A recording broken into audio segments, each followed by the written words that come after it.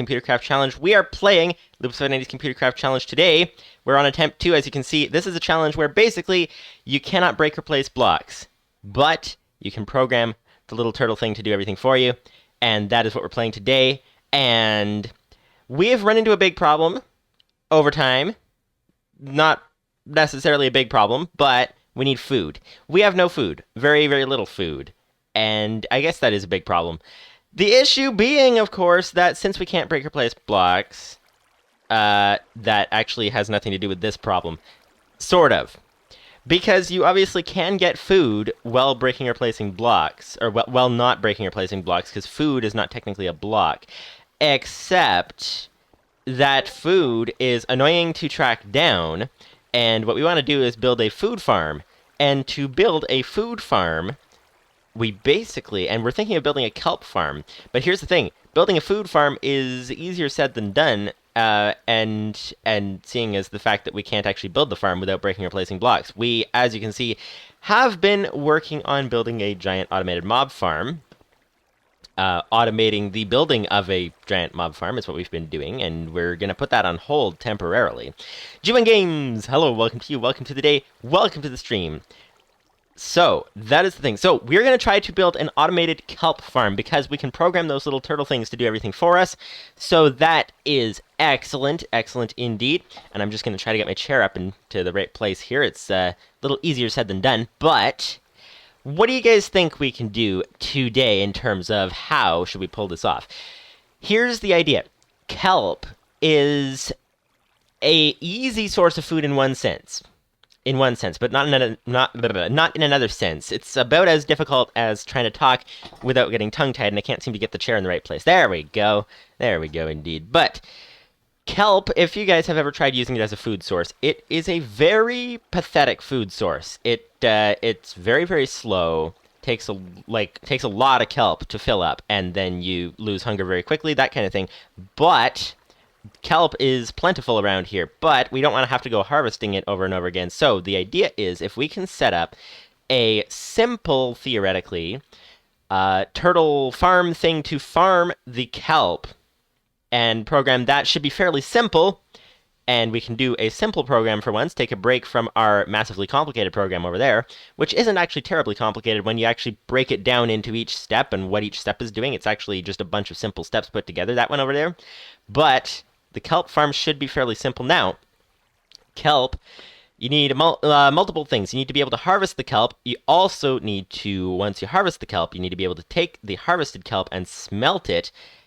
And obviously that would take a lot of coal or lava, or wait, you can actually smelt kelp, turn it into kelp blocks, and then use the kelp blocks to smelt more kelp, and you gain extra kelp from that. So we could theoretically have a whole system running just simply off of kelp. That's the idea. I don't know how complicated that's going to be. I kind of, half of my mind wants to finish this mob farm first, but we do need a source of food, like, immediately, especially since we have armor, and we don't want to have to die with the armor on due to lack of food. So if we can at least get the harvesting part automated, and then I don't know whether you guys think we should automate the furnace part of it today, or whether we should leave that for later, but that's kind of the idea.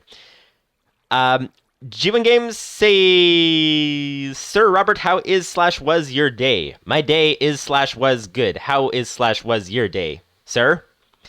Lupus590's says, didn't I make a kelp farm already in 5 lines? Does anyone want to dig through yesterday's chat? Yes, you did make a kelp farm in 5 lines.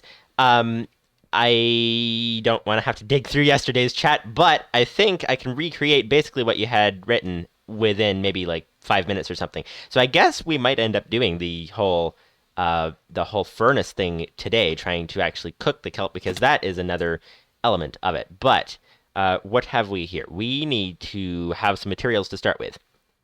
We need to actually set up the infrastructure to do it. We also need a turtle to harvest with. You'll have to remind me what tool the turtle needs to harvest kelp. I can't quite remember. Does it need a shovel or like what? But we need to set up the infrastructure, and the build for it, which is a small build theoretically, and then we'll be good to go.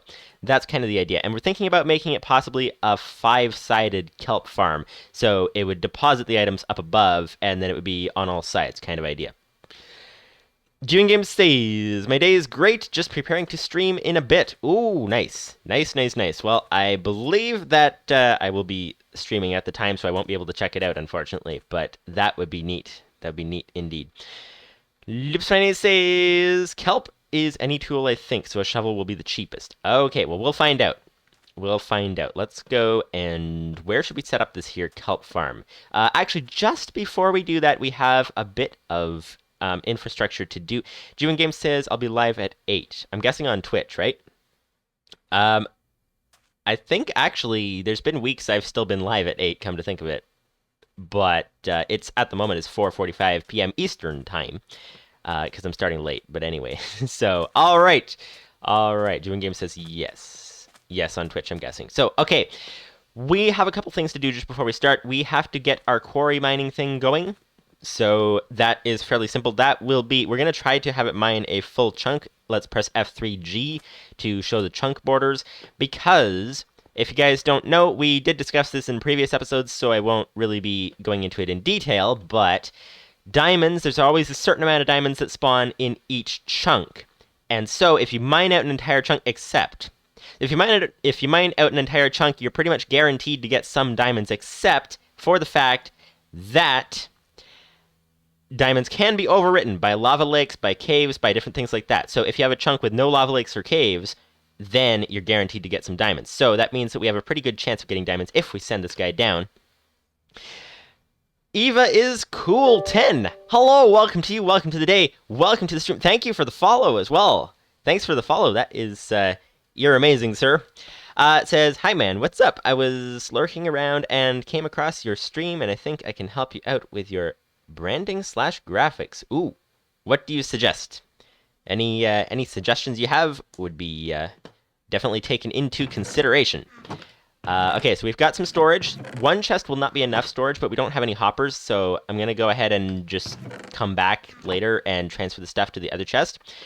And then we can, let's send this guy down. So we need to, it always goes to the forward and to the right when it mines out the chunks, so let's just send it. This is the built-in program. Just say excavate. And what's the diameter? The diameter of a chunk is 16, so excavate 16, enter, go. Excellent. And now he's on his way. He will be, we should really have started him one layer down, but that's okay. He'll use a little bit of extra fuel, but at least he'll be doing well. So he's going along and gonna mine underwater and get that entire chunk done. It would be great if we could send the second turtle out mining at the same time. Let's do this stuff to get them set up just like this, so that we get lots of extra resources, and then we can, of course, head off and start programming that little kelp farm over there. Start building it, and then we can get back to programming our giant mob farm, which actually is coming along quite nicely and is surprisingly easy and difficult at the same time. It's a combination of a whole bunch of little easy steps, more or less, combined together to make a giant complicated program. So Eva is cool says, we can talk more about it on Discord if you'd like. I can send you my past work as well, man. What's your Discord? My Discord is in the description, or I guess Twitch doesn't really call it a description, but yeah, there's a link in the Twitch panels, I think the word is. Yeah, that's there. All right. Oops, the sun is going down. Now, unfortunately, all our villagers died, which is one reason we wanted the mob farm, was to trade with the villagers more easily, because some of them wanted rotten flesh. But it turns out that that the villagers seem to have disappeared somehow. So anyway, but at least we won't die this way. That is always nice. So that is one turtle going in one chunk. We need to set up the second mining turtle in the second chunk. So where was that one? The first one was here. Okay. What if we send the second guy down here? This might be good. Let's do that. And that won't use up all the kelp, right? That will... Oh, that just takes it to here? Oh, yeah. Okay, that's easy. Yeah, let's just send the second turtle down in this chunk.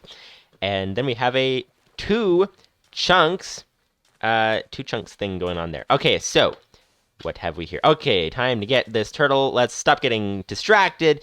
It's easy to get absent-minded, sidetracked, whatever, just wandering around in Minecraft pointlessly, looking at everything. Go up, back, back. Okay, there we go. And no, let's not set it on fire. Although I don't think turtles burn, but chests do, come to think of it. But okay, so this guy can go over here. And we'll set him up. Where was the chunk that was this chunk that we just mined there? Okay, so this one is the next one in order. And we'll need him to mine that layer of sand. So if we put him on that layer, then he should mine it just fine, which is great. Where's the corner of the chunk? It's right there. It's over the ocean. So if we do that, and then we go forward twice. That should line him up just fine. That is great. And why am I getting a little bit of frame rate lag today? This is unusual indeed. All right. What have we here? Okay, so we need a couple of chests to get this guy started. Also, we need some fuel. Does he have any fuel? Turtle dot. Nope, not. No. We need to go into the Lua command prompt, and then turtle dot get. Actually, I could have done that even outside of the command prompt, but anyway. Fuel level 793. Ooh, that's not a lot. Do we want to take the time to send that guy off, or shall we just get on to the project? That's the next big question, because we are running out of food. Running out of food very, very fast. Speaking of which, we are about to be out of food, and yep, there we go.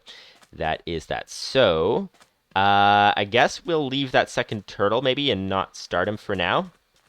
Or should we start him for now? Okay, let's just do that. Where's our buckets though? Oh yes, our buckets are. Oh wait. We have some extra iron, don't we? That's a good question. We could actually get 4 buckets full of iron and head down in our previous mine because there was lots of lava there. This shouldn't take too long. This is just like 3 buckets would be 4 buckets even would be how much exactly? That's 4 times 3, 12. 12 iron. There we are. All right. That's 12. And this all goes back into the chest. And then this turns into lava buckets. And like that. Oop, what happened there? Wait, where'd the iron go? Okay. Somehow we got glitched somehow in the menu there. That was not ideal. That was not ideal at all. So there we go. Now we have some buckets. Unfortunately, the computer itself is lagging right now, and the mouse is giving me a lot of lag trouble right now for some reason. No idea why, so it's going to be very difficult to play today. So that is one reason we need to get the PC back up and running as quickly as possible. As quickly as possible, indeed. All right, so 4 buckets. 4 buckets is great. We should go get some lava.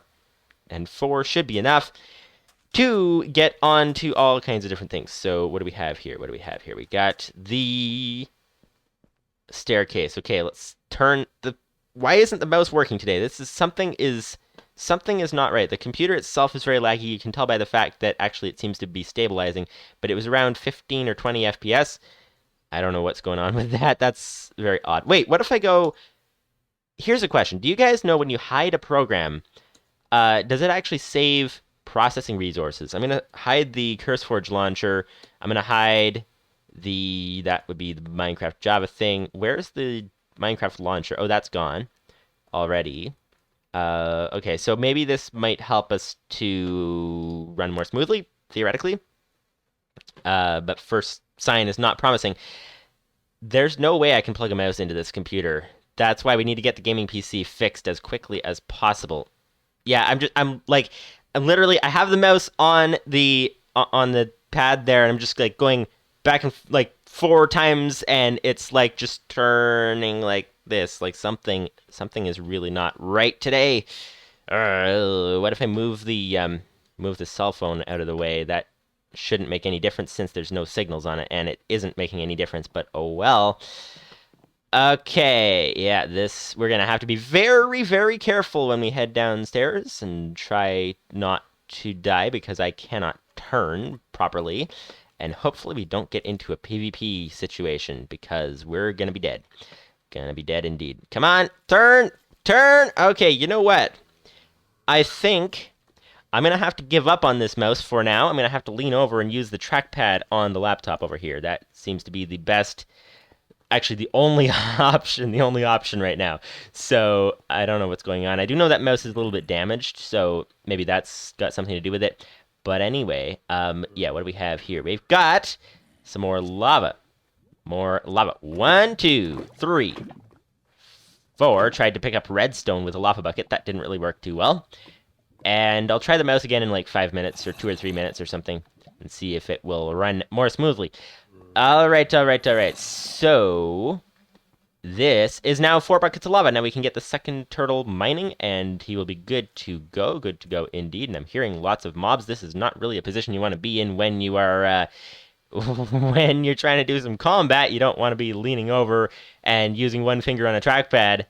Trackpads in and of themselves are hard enough for combat, so that is definitely a thing. Lupus590's says, depends on how well the program/OS is implemented, I think. I know that the OS can tell the program when it needs to redraw. Redraw what? I think I missed some context. All right. So, we now have 4 lava buckets. Let's go ahead and get this guy fueled. And then send him on his way. Where's the turtle? There he is. Oh, we almost forgot one more step. We need actually a chest to put all the items in when he finds them. So let's just quickly fuel this turtle right here. So, turtle, restart that guy so that we can get back to here. Refuel all. Okay, and I'm going to try the mouse again. Oh, it seems to be working better. Seems to be working better right now, so that's great. So now we've got 4. Oh, and it just stopped. Okay. Yeah, it might be. I think it did get damaged. We got some batteries that leaked in at one time, and it seems to be a bit of an issue. Okay, so time to. Yeah, this is not working. I'm gonna turn it off for now. And that was not supposed to happen. That was from clicking the mouse to turn the thing off. Let's go ahead and repair this because we're not allowed to break or place blocks. That did not happen. That did not happen indeed. All right, quickly get a couple of chests and then we're good to go and start making that kelp farm. That's the idea. That's the idea indeed. So where's a couple of chests? That would be in our house. We have no wood. Do we have wood? We should have wood. Ah, we have not enough wood. So apparently the idea of having no wood is pretty accurate. Pretty accurate.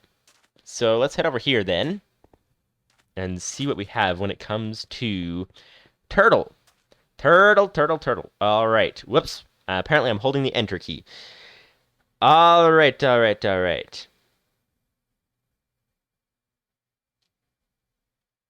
What? Okay, hang on. We have an auto mod issue. I'm going to have to write that down. I'm going to have to go and adjust that for all the other platforms as well. But that is that. So what are we doing here? We are going ahead and running the tree farm temporarily. So what programs do we have? I think we don't have a tree farm program installed on this guy. Well then, that is not great. So I guess we won't be getting any wood very easily. So I guess, you know what? Maybe we should just stop getting distracted and actually just go and make that kelp farm to start with. Kaikaku, hello, welcome to you, welcome to the day, welcome to the stream. Kaikaku says turtle needs a hoe or pickaxe to dig kelp. Shovel is not good enough. Okay, so a hoe or a pickaxe. So I'll try a hoe, I think. Might be good. Might be good indeed. Hang on.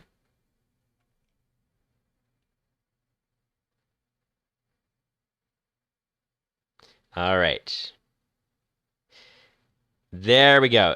So for those of you guys who are just tuning in, we basically are having the challenge today of we're going to try to build a kelp farm in Minecraft. I'm also having issues with my wireless mouse is not cooperating today. Basically, you don't want to ever use a wireless mouse when you are gaming. I'm kind of forced to use it because the PC is broken and this thing only has 2 USB ports, but it is really not working today. So I'm going to try to get it working again. We're going to connect it up again. Come on, connect please. It still is not connected. Hello? I keep doing the connection thing, procedure, and it's not connecting. Okay, this is not good. Not good at all. It's not pairing. Hang on. We will take a slight detour, and now it pairs. Okay. Well, that is that. And it seems to be working a little bit better to start with. All right, so you say a hoe. So if we get, okay, so what do we need for this kelp farm? Let's not send that second turtle mining yet because it's just going to take too long to set it up. It's just going to take too long to set it up. So at the moment, we need to do some things. We need a turtle, obviously, with a hoe because a hoe is cheaper than a pickaxe. We need water. We need a chamber to put the water in, which would be cobblestone. And we need, I guess, dirt. Does kelp grow on dirt? I don't even know. That's a question. That is a question indeed. And the more difficult part, I think, would be if we wanted to do automatic smelting of it. Lupus590's says, programs that have a window, every modern GUI program, have to draw their GUI and the OS doesn't save it or anything. So when you move or resize the window, the program receives an event from the OS that tells it to redraw. This is why you get ghosting when a program locks up and you move another window on top of it. Okay. I think whoops. Lag. This is weird. Oh, it's not weird. You know what's happening? Perhaps. It's a lot hotter here today than it has been. And this old laptop does not like the heat. It does not like the heat at all. And that could be one reason. Let me just check on the CPU. Where are we at here? We've got, yeah, about 15 to 20% free. So we're using about 80 to 85%, doing almost nothing. So I think we're going to need, well, almost nothing, live streaming and playing a 3D game. That's almost nothing. Let's try reducing the render distance. That might actually help with everything, including mouse lag and everything else. Because for some reason, this old slow computer doesn't seem to like all that. And that might help. There we go. Okay, so where are we at now? What are we doing? What were we doing? Do you guys remember what we were doing? I don't remember what we were doing. We were... Oh, getting a turtle. We were getting a turtle. We were getting a hoe. Yes, that's what it was. Okay, we need diamonds. We need a hoe. We need... Okay, where are we at? Yes, it's responding a lot better already. That is nice. Okay, so this would be 2 sticks for a hoe, 2 diamonds for a hoe. And we need... What exactly? We need... That's a hoe. We need a turtle. Turtle is made by what? That would be iron. We need 7 iron. I remember that. If we're going for the basic style turtle. So 7 iron. And we also need some... You guys probably remember the recipe. Can we figure it out without looking it up? Okay, 1 glass pane, I think, because turtles require a computer, and the computer requires a glass pane. I think we need 1 redstone for the turtle, or for the computer, rather. So the computer is also, I think it requires 7 stone for the computer, right? So that's 7 stone, 1 redstone, 1 glass pane for the computer. We need also the computer and 7 iron and a chest. We need a chest to make the whole thing. So let's grab a bunch of planks for a chest. There we are. All right. And this would be... Aha! Ah ha ha ha. All right, and let's go ahead and turn this into a chest, and then we should be able to make the turtle. That would be great. Okay. And now we can put the glass pane, redstone, stone. That's a computer. And now we put the computer there, iron there, and a chest, and aha, that's a turtle. And then we take the turtle and turn this into a farming turtle with a hoe. That would be great. And now we can make the kelp farm. Lupus590's says ComputerCraft has an almost similar thing with the terminal resizing. CraftOS doesn't know how to resize your program, and so the program has to do it itself when it receives a term_resize event. I think there's something I'm missing, because when does it ever resize the program? Because it only has 1 size of terminal GUI, right? So I think I'm missing something. I think I'm not quite following something. Oh, we need to put the buckets away. That would be kind of important. We don't need any, what's it called? We don't need any lava, any fuel, anything for the kelp farming turtle. We just need to put him stationary in a location. So that would be ideal, although it would be good to have a little bit of fuel, because when we build this farm, we're going to need actually to have the turtle be able to move around. That's kind of important, although we have no fuel on the surface anywhere, so we need to go to underground. Yeah, let's go underground here. Let's do that. And I think we're getting very, very low on food. We're going to probably have to put our armor in a chest pretty soon so that we don't lose it all. Maybe we should just stop sprinting, or maybe we should just keep sprinting. And we should just go and quickly grab some lava if we can, because we have a single bucket on us, and we can get this turtle fueled a little bit. And yeah, the mouse is working a lot better, I think, and the CPU is still at about 20, maybe about 30% idle now, which is good. So lowering the chunk render distance for some reason made the wireless mouse connect more easily. So explain that, but anyway. Lupus590's says, let me introduce you to multi-shell. You'll need an advanced computer/turtle. Ooh, that is a thing. That is a thing indeed. Multi-shell, what you mean for the kelp farm? Or, like, I'm confused. I'm confused. There goes the water. Let's get lava, please. There we are. And fuel this guy up. Refuel. There we go. 1,000. That should be enough, but let's just grab a second one because we're here. Because all we need to do is have it place a few blocks for us, so it's not really that big a deal. And there we go. All right. So, refuel again. And now we have 2,000. That's even better. Even better. All right. So, now time to... Oops. That would be the offhand button. We don't need the bucket over there. We do need the bucket over here. Ah, nope, that's the drop bucket button. Ah, okay. Okay. Let's try this again. Lupus590's says, print term.getSize. Put this in a program and run it. Then run BG and then run the term size program again. What's BG? Then run the term size program again. BG requires multi-shell. Okay, well, the only advanced computer that I have is over there currently building the mob farm. So we kind of can't get to that one at the moment. So we'll have to see. This shouldn't be too complicated. Like you said, you programmed a 5-line program for a kelp farm. So that shouldn't be too complicated. And then obviously we need a furnace to go along with it and things like that. So what is BG? What is that thing that it sounds like? Sounds interesting. Sounds like an interesting thing. And this sounds like, let's maybe put the kelp farm right here. Why not? This sounds like as good a place as any. So this is where we start from. Lupus590 says, do you have a pocket computer? Yes, I do have a pocket computer. It is back at the house. Alright, so this can go here. So if this guy goes here, we can get rid of the dead bush.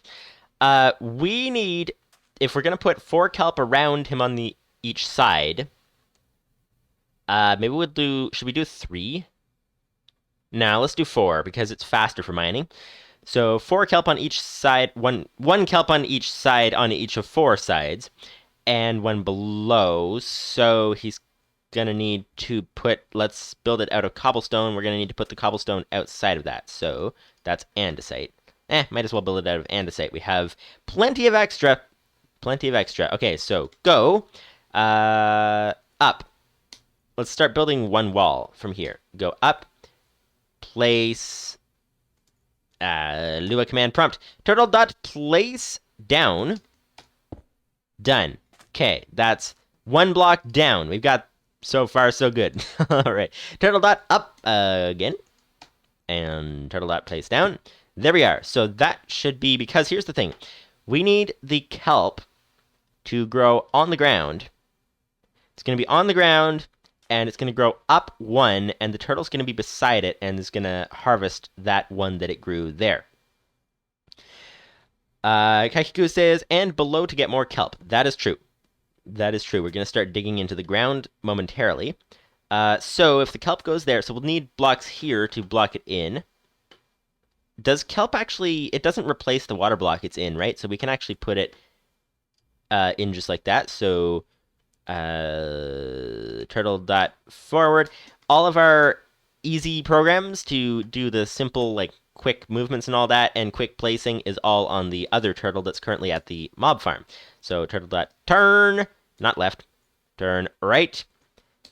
And that is good. Turtle dot forward and turtle dot down. There. And now it's in position. We can have it build the second layer over here. So turtle dot place down. Done. Okay. Turtle dot up. That would be, if you press the up arrow, you can get all your previous commands, which is very neat. Very neat. Also, we can sleep because it's nighttime. No, it's not, apparently. Apparently not nighttime yet. This is actually really close to our tree farm. Okay, well, I guess we should... Do we have a space? Do we have to take down that pillar if we build it this way? This would be... That would be one kelp there, turtle in the middle. Kelp, kelp, kelp. So kelp there, and blocks on either side of it. Nope, the pillar should be fine. The pillar should give us plenty of space. So we can build it this way and not get in the way of the tree farm. That's great. That's great. You always think you have more space than you actually do. That's kind of the thing. It looked like a lot more space until then you look at it from this angle. And it's like, probably enough space, but I don't want it to interfere with the tree growing. Kaikiko says, it is probably less work when you just dig a hole. Oh. That's true. We could build the whole thing in a hole in the ground. Ooh, that's actually a good idea. That's a very good idea. Okay, let's do that. Let's do that. We now have a random pillar for no apparent reason. All right, so where do we want to build this thing? Right about here. This looks as good a place as any. So let's just put this guy down here, right beside the pathway, because why not? And let's just start digging. So turtle dot. Nope. Lua. Turtle dot. Dig down. This should be a lot easier. Nope. Wait. What? Oh. Unbreakable block detected because we don't have a pickaxe. Okay, well, you know what? We're gonna need to go get that other turtle that has a pickaxe. That's kind of important. Well then. Okay, yeah, let's do that. Let's get this guy. We can't actually climb up onto this thing, but we can swim onto this thing, so let's quickly swim onto this thing if we can.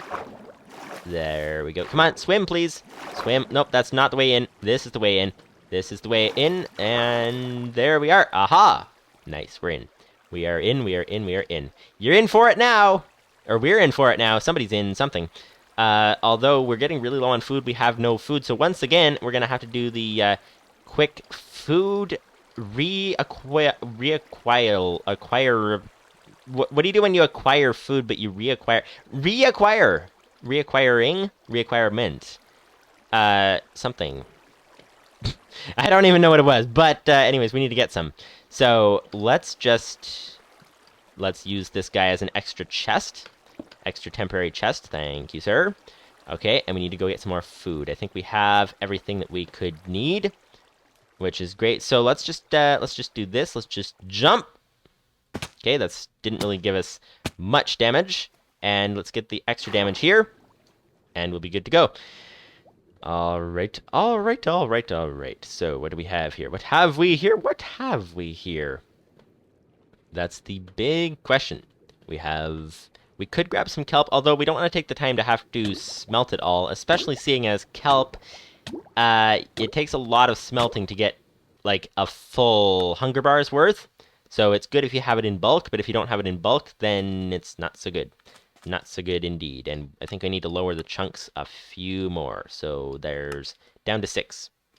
That's great. That is great indeed. All right, all right, all right. So now where to? Where to? To our turtle. And pick that up and start mining out the space for the kelp farm. That is not a way through. That looks like a way through every single time. That block looks like a way through, but it's not a way through. But these are turtles, which is great. And this guy can come here, and we can get our armor. That would be great. Put all this on. And there we are. And now, this guy, we can take all the stuff, actually all the stuff out of here because the whole thing needs to be picked up.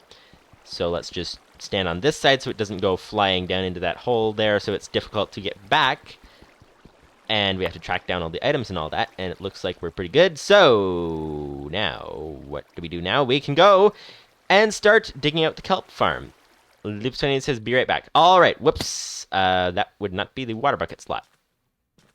that would be okay. Anyways, back to the point. Back to the point. Here is the beginning of the kelp farm. So let's just put this guy over here. Let's dig down in the center. This would be the center. So dig. Did we create a program to do that? No. Okay. So let's go turtle dot dig down. Aha, see, he has the capability of digging sand. Turtle dot down. Turtle dot, actually same thing as before, so let's just press the up arrow, dig down. There we are, so that is 2 blocks deep. We'll need to, Kakiku says dig a room. But it's not exactly a room that we need. I think. Wait a minute. Let's, what programs do we have? Dig a lot, dig a room, dig a square. Oh! It's okay if we have extra water space in this. So if we dig a square, fill it in with water, and then dig the layer below, that should fill the entire thing in with water, and then we can put kelp just exactly where we want it, theoretically. Okay.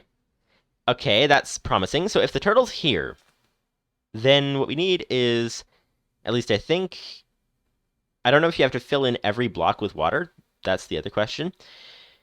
But, okay, so we've got kelp, kelp, kelp, kelp. So basically just a 3x3. That sounds fairly simple. So let's do this again. So go up and set this guy in the back corner, which would be here. So back, left, back. Okay, so go back, left, back. That should be good. There we go. Okay, so dig a square. Oh yeah, we need to actually put in the number. Dig a square, that would be 3 diameter. And of course we... Whoa! Why is he going farther? Oh, because it... Our dig a square program has an issue with rounding. If we tell it to dig 3, let's edit dig a square. You can see what happens here. If we dig a square, where's dig a square? There we go. If we edit dig a square, then here's the thing. It has an issue with rounding because it divides. It doesn't actually... Diameter divided by 2. So if we tell it 3, then it will not do 3. And apparently it did 2 on one side and 3 on... or 1 on the other or something. I don't even know what it did. Okay, so that being that, we do know one thing, though. We need to actually send him down. So let's go... First we need to turn, so go left. And then... dig down, so turtle dot dig down. Whoops, need to actually use the right bracket there. All right, and then turtle dot down. That's good. Okay, we can exit the Lua command prompt, and now what do we have here?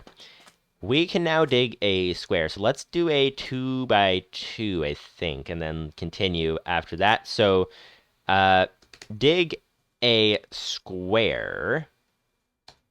Whoops, forgot the number. 2. Okay, so that should... No, it still went 3 blocks. Wait, what? So we tell... Okay, so... Huh? I'm a little confused, but it seems to have mostly done it. We just need to do a couple more blocks. Dig. Not dig a lot. Let's just do dig. Okay. And then go forward, and then dig again. Okay, so that should be the whole square dug out, and now we will need to fill it in with water, and then we'll need to dig out the second layer and prepare it for kelp. So let's, we just need, I think, that the water won't fill in properly as long as there's a hole in the middle, so I think we need to fill that in. So go left, forward. Okay. And then place down. Did we create a program to place down? No, we didn't. Oh, place, we did. Place 1 down, I think. Yes, we did. Okay. Go up, and then we should be good to go. So now we should be able to fill this in with water. That would be excellent indeed. So there's 1 bit of water, and the second bit of water is there. Nope, that's the wrong place. This would be the right place. There we are. Okay, we can pick this up. Create an infinite water source is what we're doing. And then continue filling in the infinite water source. There we are. There we are indeed. So, now that's the first layer of our kelp farm ready. We do need to do the second layer, and then we need to dig out the middle for the middle piece of kelp. So let's do this. Let's go down now.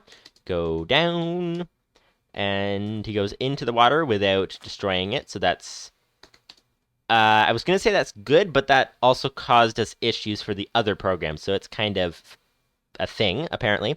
Go forward. Left, forward, and then left, left, left. That should wind us up right in the corner here, and nope, not quite. Go right. That's the right way to go. Okay, okay, okay. So now, I guess we'll do this whole thing again. So, turtle.dig down.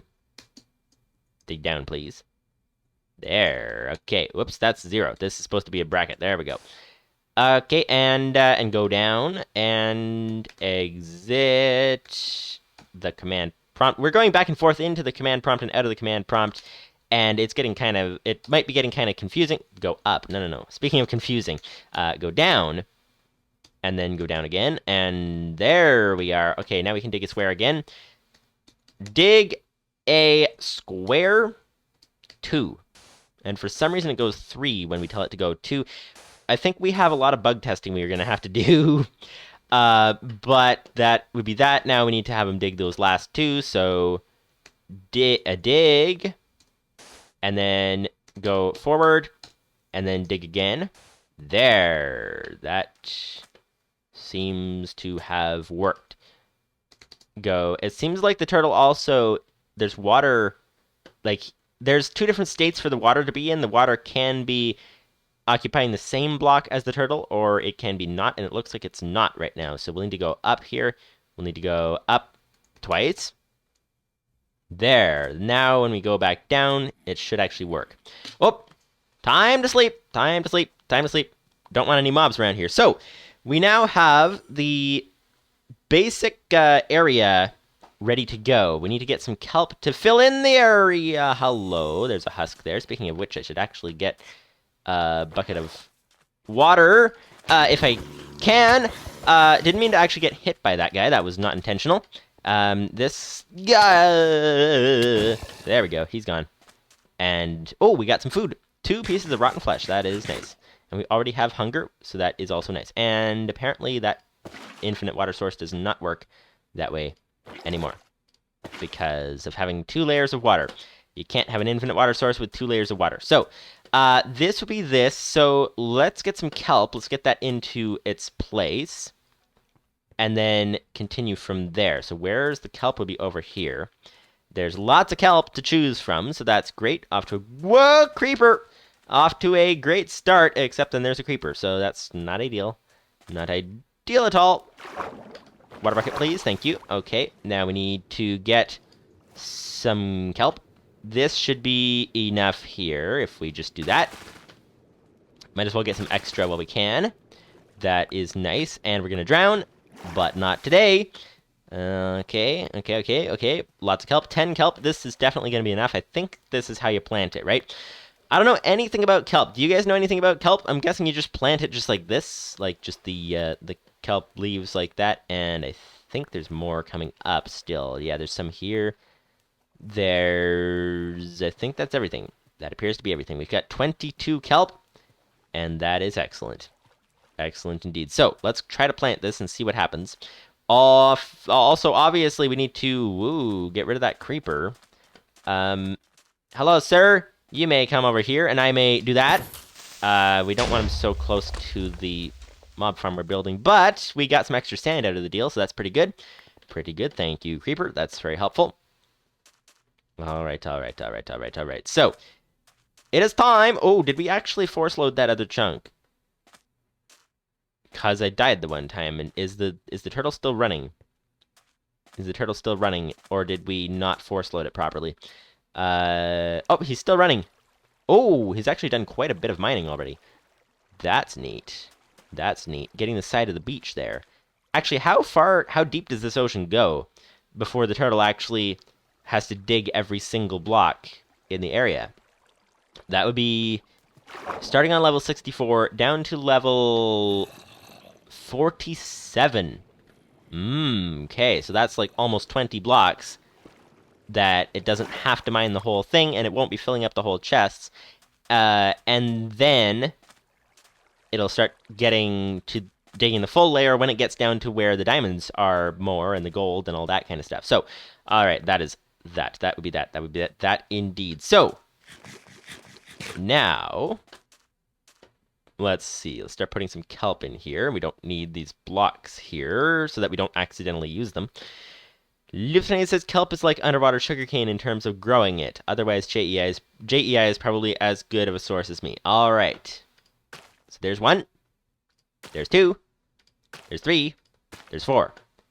So they should grow up 1. The turtle should be sitting right exactly. Go left, forward, and then go down. There. He should be right exactly there. We should have him detect 1 kelp in front of him, and when that one grows, then he'll harvest all the other ones. That's the idea. And it would be great if we could set one up below the turtle as well. That would be very, very great indeed. So, down below would be... Oh, just 1 block down below farther. So, go down again. Dig. Just dig down. Nope, picked up the kelp. That was the... Whoops! I'm drowning. That was not smart. Okay. We need him to place... Actually, we don't need him to place because kelp is an easy block. So let's just do that. Let's just... Lua command prompt, turtle.dig down. There. Okay, now that he's there, now he can actually go up. Go up. Nice. And we can place another kelp down here. Aha. So theoretically... Kekiku says, kelp turns flowing water into water sources, so the pool should be now all water. Oh, really? So can you actually use kelp to...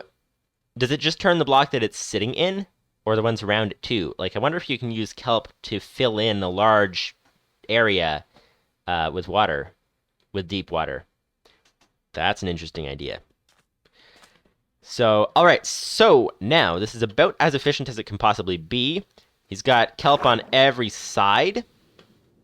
And this is the wrong turtle, I just realized. I was going to set this guy up with the kelp farm, but no. No. This is the wrong turtle. We need this guy for the mob farm. Let's get the other turtle in his place. There we go. Whoops. Somehow broke the other kelp back there. Alright, this would be the kelp turtle. So go back. That looks like it should be good. Go down. Down. Nice. Okay, so that should be good. We need a chest above him now. The issue being that we have actually got no program on that turtle to mine the tree with. That's a bit of an issue. So what program do we have a partially done program for trees here, right? We have mob farm build a square, build a bridge, dig a lot, dig a room, dig a square, dig chunk, strip, mine, dig down repeatedly, just dig down, place single block, tower, skeleton spawner, expedition. I think expedition might be spelled wrong, I'm not sure. Staircase, down, test, tree chop simple, and wall building. Yes, tree chop simple is not complete, but it's adequate. Lupus590's says... turning is cheap. I would just have the turtle do a full cycle at the frequency that you expect one or more of the kelp to grow. Okay. Yeah, that's the idea, is I'm thinking of however we, like, whenever we expect it. Ooh, looks like one of them's grown already. Okay, then. Yeah, so when it detects the one in front of it growing, I think might be a good time for it to mine all of them. Or maybe the one below. You never know, maybe the one below might be better to check, although actually it probably wouldn't make a difference. Should we try to, you know what, let's get this guy here. And do we have a disk drive? What does a disk drive cost? Because a disk drive, we could copy that program onto that other turtle there. Disk drive is a bunch of stone and 2 redstone dust. That's easy. That is easy indeed. Now, when you're putting a turtle in a disk drive, do you put in the one that you're copying to or the one you're copying from? I guess it's the one you're copying to, because that seems to make more sense, but I'm not entirely sure. Okay, 2 redstone there. And we've got... Oh, and does a disk drive count as a breakable block? I'd imagine it would, but I don't know. Let's use andesite because we have extra of that. So andesite and then 2 redstone dust. Disk drive, nice. All right. So we should be able to get our simple tree farm thing running here. Although it's not fully set up to run continuously, but we could actually just, you know what, let's rename this as well. So let's put this guy here. Let's put this here. And this is great. We'll take this guy and then put him here. I think we put the guy we're copying to in the disk drive, right? So, and then do you have to do something special to activate the disk drive, or does it just activate automatically? All right, so where are we at now? We need to let's rename the Tree Chop Simple program to Tree Chop Simple version 1 so that we can keep it straight.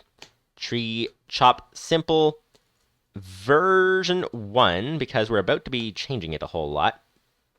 Oh, wait, rename Tree Chop Simple to Tree Chop Simple version 1. This is how you do it. You type in the original name and then you type in the new name. There we are. Okay, and now we need to... Lupus590's says turtle in disk drive either works. Copying can go to a disk or from a disk, with a turtle counting as a disk when in the drive. Oh, okay, so it counts as a disk. So we should simply be able to copy. This would be Tree Chop Simple version 1 to disk / Tree Chop Simple version 1. There, so theoretically that should have put it on this disk, which happens to be a turtle. The turtle is the disk, theoretically. So let's see, let's leave it at that for now. Let's get this turtle out and see what it does. See what it does indeed, and the sun is going down already. Okay, nope, why am I going in that? Let's restart the turtle. Control R to restart. Aha! Tree Chop Simple version 1 is already there, ready to go. All right, quick sleep, and then I think all that was missing... Actually, a lot was missing. We need a way to put the wood into the chest below it. We need a way to have it... Hang on, let's edit Tree Chop Simple version 1. Okay, so it can tell how tall of a tree to dig. It can dig the tree, that's about it. So we need... If we want to make this work properly, we need to actually place a chest below it, have it tell when and how to put the stuff into the chest. We need it to sort out the saplings. We need it to place a sapling down after having harvested. Oh, actually, harvesting the tree, it won't pick up the saplings, so we need to create water streams below the tree to gather the saplings all into a chest and then pump them back into the turtle somehow. And oh boy, this is gonna be complicated. This is like a whole nother task to do, so I think we'll just have it do manual for now, and that should be good. So let's just do it like this. Tree Chop Simple version 1. Okay, so we'll just have to Hello? Oh, he's out of fuel. He's out of fuel, is he not? That seems to be the case. Seems to be the case indeed. Okay, well then, let's go get some fuel then. It would be nice if we had an easier way to get fuel. Well, maybe eventually we will. If we get, like, a massive surplus of kelp, then that could actually be quite good. We could actually get a good amount of fuel that way. I'm not sure how useful kelp is as a fuel source, but I suppose it's better than nothing, or better than having to run all the way down here to get a couple of buckets of lava every single time. So there we go. There we go. Dried kelp blocks. That's the idea. All right. Lupus590's says, hang on. Let's get over here. Okay, Lupus590's says, so many programs have lost their file extensions from moving / copying / renaming. Yeah, that's true. The file extension is not necessary to type in, I don't think, right? And, yeah, that is the thing. Kaikaku says, I guess a startup program with the tree chopper would help. It would help, although we'd basically use up our entire sapling stash, because there's no way it would get saplings. Oops, I pressed the wrong button, almost fell to my death. With everything on me. That would not have been smart. Okay. Anyways, that was not supposed to happen. Let's put this back in here. Grab a single oak log. Refuel all. Okay, 2,000 fuel. That is excellent. And now, Tree Chop Simple version 1. Aha. Lupus590's says, this version control system is going to get messy, I think, but ComputerCraft doesn't have any other native options. That's true. I think I'm just going to call it, like, when we go to finish it, I think I'm just going to call it version 2, and then just move on from there. And I wonder if maybe even version 2 and then putting an addendum after it, so like the one is manual and the other one is automatic or something. Lupus590 says, also in regards to the rules on breaking and placing a disk drive, it's a ComputerCraft block, so take a guess. I guess that it's fine. Lupus590 says, given that you have one placed, I'm going to assume that you have guessed. Oh, I didn't even notice that I placed that. I assumed it was fine, so that's good. All ComputerCraft blocks are allowed. All right. And speaking of allowed, computer. Oh, no. There. Speaker. This one is really loud. So they're all allowed. That one's even louder. So go back. Okay. So that's one tree. One tree is not great, but oh, another sapling. That's nice. That is nice. See, here's the thing. All the saplings fall around it, so we kind of need to build a water stream area. And what would be really great, see, the idea is with the mob farm there, we're building a program to build the mob farm. If we could actually make programs that would configure these farms for us, then that would be even better. So, like, in the future, if we could actually have a way that it places down, that's like extra complication. Not worth it for every project, but if we could have something that builds the kelp farm for us, or builds the tree farm for us, or whatever, with the water streams and everything else, then that would be like next level programming and very, very useful. Very, very useful indeed. All right, disk drive, and a turtle, and okay, so theoretically, kelp farm fairly simple. Like you said, a 5-line type of deal. We need a chest, though. Do we have a crafting table? Yes, we do. Let's make a chest. Let's make a couple of chests, because we need actually a bunch of chests. Come to think of it, because we needed some earlier, and then we didn't get them. Actually, you know what? Let's make a double chest. Let's put a double chest down here. There we are. Okay.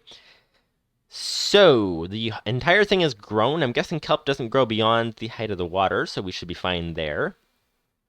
What if we... Okay, so... Edit. Kelp Farm Simple. There, okay. Lupus590 says, only the shell and os.load API understand file extensions. Everything else sees it as part of the file name and thus needs it. So moving slash copying slash renaming a file needs the extension in both the source and destination argument. Wait, what? So the shell, so that's the thing we type into here, an os.load API. So that's when you load it into another program. Understand file extensions, everything else. So what else is there? Maybe I just haven't encountered things yet, but or maybe I'm just missing it, but not sure what else there is that could use the file name. Lupus590's require does too now that I think of it, but that's not to require making a special case. It's path being clever. Okay. Well, that's good to know. Good to know indeed. So, simple kelp farm. Kelp farm simple. So we're going to need to... extra sapling. Nice. Okay, here we are. Here we are. Okay, so what have we here now? We have... Ooh, we should actually smelt this kelp because we're going to need some food very fast. Very fast indeed. Okay, slight detour. Need to smelt the kelp. We don't have any furnaces near us over there. We should, really, though. Let's actually take a couple of furnaces and set them up in our other house over there. Because we actually have quite a few furnaces built. So I think just 2 might be sufficient. Might be sufficient. And if it had fish, then it would be even more sufficient. Can you actually eat raw kelp? No, you can't. So that's good to know. Good to know indeed. This is not the house. This actually does have a furnace in it, though. But it's not the house because it had a creeper blow up the door, and now it's useless. Useless as a house. So I can't remember, are we allowed to place furnaces or not? Let's use the turtle just in case. Turtle dot... Nope. Place. Let's just do that. Oh, place slot 1. This is our program. Place slot 1. And then forwards. Done. No, didn't work. Let's try front. I might have renamed it front. Yes, there we go, front. Okay, and go up. And then front. There we are. Nice, nice, nice, nice, nice. Okay, kelp, please. Should we don't have any fuel on us, though. That's a bit of an issue. Okay, well then. Well then. Lupus590's says the... The FS API and every other built-in program and... Whoops, broke the crops. Didn't mean to do that. Okay, so... The FS API, FS would be file system, I think, right? The file system API and every other built-in program and almost all third-party programs that use files don't treat file extensions in any special way. To those programs / APIs, file extensions are the same as the rest of the file name. So when have I ran into that? Because I haven't ever noticed any issues with any programs. So, okay, let's put this... Like, I haven't noticed issues with file extensions, so I'm guessing it's a thing I haven't run into yet. That's probably what happened. What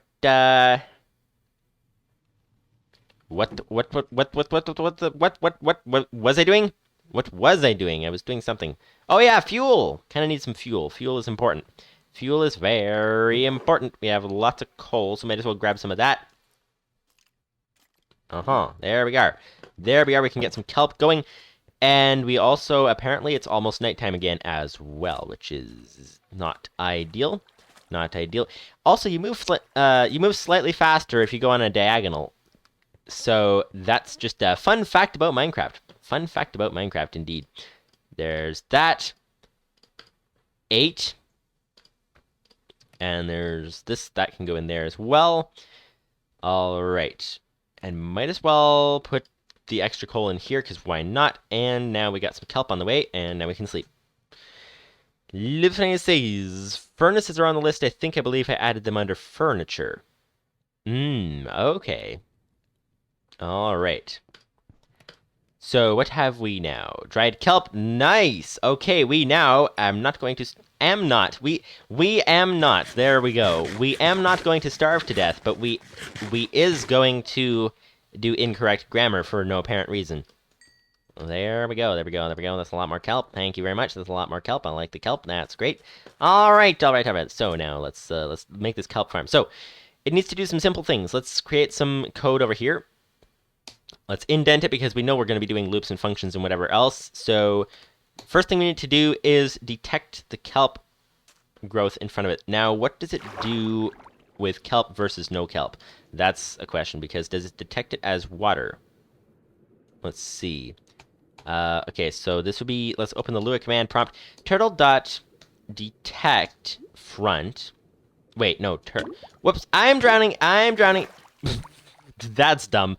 Okay, let's try doing this again and be a little bit more smart about it this time. Whoops, that's a chest. This is kelp. There we go. We need to get some hearts back, basically. Lupus590's says, to the shell, running a program called hello will make it look for a file called hello and then for hello.lua. The same is true with os.loadAPI and require. That makes sense. That's how they do that. Okay, so turtle, we need to do turtle.inspect, I think, right? Yes. Okay, so it sees it as kelp, Minecraft:kelp. Now, does it see this as water without the kelp there? Whoops, didn't mean to break all that. Okay, that can go back there. Does it see it as water or does it see it as nothing? Let's see now without the kelp. Minecraft:water. Okay, so we'll need to check in our program, we'll need to check for kelp specifically. And can't just check if there's a block in front, because there is always a block in front if it's in this farm. So that is that. So if we, you know what, I think it'll be easier if we can actually stand beside it. So let's put the turtle down there and stand on top of it. There we are. Okay, so if we go and edit the Kelp Farm Simple program, so if we do turtle.inspect, that will tell us what block is in front, and then if wait, we need, okay, so here's the idea. Let's get the overview first, so that this is less confusing, because it can be quite confusing.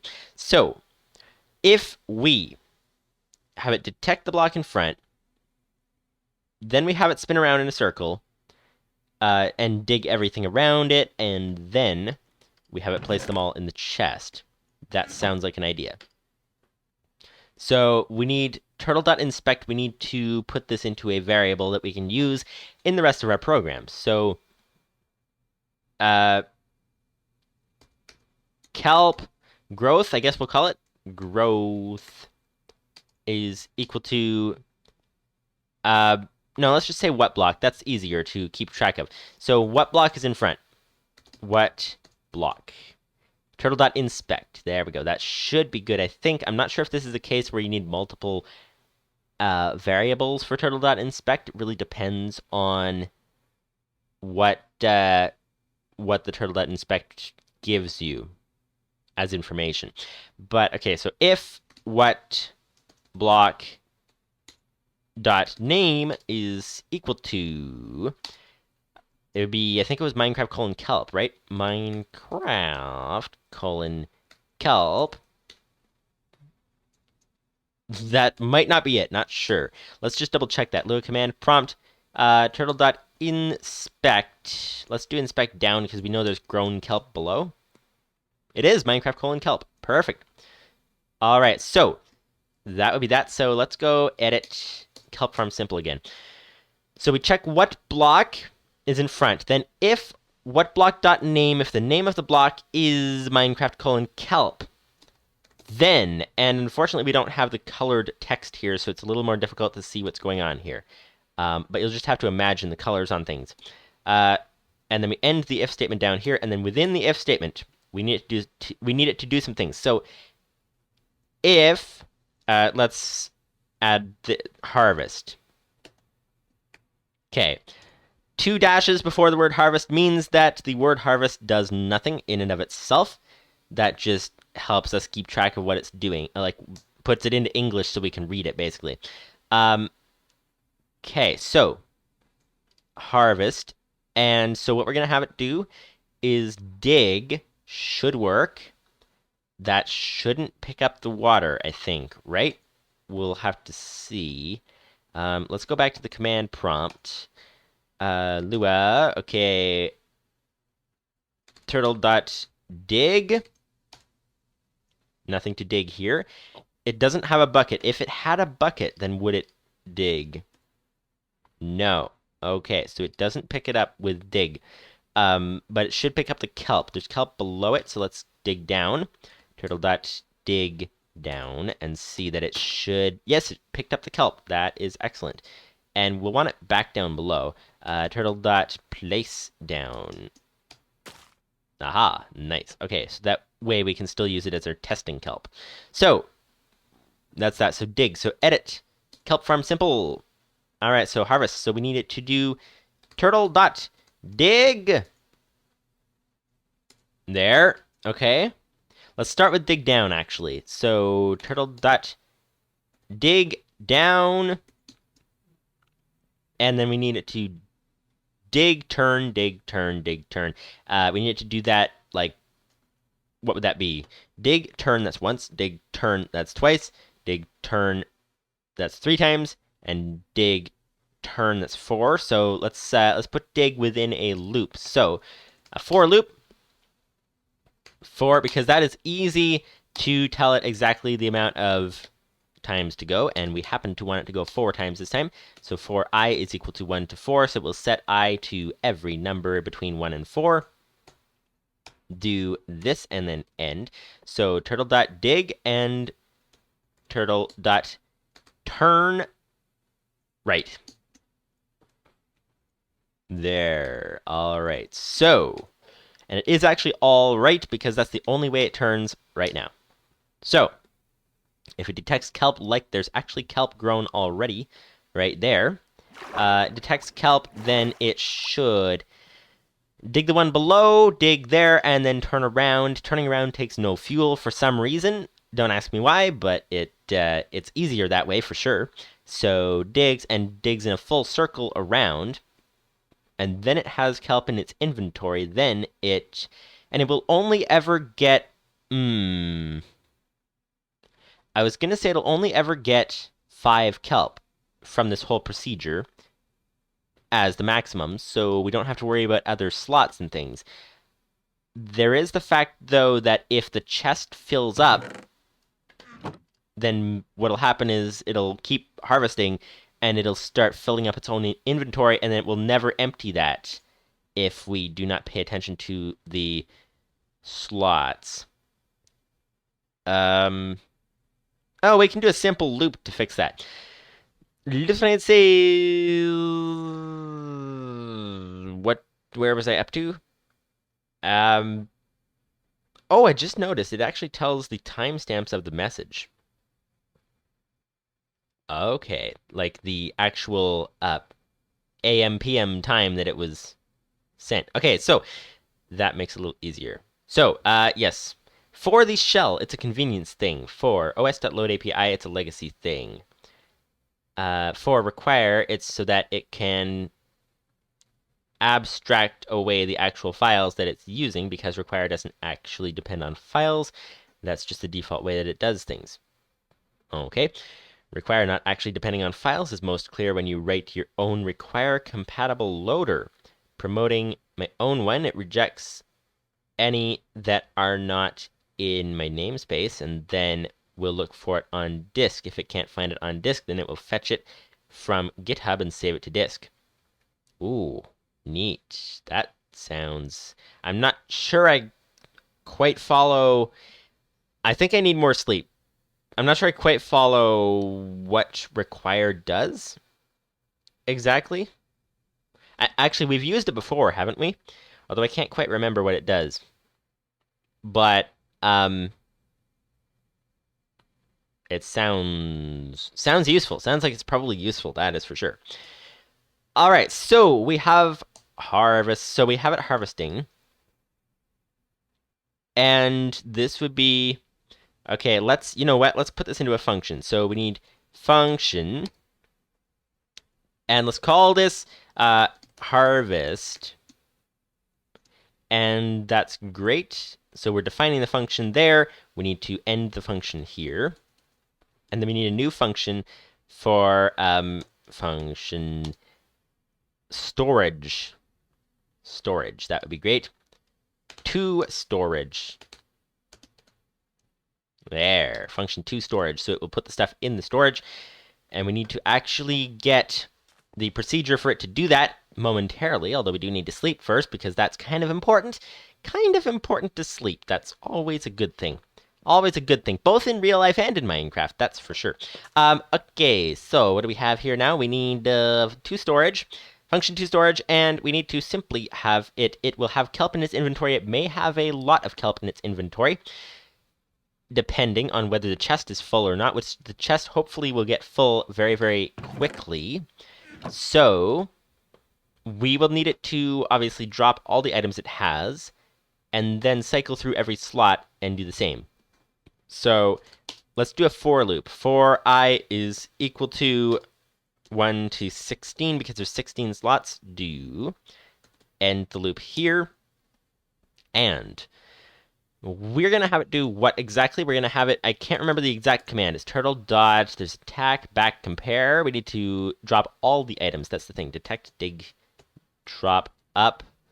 I think that drops all the items, doesn't it? Not sure. Get item count, get item detail, get selected slot, inspect, native place, refuel, transfer to, turn left, up, attack. Okay, so it looks like it is in fact drop. Drop up. There we go. All right, all right, all right. Kaikiku says, I'm afraid the chest will not fill up so quickly. Well, yeah, it might take a while. It might take a while, but hopefully it will fill up while we are not here and do its thing. We also need to turn this into a startup program later. So first we need to have it select the slot. So turtle.select slot I, so whichever iteration of the loop it's on. So that's the idea. So theoretically, that should drop all the items. So we also need... So we have the harvest procedure set. Here's the thing, though. How do we have it actually wait for the stuff to grow? I don't know if there's any events, like you talk about, you know, the inventory update event or whatever. I'm guessing we just put it on a loop and just delay it, basically. Sounds like an idea. So, you know what? Let's put a loop on this thing. This might be the not necessarily the smartest way to do it, but we'll do a repeat loop. Repeat. This is the easiest way to do it. For those of you guys who are a little bit new to programming, it's easy this way. So what we're going to do is put a repeat loop. There's 3 types of loops. The repeat loop repeats until something is true. So start at the top, repeat, and what are we going to repeat? It means it will do it always once. We're going to have it check what the block is, and then here's where it compares. If the block is kelp, then it will harvest it, and as part of the harvesting, it will set a new variable called kelp grown to true there. And if the kelp has not grown, if there's no kelp in front of it, then we're just going to say else, and we're going to say kelp grown is equal to false. So there we go. And so this way it will, if we programmed it properly, and I'm just going to indent this so it's easier to read. If we program this properly, then what it should do is it should run this code once. It should check what the block is. It'll compare it here. If it is kelp, it'll say kelp has grown, and then it will proceed to harvest it. And if kelp has grown, kelp grown is equal to true. Okay, so if kelp has grown, if kelp grown is equal to true, and it obviously has harvested it at that point, then it will say, oh, kelp grown is true, and then it moves on to sending it into storage.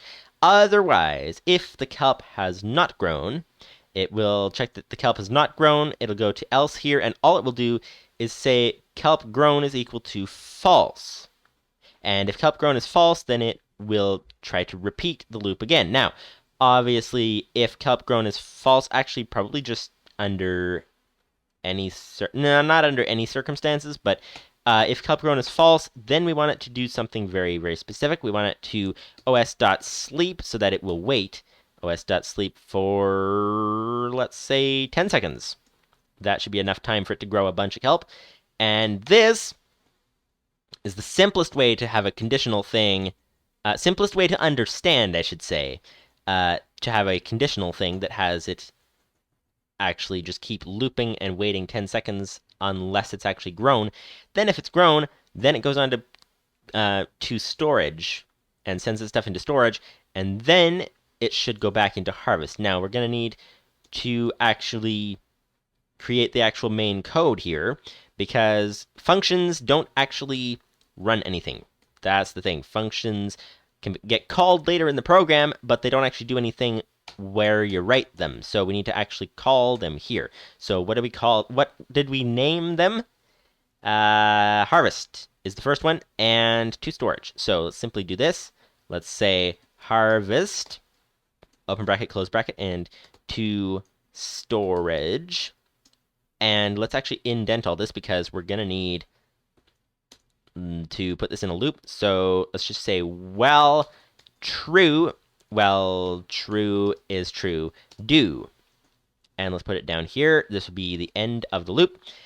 And we have the delay within the harvest thing, so theoretically it should work. Now, what happens if it bypasses the delay? Because we had that, of course, if it didn't grow. Just to make sure we don't get an infinite loop going somewhere. So it starts, it checks what the block is. If it has grown, then it will say it has grown, it'll harvest it, it will go and continue. So kelp has grown is true, and then it will go on from there and send them to storage, and then loop back up to the top and check if the kelp has grown. Now, it probably will not have grown quite that quickly, so then it goes into this delay. So theoretically, this should work. This should work indeed. So the only other thing we need to do is we need to make this into a startup program. So what we're going to have it do here is this is the wrong spelling. Okay, Kelp Farm Simple. So we're going to create a startup program, and we're going to run the Kelp Farm Simple program within the startup program. So edit, startup. If you name a program, okay, let's stop getting tongue-tied. If you name a program startup, what it will do is it will run it whenever the computer starts, which should be whenever the Minecraft world loads. So it should automatically be running every time. And then within this startup program, we're going to have it do one thing. We're going to tell it to run the other program. So shell.run, and this would be running what? Running, I forgot the name. I think it was Kelp Farm Simple. Kelp Farm Simple.lua. And there we go. Is this the thing you were saying that pays attention to? No, you were saying it doesn't pay attention to the .lua extension, I think, right? So this should do it. Save, exit, okay, and I'm hearing a spider, which is not good. Not good hearing a spider. That's not what you want to hear normally. Okay, so theoretically, we should be able to restart this turtle. It should start running. No. What? Line 4, attempt to index global. What block a Boolean value? What? I think, hang on. That means it did a true or false on line 4. Why is what block a true or false? What block should have the name of the block, right? I think. Lupus590's where okay, simple version. Wait, what? Simple version require loads modules which contain code like an API made for os.load API. Modules are actually files on disk. Less simple version modules do not have to be files on the disk. There is actually nothing preventing my custom module loader from just loading straight off of GitHub, i.e. it doesn't need to save it to the disk first. I just save it to the disk so that I only request the file once. Sounds neat. More complex version, you could have many modules in one file and a custom loader that knows how to extract the requested module from that file. Many modules in one file. Oh, so it's like a module loader, I think, right? Custom loader that knows how to extract the requested modules from that file. Alternatively, one could write a loader that understands how to load modules over RedNet, kind of like what mine does with GitHub. Oh, really? That sounds neat. So it can go within files, grab a module out of a file that sounds neat. Okay. Require is written in such a way that it can support multiple module loaders. It asks each one in order, and the first that finds it is the one that require uses. Okay, so supports multiple module loaders. It asks each one in order, and the first that finds it is the one that require uses. Okay, I think I'm slowly starting to get the idea a little bit. Alternatively, use a startup directory. Every program in the directory will be run one at a time in the order that fs.list finds them. That is true. You can put it in a startup directory as well, like a folder for startup. That's an option as well. Lupus590's says shell.run kelp farm simple and shell.run kelp farm simple.lua will run the same program so long as fs says that only kelp farm simple.lua exists. Okay. So when it comes to why it thought this was a true or false kind of deal on line 4, I'm not sure what's going on there. I think I need to look up the ComputerCraft wiki. For those of you guys who need additional help with ComputerCraft, the ComputerCraft wiki, not the wiki, yes, the wiki, ComputerCraft,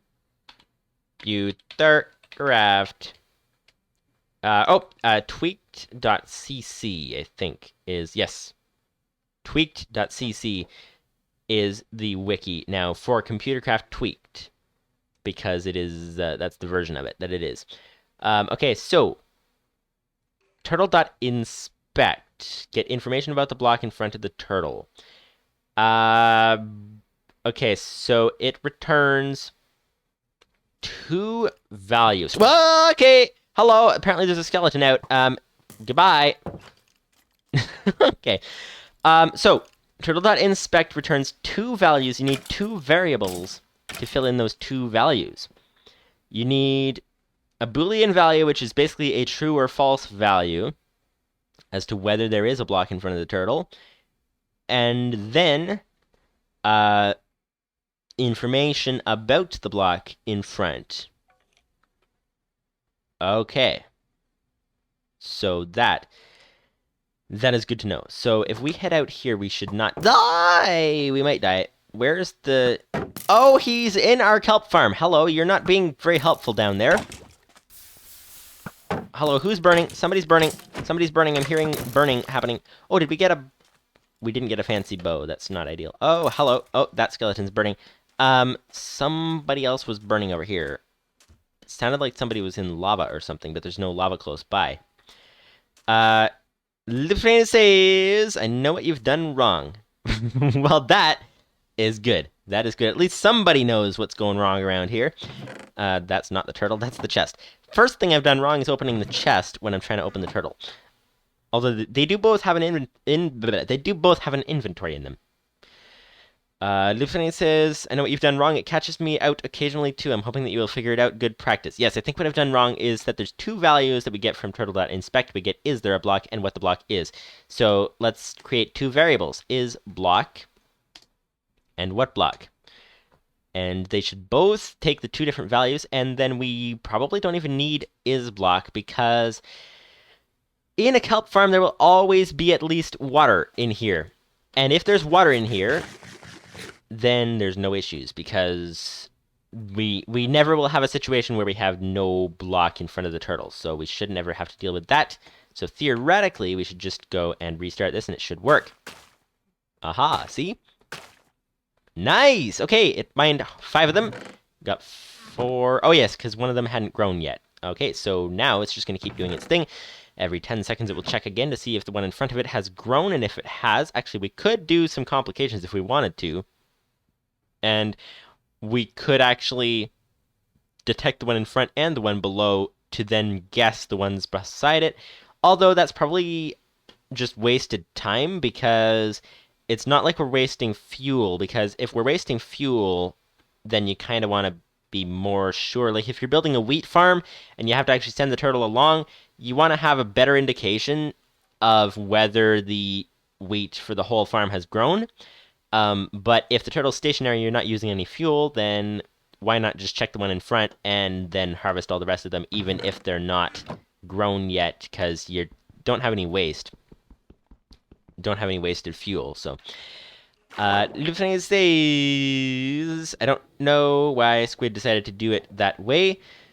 He said that it matches how the rest of the Turtle API works, but get fuel level doesn't, as well as the rest of ComputerCraft. Do what way? Do the, Whoop! Drowning! Do the... Oh, having 2 variables? We are stuck with it at this point. It's too old to change it, as it will break many programs. That's true. That's a good point. Good point indeed. Alright, so, we've got some kelp coming here. Hopefully we don't get this blown up by a turtle. Lupus590 says, wonders if I should add some peripheral mods to the pack. It fits with the theme. It fits with the theme. Especially if they're, like, open source or whatever, like, was it... Which one do we have in a thinking pack? Is that open peripherals, or is that a plethora peripherals, I think? Yeah, plethora peripherals. That would be great. That would be great indeed, actually, come to think of it. Could have a lot of fun with that kind of stuff. Okay, so let's let this guy do his thing. Let's let the kelp grow. We should come back later to find a whole bunch of kelp ready to go. And then we should be able to set up the furnace to run. We need a lot of kelp to be able to make the furnace viable as even a thing that can be set up and experimented with. So let's start by, I guess we'll go and continue the mob farm. Lupus590 says plethora. Okay, yes, plethora peripherals. That is a fun one that we should maybe add into the... Like, if you wanted to add it into the ComputerCraft challenge, that could be a lot of fun. I don't know if I'd use it for anything. Like, I don't know if I'd know what to do with it, but at least it would be a thing. Okay, so what is he waiting for? Fuel. I see how it is. Okay, so this here turtle is waiting for fuel here. How far did he go? He got down to level... Level what exactly? Level 51. 51, he's getting close to the seafloor. But he's not there yet. But he did get some iron, which is nice. Needs some fuel. The fuel would be in the form of lava. And where's... We had extra buckets, I thought. But where's all of our... I thought we had like 3 spare buckets, but it looks like we only have 2. But where's the third one? That's the big question. Big question indeed. There's no bucket in there. Oh, we actually got some clay. That's good. That is good. Okay, so what if we drop off our extra materials? Like, drop off our turtle where he's supposed to go so we don't accidentally lose anything. And then we'll go try to find our other bucket and start heading down. Oh, maybe the bucket's in this guy. Might be in this turtle still. That's always possible. Lupus590 says, plethora is not updated, but advanced peripherals does a lot of the same things and is replicating many of pletheра's features. Advanced peripherals, let me look it up. Advanced peripherals. Let's see. Alright, advanced peripherals. It says, what exactly? It says here... this looks neat. Looks neat indeed. I like the layout of his mod page here. It just looks really neat.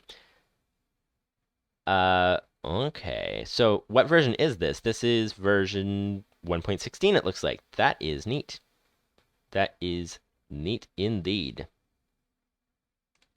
Apache license, what's that? Is that open source, I guess? I'm not too familiar with it. Not too familiar. All right, anyways, back to the point. Back to the point. Back to the point. Okay, so 2 buckets. Where's our other buckets? No idea. I guess we're just going to have to head on from there. And also, hopefully our kelp farm starts making more kelp soon, because we're starving. We're starving. We're down to half health.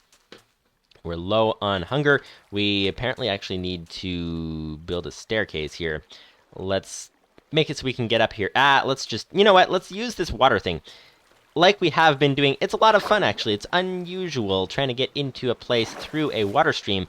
That could actually... You could make some secret entrances that way. Now, the turtle was here when we left him. So that's that. Let's put the stuff back here. So cobblestone, cobblestone, cobblestone, cobblestone. And more cobblestone, and we don't need to put the andesite in there. What about... What else do we not want to lose? Don't want to lose disk drive. Alright, that looks good. That looks pretty good. And we'll be good to go from there. We don't want to lose the torches. Alright. Lupus590's Apache is an open source license. I think I'm not that clear on all of the licenses, and I seem to remember that it's a long one. That is for sure. I'm actually kind of curious. I'm going to have to read it sometime. But it does look like not really much longer than some of the GPL version 2 or 3 or whatever else. Not terribly longer than that. But it is fairly long. Fairly long indeed. Okay, so, do you guys remember where we put the buckets? Because I thought we had more than just 1 bucket. Or 2 buckets, rather. But I can't remember where we put them. That's the big question, and I think we're gonna die because we've taken so much damage. Oh, there's 9 kelp already. Nice. Nice, nice, nice, nice, nice. Okay, so, we didn't put them in the furnace here, did we? No. No, we didn't. We should get some more kelp because we have that here. And we're actually going to use the coal to smelt this for now. But we can switch to kelp blocks when we start getting a surplus of kelp. That would be great. That would be great indeed. I can't remember where we put the buckets. The buckets are probably in here. That's the only other place we have. And then... Not there. Not there. Oh, they are there. Okay. All right, 6 buckets of lava. So I guess we'll get that the mining thing back up, good to go. And ooh, there's an Enderman down there, but I have only 3.5 hearts. I can't actually fight an Enderman right now, although that would be great to do. But yeah, it's not on the agenda at any time soon. Okay, so we'll get the mining turtle back on its way, and then after that, then we can go and I guess, should we work on the mob farm? Because we don't have enough kelp to really make a furnace situation, automated kelp furnace, worth it. So I guess we'll just do the mob farm for now, and see if we can get the next layer working. That's the big question. The biggest question, indeed. Biggest question indeed. Indeed. And this would be the furnace. This would be another couple pieces of kelp. And I think, there we go, that's everything. So now, we probably do not have enough to fully... Yep, we can't actually fill up on kelp yet. We might actually need a second kelp farm, come to think of it. That might become necessary. We could actually set that up with not too much extra difficulty if we just copy the program. If we set it up maybe just adjacent to it or something, that would be interesting. Interesting indeed. Okay, 6 buckets. 6 buckets here. We can get 6 buckets of lava and get that guy, that thing fueled. Just like that indeed. Do you guys remember where we were at with the mob farm? Because I think, oh, okay, that was surprising. That's talk about a jump scare. What is going on there? What's up? What's up, Enderman? What is up? That's the big question. Okay, there's a creeper there. Thankfully, the creeper can't get over here. But, yeah, the Enderman was not a creeper, and apparently I didn't actually look at his face, which is good. But, okay. We just literally walked through an Enderman on our way by. No, don't blow up! Okay, well, that'll have to do. Okay, time for some lava. Time for some lava. A lot of lava. A lot of lava! And get this guy fueled. Get this guy fueled and on his way. And a couple more blocks. If we actually drain this whole lava pool, we can actually head back inside it to try to find any diamonds back there. That would be neat. That would be neat indeed. We are certainly getting through it quite quickly. Quite quickly indeed. Alright. This way. And do we have a safe spot to fight the Enderman? We should. We don't have any way to create a safe spot, but obviously he's been here. He placed dirt. Wait, is this... no, this is too close to the edge. Let me get through here. What if we... Because we need to be actually buried deep back in a safe location. This is definitely not safe back here. What's up, Enderman? That is the big question. What if I stand here? Can we actually fight the Enderman and not die back here? Oh! Apparently we can. He doesn't even seem to be aggroed, although he seems to be coming this way, but I don't hear the Enderman noises, so apparently we can just fight him here. And yes, you're gonna tell me the update 1.16 update, combat update, whatever it is. Yep. That's a good point. Almost forgot about that. Almost forgot about that completely. Alright. So we got no ender pearl, but we did get a block of dirt. Blocks of dirt is almost as valuable as an ender pearl in this challenge, although we do have a whole bunch from mining already. So that is that. Alright, you know what? If we do this challenge again as well, with the programs that we've just created, it'll be a very different playthrough. That's for sure. We'll have time to do other programs, and it'll be interesting. We'll be less on the basics of things and more on the more advanced type of things. Now, I think actually, if we put the buckets in here, then will it actually use all the buckets? No, it won't. It just goes and mines. Okay, well, let's take a bucket back. Let's let it have those 3 lava buckets, and hopefully it'll actually use them intelligently. We'll see. Kaikaku says, Lupus590, I have an editor-related question, but I don't know how the feature is called. Does VS Code, so I guess versus code, is there such a thing, like a special thing called versus code? Anyway, does VS Code check if there is unreachable code / unused functions? This would be useful as I always start new programs from a common template, and I would like to delete unused stuff before releasing. Manually, this is boring and error prone. Actually, that's a very interesting, very interesting question. So you start with a template, I think, if I understand right, and the template has a lot of code in it that's not used necessarily. And how do you delete that? That actually is a very interesting question. Lupus590 says Visual Studio Code. What is that? What is that? That sounds interesting. Sounds useful. Useful for sure. And sounds like a zombie as well. Sounds like zombies in the area. Any more kelp? Any more kelp? Help! We need kelp! No kelp. No more kelp. It has not grown yet. So I guess we'll have to wait on that. Have to wait on that indeed. So we are hopefully not going to die because we have a fair amount of stuff on us and we're very, very low on health and hunger. So we can't do anything in terms of dying. We can't afford to die, but we'll see. We'll see. So this is this now. We, as you can see, have built the water platform.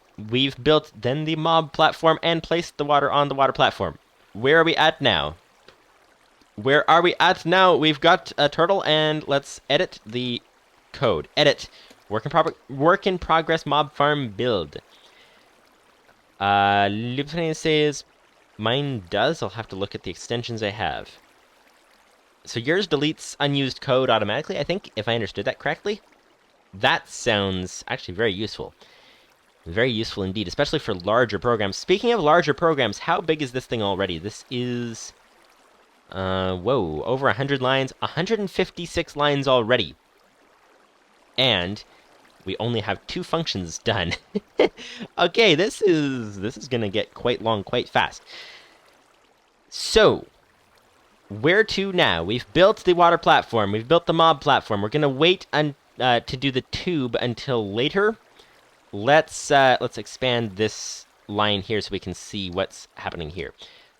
Okay, so we need to do some things now. We need to take, this is all, I think up here, this is all part of build mob platform. Yes, it is. Build mob platform and add water. So, and these are all in functions. And for bug testing purposes, we're gonna need to actually disable the build mob platform section and then start working on the build walls section. Now, what I don't know is where exactly is the turtle going to end up at the end of the build mob platform section. That's the big question. So, because I don't remember where... there we go. That's the quickest way to not get tongue-tied anymore. Except that you have to do that for all of the sounds, and I didn't do it for all the sounds. So anyways, that doesn't sound complete. Lupus590's says... Mine dims the dead code, it doesn't remove it. What's dims? That's interesting. And it doesn't work in modules if the function is returned as part of the module. Okay. Okay, so what I'm going to do here is I'm going to go ahead and actually run this again. Run the build mob platform again. Because I think it starts from here. I think. I don't remember. This was the right spot. Was this the ending spot? Or the beginning spot? That's a big question. Okay.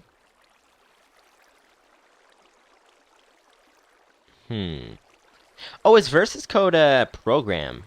Like similar to Notepad in Microsoft, Microsoft Windows? Like, is that what it is, or I'm confused? Alright, get rid of this. There we go. So, what have we here? We need to figure out where this guy ends, because where he starts the mob platform, I think we're not in the right place for starting it either. So, build mob platform. The beginning of it here gets in position, goes up, turns left, and goes... Oh, yes, yes, yes. So, it starts here, I think, and then when it goes to build the mob platform, it goes up, turns left, moves forward, winds up here, and then it does its whole building procedure.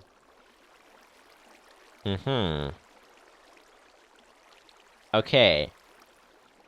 And that's that. And then where it ends, at the end, it should get to... line up next square. Turn left, build a bridge. 8. Turn left, forward, turn left. I'm confused. So, Kaikuku says, yep. Oh, okay.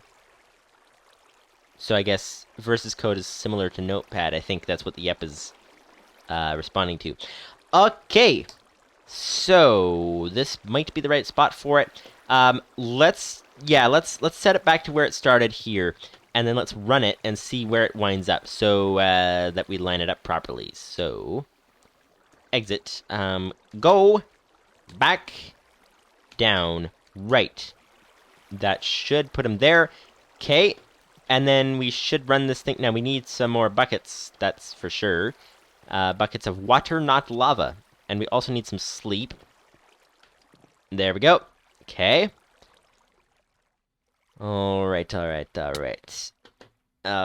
whole thing with the delayed damage is very amusing. Very amusing. Delayed damage. You jump into bed and just, like, jump far enough that you would take damage, but you land in bed first, and then when you wake up in the morning, then you take damage. That is Minecraft logic for you. Minecraft logic indeed. All right, now we have 2 buckets here.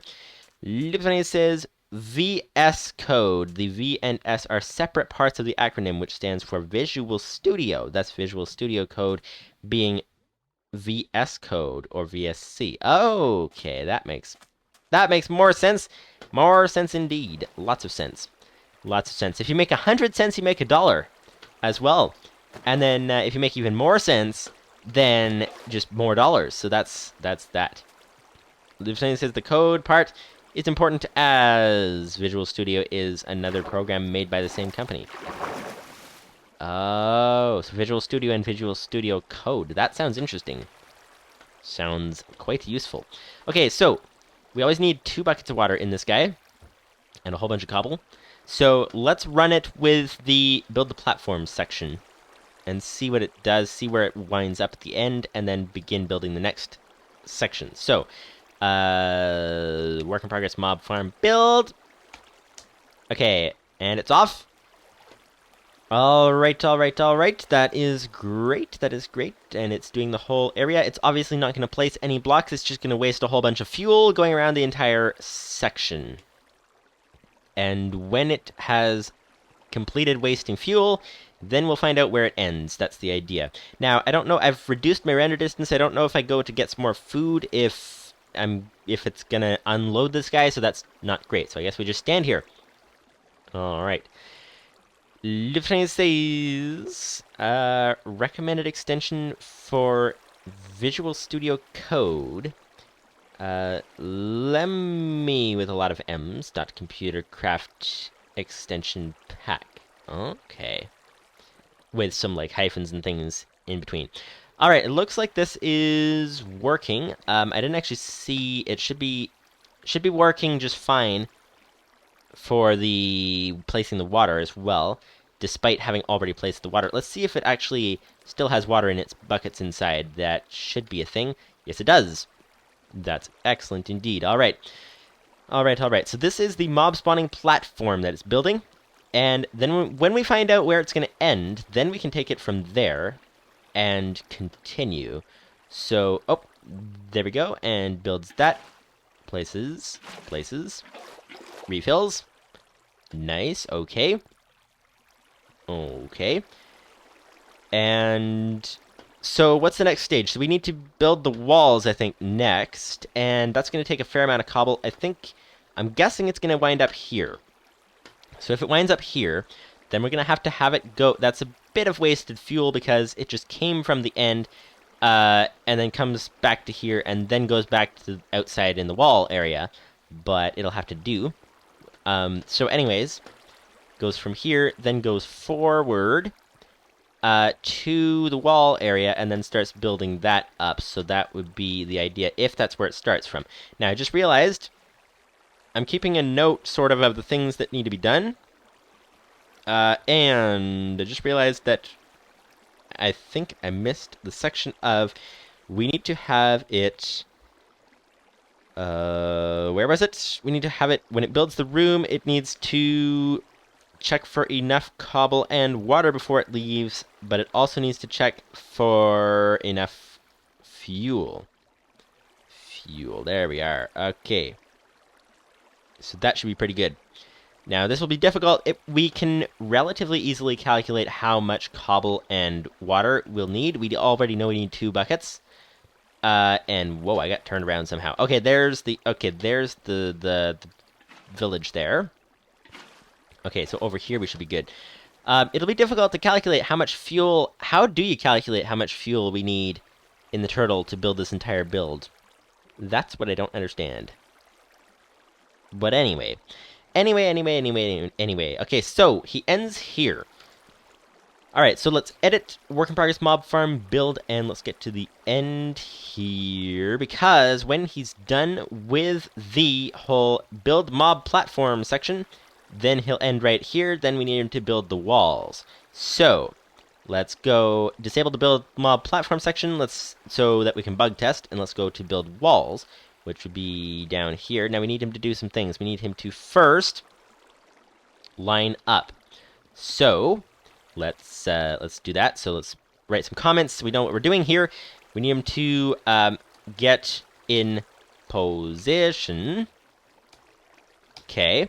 And so all we need him to do is build a bridge forwards, but don't place anything. So go 1, 2, 3, 4, 5, 6, 7. He'll be here. 7, 8. So go forward 8 from here, I think. Wait, what? No, build the bridge. It starts on the block he's starting on. So that would be 9. I think, right? Yeah, so build a bridge 9. Okay, so build a bridge. And 9 blocks forward, and we need him to do no build is true. Okay, so don't build anything, and then we shouldn't need to input what block, I think, right? Let's see, where's build a bridge? Build a bridge, build a bridge, build a bridge is up here, not here, it's down here. Build a bridge, yes. So if no build is... Wait, where is the place that we used it? Because it's really confusing with this double negative. Double negative makes it pretty confusing. Okay.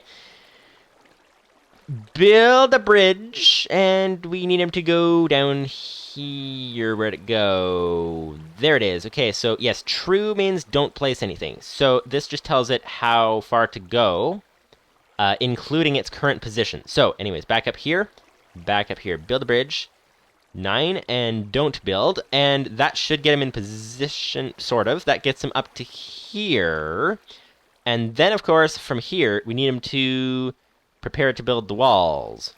So let's... now here's an interesting thing, though, is that if we start him building the walls here, the loop will be more difficult, because it basically...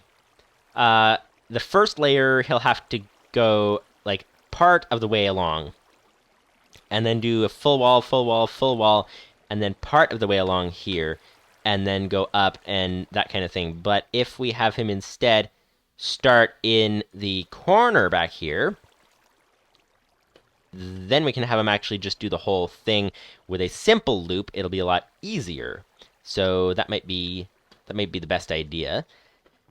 So if we have him go to here, and then have him go to the right, so that would be build a bridge that way, then turtle dot turn right. That's good. Okay, and now he would be here, turning to the right. This is a little bit of wasted fuel, but it's not the end of the world. Easier than actually, like, if we have a choice, this isn't a choice, but in terms of, if we have a choice between cobblestone, extra cobblestone to bring and extra fuel, the turtle basically practically has an infinite fuel capacity. Is it actually infinite? I don't know, but cobblestone inventory capacity is not infinite, so that's the thing. But anyways, this doesn't actually waste any more cobblestone, but that's besides the point. So now to go forward to line them up in the corner, it starts here, goes over one. Wait, I'm just thinking, okay, where we're trying to get him to is in the corner here. But if he starts building from the corner, will we have to do any fancy complications? Will he run into the block that he's placed in the corner here when he comes back around the circle, or the square, I guess? Will he run into this block, or is it not going to be a problem? I don't think that would be any complications. No, because he's a layer above it, so that shouldn't be an issue. Oh, we need to move him up. Yeah, we need to move him up as well. Lupus590's says, turtle fuel is not infinite. Advanced turtles have more as well. Oh, okay. Well, I haven't seen any limit to it, and the fact that it can do several thousand is actually a really good sign. We won't have any issues with this one. Alright. Lupus590 says about the whole code writing thing. It's an extension that is doing the dead code dimming. It's the Lua language server, and that is installed with the ComputerCraft extension pack that I recommend. Ooh, nice. Alright, ooh, it's getting dark. Getting dark again. So, okay, so, forward, so to the end here, and then we need to go this way, so we need to have him go 1, 2, 3, 4, 5, 6, 7, 8. Okay, let's do this. So, again, build a bridge. Build a bridge. And make this 8 blocks this time.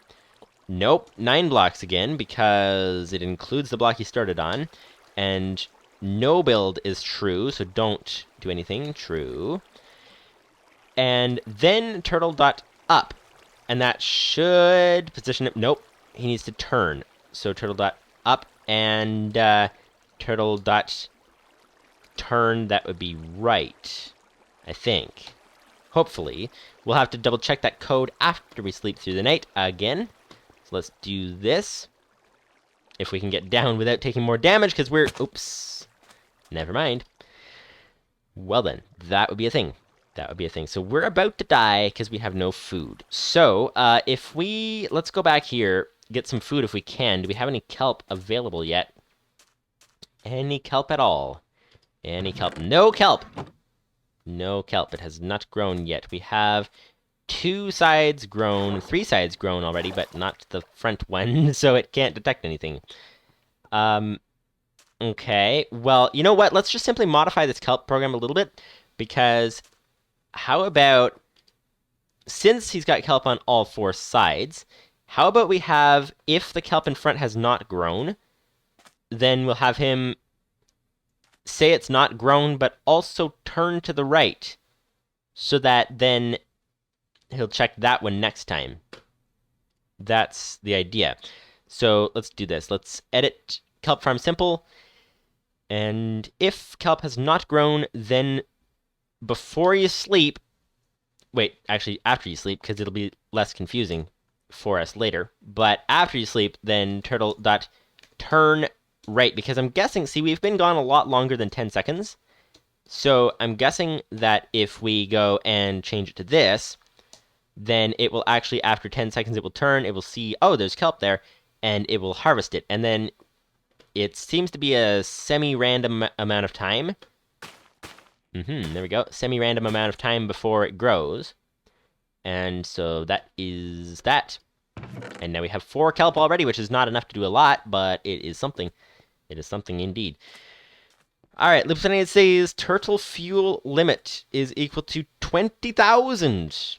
An advanced turtle fuel limit is 100,000. Whoa, okay, I guess we're not going to be running into those limits anytime soon. That is for sure. You know what? We need some food very quickly. We're not only can we not sprint anymore, we are on 2 hearts, which is not great. So let's harvest some kelp from the sea, if we can, and then head out from there. Oh, didn't mean to break all of that. Let's replant. This is kind of important. There we are. Oh, no, I'm gonna die. I'm gonna die. No! I'm dead. I drowned. That was dumb. That was very dumb. Okay, let's try this again. Let's try to get our stuff back as well. That's kind of important. And the idea was to avoid drowning. Or, no, to avoid dying. That's the idea. But apparently that did not happen, so... Oh, well. Now we can put the helmet on. Where's all the rest of our stuff? It should be floating to the surface anytime soon. So that's that. That's this. There's some buckets over here. We need also, whoops, we're gonna drown again. Second time in a row. That's not great. There's some leggings. Hello, missed them. There they are. Okay. There's another bucket of lava. That's great. Okay. And put the shield on. Sword. Okay. And water bucket. Okay. And there's some more stuff over here. Ah, there's some more of our blocks. There's some stone. There's some... Wait, do we still have the smooth stone? No, that's andesite. Okay. We do need the chest plate. And what else do we have here? We need the boots. Where'd the boots go? Where's the boots? Where's the boots? Lupus590's is definitely not copied from the source code. Nope, not edited at all either. Why does my seat seem like it's on fire? What? I'm confused. You mean looking up the fuel limits in the turtle source code? Is that, like... How do you do that? That sounds complicated. Complicated indeed, and we can't find the boots. The boots do not exist. They do not exist anywhere. Let's grab all the kelp we can because we need it. We definitely need it. And let's just do this. Oh, didn't mean to break it that far down, but apparently it works. Okay. Yeah, a lot of kelp, but no boots. No boots anywhere. Also, should we go exploring in the ocean? Because we could potentially find some shipwrecks or other things that could be quite neat indeed. We've got 37 kelp, which is a good start. The thing with kelp, though, is we're going to have to carry so much of it with us. It's going to be quite ridiculous. Take a lot of space. Where is the boots? We still have not found the boots. I think they might be gone forever. They might be gone forever, unless they're trapped underneath something down below down here, but I don't see anything down here, so that's that. What about... Okay, yeah, I think they wouldn't have spread too far out. Can fish pick up items? I doubt it. I doubt it, indeed. So, we're probably gonna have to get them again, gonna have to make some more. Did we lose anything else? That's the big question.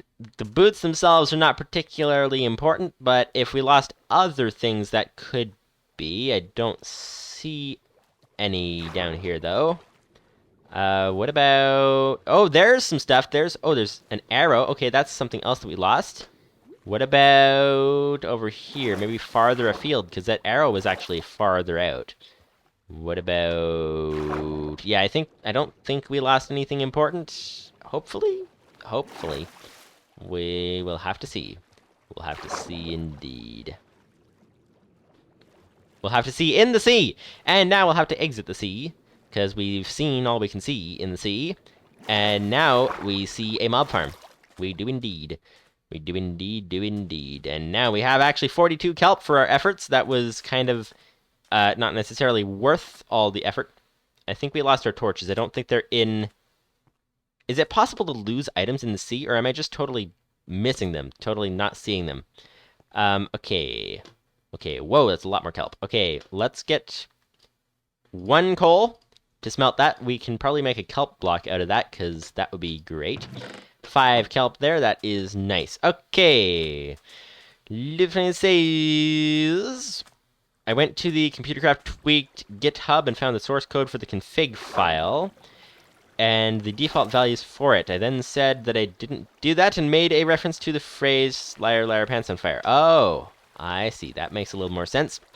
Makes a little more sense. Did I mention something about needing more sleep? That seems to be a common theme around here. Common theme around here indeed. Okay, so now is this guy good to go? What have we here? We have got to get in position for building the walls. So it starts from here. It's going to go forward 9, land here. And then it does what? Did we type it all in properly? Turn right, then forward 9 again. So gets to here, turns right, forward 9, and that goes to here. And there's a random Enderman down there. Okay. I think, sir, you need me to fight you. Or you need to fight me. Somebody needs to fight me. Everybody needs to fight me. Everybody, especially the Enderman. Especially the Enderman. And there we go. Okay, come on. Critical hit, please. Critical hit would be nice. Ender Pearl. Yes, second Ender Pearl. Second Ender Pearl indeed. That is very nice. Very nice indeed. And I should probably take it out of the... slot 9 is my emergency slot. And I should probably take it out of there so that I don't use it by accident. Okay, so, yes, so... Goes forward like that, turns right, goes forward to the corner over there, and then goes up and turns right. So once it's here, it should go up and turn right, and then it should be set to build the first layer of wall. So that would be great. We do need to bring all this stuff back, though, first. So that would be that. That would be that, indeed. Let's get this Ender Pearl back home. What should we use the Ender Pearl for? I guess we should... Should we wait until we can get Ender Modems by getting Blaze Rods? That's one idea. One idea. Indeed, there's another Enderman around here somewhere. That's interesting. Oh, we have 3 Ender Pearls. Ooh, that's interesting. We could actually... Whoops. Close the door after exiting, please. And please keep your hands inside the vehicle at all times. and close the door after exit. Hello, sir. Ouch. I think we have a pillager in the vicinity. Should we can't try to fight him right now. We don't have our boots, which doesn't really matter that much, but we don't have food. That really does matter. So let's just avoid the pillager.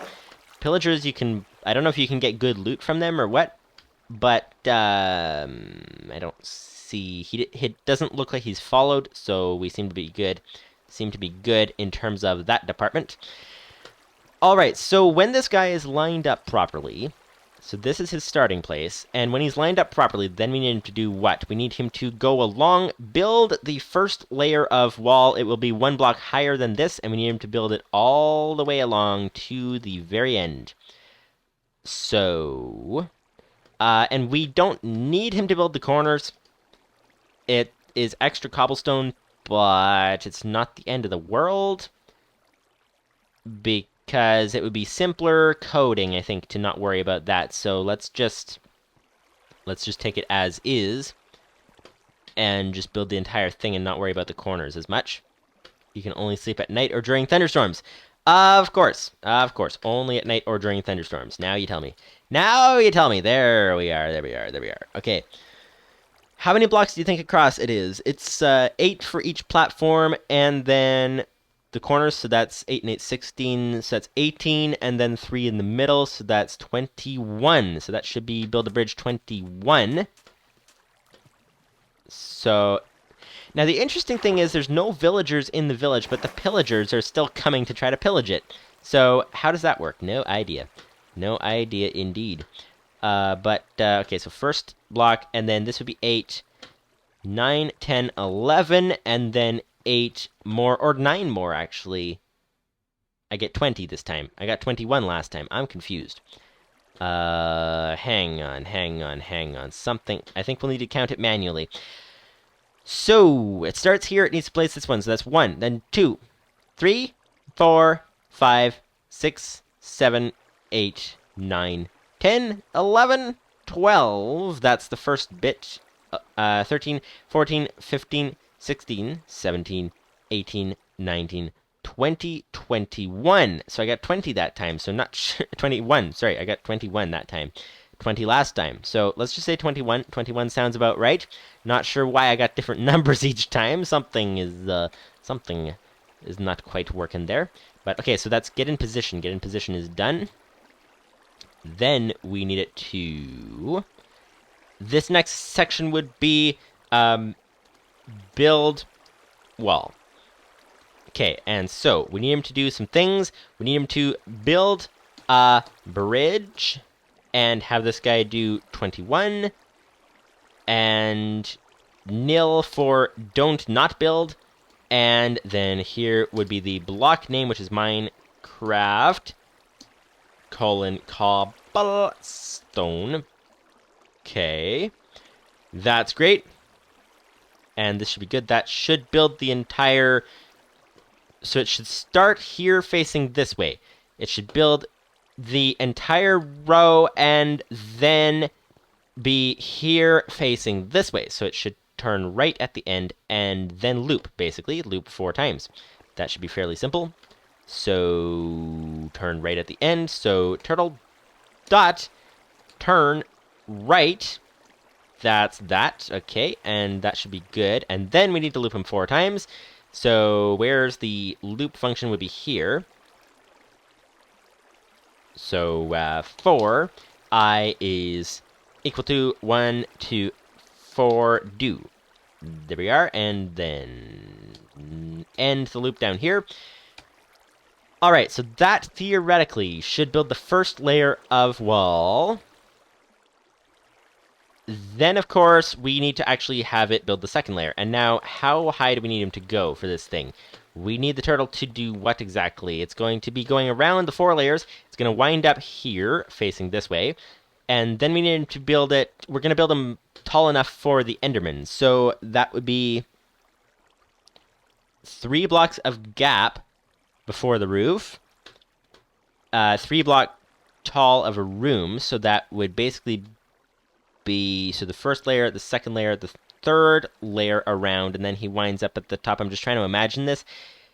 Winds up at the top, ready to build the cobblestone area. It's all cobblestone, ready to build the roof. Okay, so, yes, so he does that whole, the first layer. And we're gonna need, I think we're gonna nest this within a larger loop, if that makes sense. But I'm just trying to think where to put the go up code. Oh, just at the end. That would be easy. So, okay, we're gonna indent this so it's easier to follow. There we are. And indent this one. There we are. Okay, so now here's the thing. So, this for loop that we have in here basically loops around building the wall, the first layer. Now the second layer would be in the second for loop. For I is equal to 1, 2, in this case 3, do, and end the loop down at the bottom here, and down there. Okay. Now here's the thing. Is we're gonna need to have him go up. So after he loops around doing the first layer, then we're gonna have him go up. So turtle.up, and then he should be in position, theoretically in position, to build the next layer, and it should do that for 3 layers. And then it should be in pretty good position to build the roof. So this is perhaps one of the easiest functions that we've done. Build walls. So that would be great. Let's send him on his way and see if this works or not. And remember that his starting position is right here in this corner, facing that way, as if he's ready to build this platform. But of course he's not. He's just going to build the walls now. But this is his starting position. So, not edit. Let's run work in progress mob farm build. 3, 2, 1, go. And proof of concept. Let's see. He's going to line himself up to start. And when he lines himself up, going to go up and then start building. Okay. This is looking pretty good. Looking pretty good indeed. And we should see that it actually seems to be going very well so far. Is he going to stop at the right place? Did we line it up properly? Did we line it up properly? We did. That's great. Okay, so the next question, because at this point he should loop the other sides properly, but did we line up the setting up the next layer properly? If so, then that's an entire function done successfully in one try, which is actually quite surprising. If this works. If this works. And we'll see. We'll see. So far, so good. That's 3 layers of walls there. And actually a difficult part after we're done creating the building part of it is to actually calculate how many blocks this thing's going to need, because we're going to need to tell it how many blocks to use before it even heads up. So that's not going to be the easiest thing to do. So we'll see. Okay, so far so good. Yes! Yes, and now it's looping just fine. That's great. It looks like it's gone through an entire stack of cobblestone already. So I don't know if it'll have enough cobblestone to build the entire tower. We might actually need, we were discussing, we were debating with the tower in the middle, the tube, whether to build the entire tube or whether to just make a bit of a section at the top to block the light coming in and sort of direct the mobs in the right way to go down, and then have them just fall like the spiders like to do, falling down like that. And just have like basically a floating chamber in the middle of the air. We've talked about maybe whether we should do that. We may not have any choice. Once we calculate all this, we may not have any choice. It might not be able to take enough cobble to build the entire tube. So we might have to do the partial tube method later. So we'll have to see. Now, is it actually possible for us to get out of here? That's the other question. No, it is not. We'll need to put some water in the middle there. Yeah, let's do that. Let's do that, because we will need to get out. We will need a good way to get out, that's for sure. So if we do this, there, that should put us into swim mode, so we should be able to get out of there. And we, of course, do need some more kelp already. We're running low on food already. And this guy is doing very well. Okay, so it looks like we've got an entire section of the program, the wall building section seems to be done successfully. Now, where is he going to wind up at the end? That's the big question. That's the big question indeed. And the answer would be probably a layer up, I'm guessing, on the last corner here. Probably a layer up, facing the right way to continue there, but in the wrong place, because we don't want the roof to go around the entire perimeter. That's kind of a waste of cobble. This is actually tall enough for the Enderman now, I think, right? It's a 3-block high cave, essentially, in essence. So, there we go. So now he's up there. So now let's actually find our way out of here. Let's do this. There we are. Okay. Now, he's going to have to line up for the next section. Going to line up there, and then we're going to have him just basically build a giant square. That's basically all there is to it. So, edit work in progress mob farm build, and that is what you call a success. That is what you call a success indeed. We've got, essentially, the building walls section done. So now we need him to build the roof, and the roof would be down here. Oh, and of course, come back down. We kind of forgot about that little detail, so we don't lose our turtle up above. But okay, so build the roof, and this would be needing to be modified, but we need to go and sleep quickly and get some more food as well before we do that. So, sleep please. Jumping on the bed. Are we going to take too much damage? No, we don't. We don't take any damage, apparently, and apparently we can't sleep because it's not nighttime, so imagine that. Alright, alright, alright, alright, alright. How much kelp do we have? Please tell me we have more kelp. 9. So it's done one more harvest. Okay, that's not terribly helpful. This is incredibly slow. Incredibly slow indeed. Okay. In that case... Oh, we do have some kelp here. That's nice. 8 kelp. Let's make this... Ooh, we don't have enough for a block. That's not great. That's not great. Can we actually put 1 kelp in here? No. Okay. Well, I guess we can put 1 coal in there. It's a waste of coal, but oh well.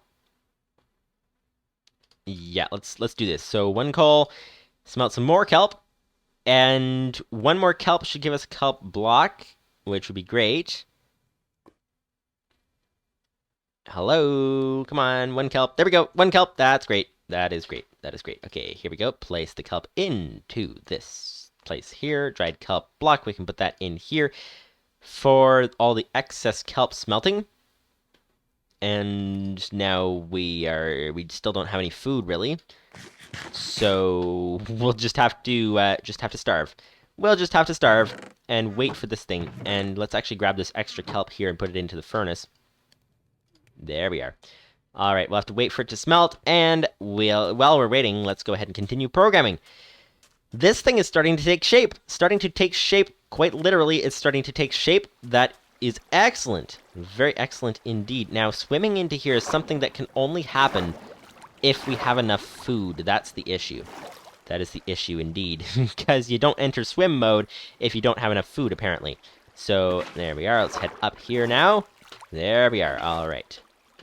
All right, so now is the time to set this guy up. So, get in position is the first thing we want to do.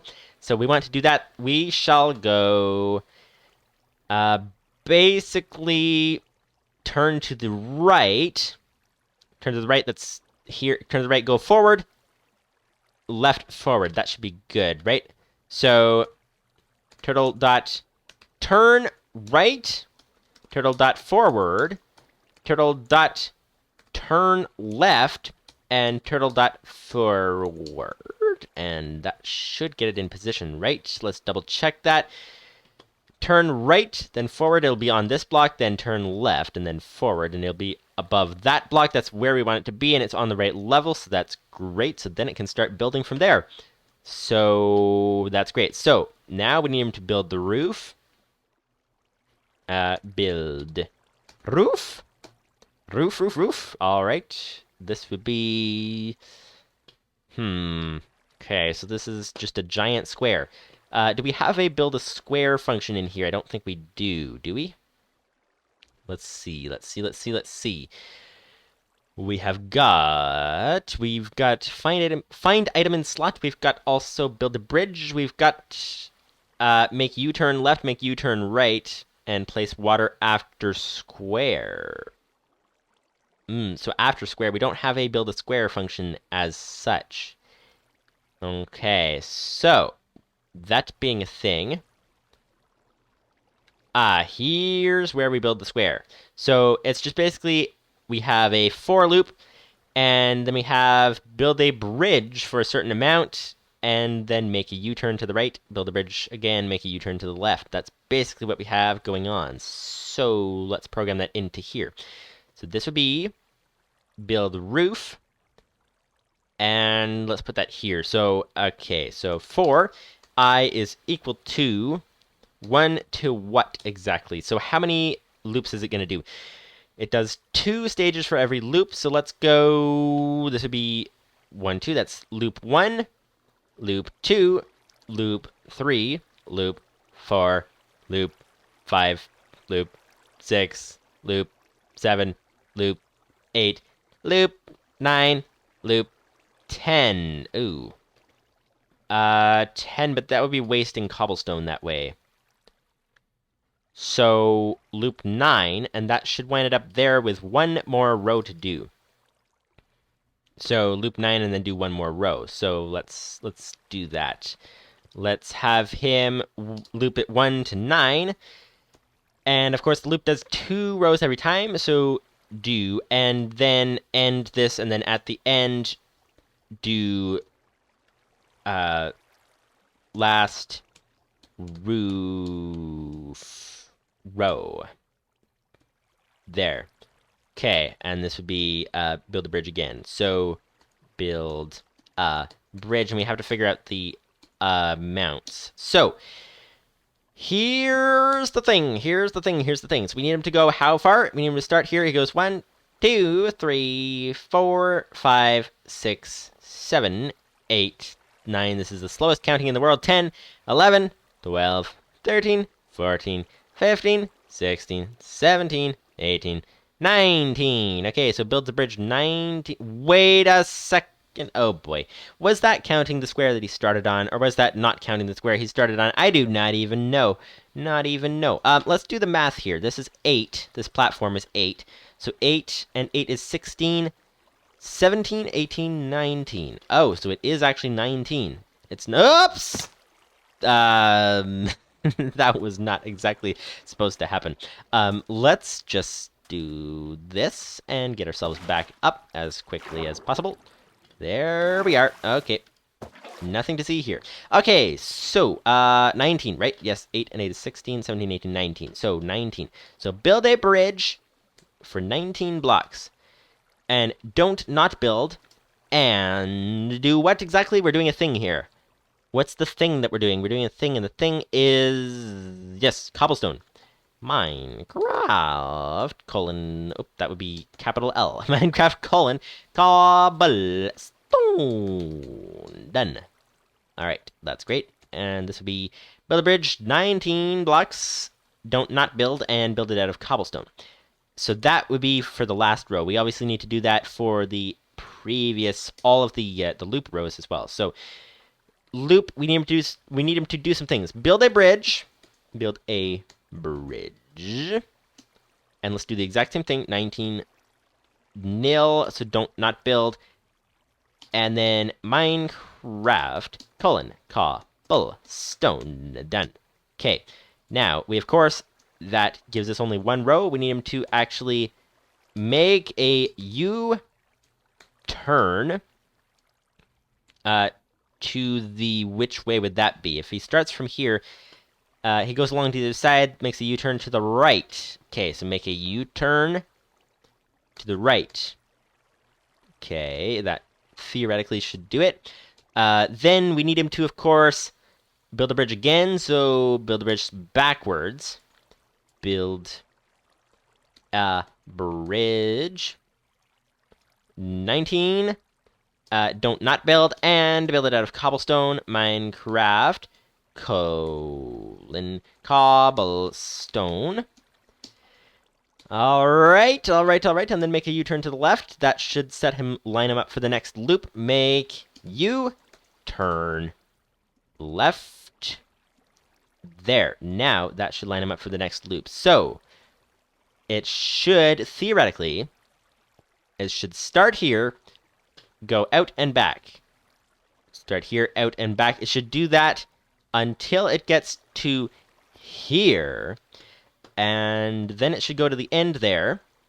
And then when it reaches the end, then we should have it do a U-turn to the right, come back along to place this last row, which is outside of the loop. So here we have, after the whole thing, last roof row. So make U-turn right there. Okay, that is that. And now that it makes a U-turn to the right and comes back to the end here. Now it should end right here, I think, right? Theoretically. We'll have to see, and then we'll have to do the function to send him back down below. So that's that. So I think if we run this, build roof, let's see. Work in progress mob farm build. Let's see if he builds a roof. Now, do we have enough cobble to do the thing? I don't even know. Because that is how much cobble? That's 8 and 8, 16, 17, 18, 19. 19 times 19 is how much exactly? 19 times 19 is 361 divided by 64 in a stack.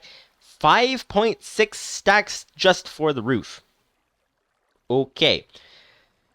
If you thought we'd used a lot of cobble up to this point, you were correct, actually, but it was not a lot of cobble in the grand scheme of things, because we need to basically do the entire floor layer again. 5.6 stacks of cobble. Okay, this is gonna be fun. And that's jumping on the bed. I cannot sleep yet. There's no time to sleep. No time to sleep. Not today. Not today, not ever. Not ever. I think we're going to need more kelp farms going. If we're planning to eat kelp, then we're going to need a lot more kelp farms going than that, but that's not going to be very efficient because it's going to use a lot more diamonds. Diamonds are kind of more valuable than kelp right now. That's for sure. All right, here we are. So, let's try to grab some kelp here.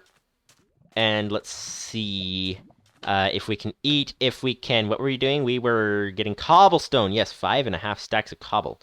That's a thing for sure. Okay, this is dried kelp. Okay, let's make a single block of dried kelp. There we are. Place this back in here. And now we have some kelp to eat. Nice, nice, nice, nice, nice, nice, nice. And do we have anything? 7 more kelp in the chest. That is great. That's not the best.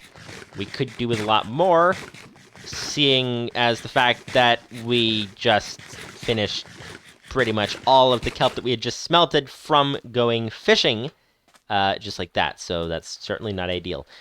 Certainly not ideal indeed, but if we get into here and see this way, this way, this way, this way, this way, there we are. Okay, okay, okay. So, oops, kind of forgot the little detail that we actually need a bunch of cobblestone, 5.5 stacks of cobble to be exact, and almost jumped over the side and lost the water. Oops, I just lost a lot of health, though. That much is for sure. That much is for sure. We have actually got some cobble right here. We should be able to get it out of this chest here. Yes, lots of cobble. Lots of cobble for 5 and a bunch more. There we are. There we are. That should be good. That should be good indeed. Let's just do the water bucket tactic. This is the quickest way, the easiest way to get inside the mob spawner. Just do that. And whoops, that's not actually...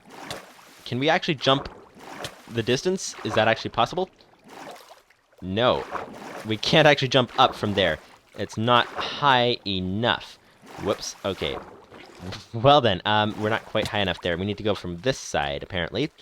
Apparently, indeed. And we used up all the kelp that we just smelted. So that is certainly not the most efficient farm in the world. I think I just lost my water over the side. But the good thing is we have infinite water in here, so that is always great. Okay, here we are. Oh, goodbye! Okay, that just took a lot of damage, a lot of damage, a lot of damage. I think I'm about to die. In fact, I'm actually pretty sure I'm about to die. That is for sure. We have no more dried kelp, so we can't regen. So we're going to have to just hope that we don't die. That's kind of the way it works. You know what? If we don't get into swim mode, we can get up easier. That's for sure. Okay, so if we pick this up because it's kind of in the way, and now we can build the roof. So let's get all the cobble in here. Lots of cobble. So much cobble. Many, many, many blocks of cobble. Many, many blocks of cobble. And this is great. Okay. 5, 6, 7 stacks we have. So that should be good. So build the roof. Line himself up. Yes. Oh, okay. All right. Just like that. He's building the roof. Now we may find, actually, this thing may actually start spawning mobs for us. Like, right away. So we might actually run into some danger over here. We should probably... They might start trying to... Actually, can they escape? They might not even be able to escape. If they can swim... Zombies may be able to escape. Zombies might be able to, but I think the other guys are going to be stuck in here and not be able to escape. Can zombies swim? That's the big question. That is the biggest question of the day. And, but as you can see, so far so good. So far so good, and so far it's building as it's supposed to. If we can get back up on top here, that would be ideal. Aha. Nice, nice, nice. Okay. Well, I guess we'll just, we'll watch this and see if it builds all the way there.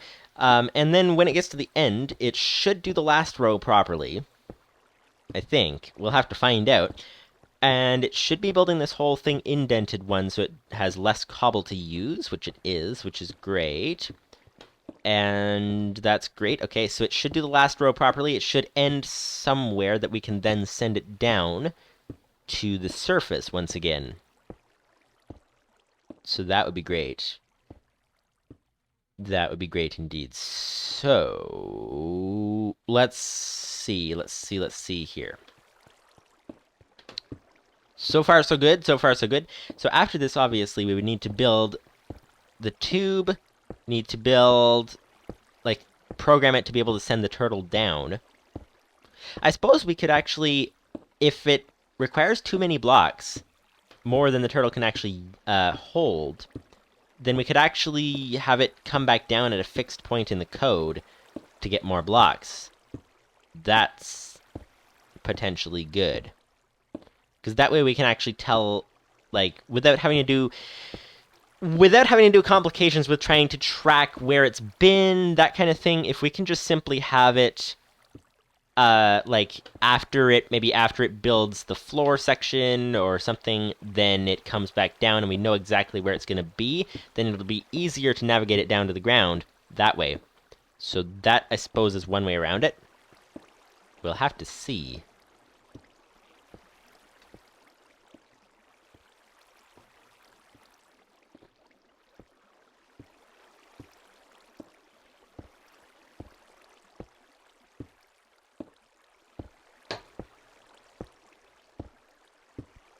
And so far, so good. So far, so good. How many more rows does it have? It has 1, 2, 3, 4, 5, 6 before it gets to the unusual row back here. Now, if we jumped off of this right now, we'd die. For sure. For sure. No question about it. We have 2 hearts left and no food. So that is obviously not great. Obviously not great. Not great at all. Not great at all, even though this building is quite tall. But that's that. It's not at all tall. Whoa! Okay, let go of the shift key at the wrong time. I now have 1 heart, so let's hope that we don't lose this one. That is for sure. That is for sure indeed. Can we get out here? Can we get in here even? Let's do this. There we go. Ah, see, it's getting darker already. Getting darker already now. Keep in mind, we do have extra brightness boosters. We have extra brightness boosters on us. We have actually the we edited the config file, the options file for Minecraft to give us brighter, so that we can actually see better in the caves, and it looks better for you guys on the stream. But it does mean that it's actually a bit darker in there than it looks. So that's the thing. You can actually, we didn't do this, but you can actually brighten it so much that you don't even notice the darkness. Like, that's that's quite crazy. Lupus590's says, wonders if the Butterfeet will strike. And it happens while I was typing that. Apparently it did. Oh, it's doing the last... No, it's not. It's not doing the last row yet. Wait. How did it... Oh, it does the last row that... Wait, what? Where are you going? Come back here. Come back here. Terminate. Terminate. Okay, mostly successful. When it got to doing the last row, I think we got it turned around the wrong way. Because somehow I thought that... I don't know, I thought that this row was coming from that way. But apparently it's not. It's coming from the other way. So, almost perfect. Not quite, but almost. Pretty close. Pretty close. So, what happened here? It got back to the end here. And then let's edit the program and see what we have. And I do realize we're standing on top of a... okay, walk the plank, sir. You shall walk the plank. That is not a pirate accent. That is not a pirate accent whatsoever. But we are on the plank. Oh, the pillagers see me, I think. Yeah, I think they see me. It looks like he's pointing his bow at me, but he thinks I'm too far away to land a hit. Okay, so we're gonna need to... Hang on. We need to get some health back, so let's just quickly put all our stuff into the turtle so we don't lose anything. Turtles are, after all, explosion-proof. And we can afford to lose one piece of dirt and a stack of cobble. That's for sure. We don't need these extra bones, though. We're about to have lots of bones. So that's not a concern. Let's put the extra cobble in there. All right. Let's get some health back so that those pillagers are no longer much of a threat. Let's land on the cactus. Does that break your fall? Apparently landing on a cactus breaks your fall. That is interesting. Very interesting. We died of cactus damage, but it looks like you can actually survive if you land on a cactus and you have enough health. Possibly. Seems like it, at least. Seems like it, at least, indeed. Come on, forward. Thank you. Thank you. Forward. There we go. Oh, yes, it's really dark in here. And it's even darker than it looks. The light level is 1 here. Very dark in the corner here.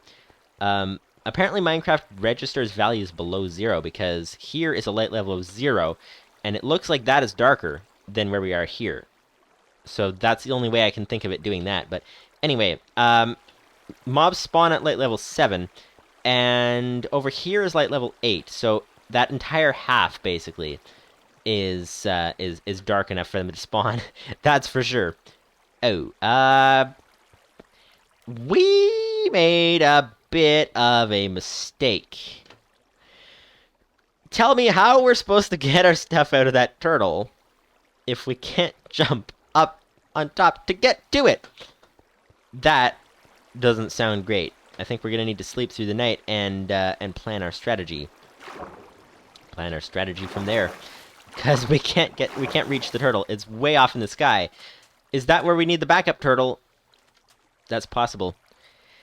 Kaikaku says turtles are explosion-proof, but not wither-proof. Really? Oh, that's interesting. Lupus590's says cactus can void items. That's for sure. So they're not wither-proof?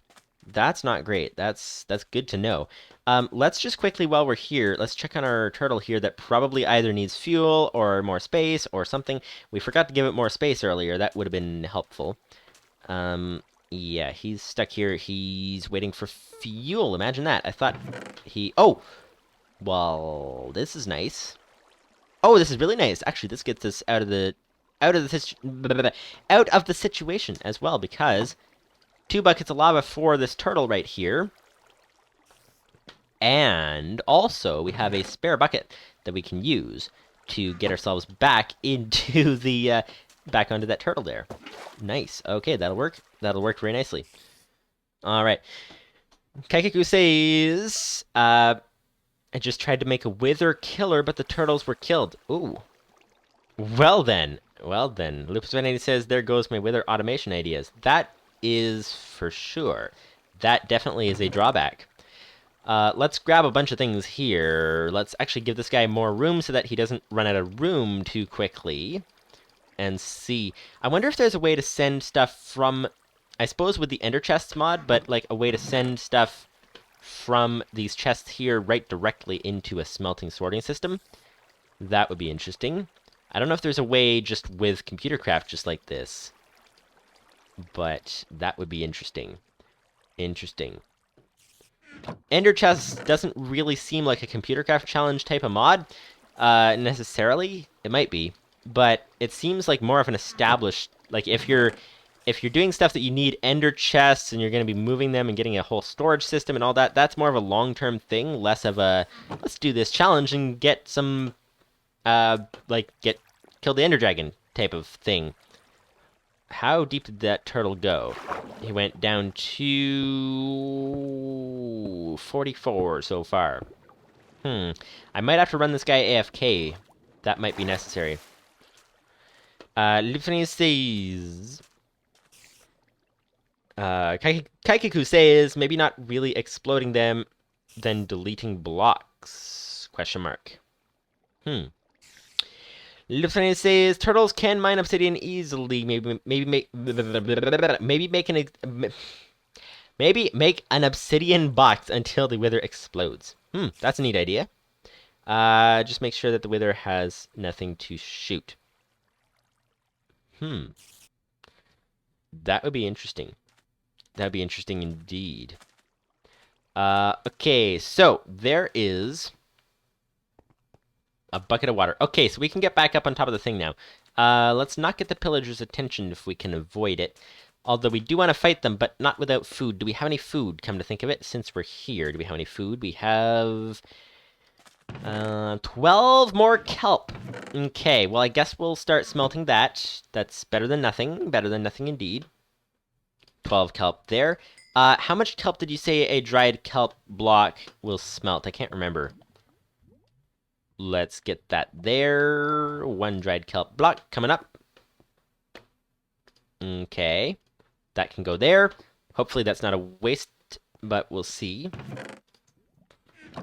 Alright, alright, alright. Back to the top.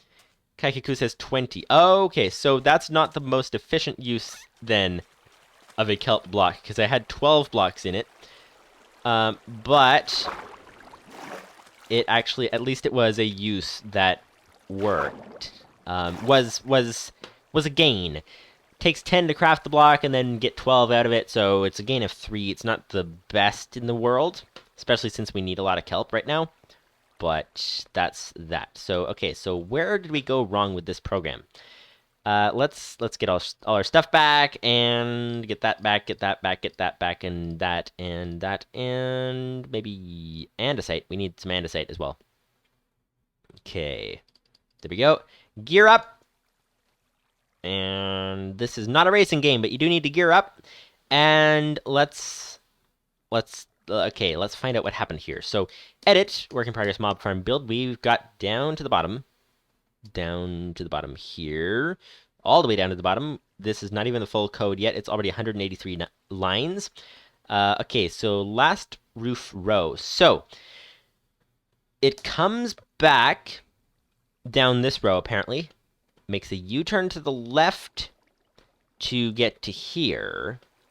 And then it actually, we're not supposed to have it make a U-turn to the right there. That's the problem. That is the problem. So it should then do the last line, the last row here, and then get to the end, and then it should stop here, or here, back here probably, actually. So that would be great, theoretically.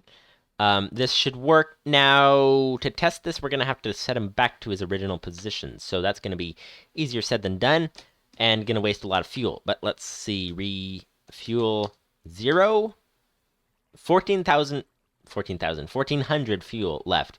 So that should be good. So go back, 10. All right. That's too far back. Way too far back, but that's okay. Go right, and then forward 10. Enderman. Oh, there was an Enderman on top of the thing here. Well then, that's interesting. Okay, we need to go forward. Let's try 8, because I think it's like a... Wait, what? Oh, it turned right. No, no, no, no, no. Wrong way. Wrong way. Wrong way. Go back 10. We're trying to get him back into that corner over here, the initial starting corner. So, back again 3. Go back 3. Okay. Go left, and then go forward. Let's say 8 might be good. Might wind him up pretty close to the place there. And this would be 2 again, and this is now in the right place. Now we need to locate, like, direct him the right way. So forward, go right. There we go. That should be right. Should be right indeed. We'll see, we'll see, we'll see, we'll see. So we're going to have him do the entire row again. He will not place anything because there's nothing to place. But then when he gets here, he should actually go and build the last row successfully. Theoretically. Work in progress mob farm build. Yes, so far so good. That is great. All right. Kaikagu says, well, maybe not shooting Wither could work. Then the Wither Killer should probably be located in the sky to reduce the number of bats.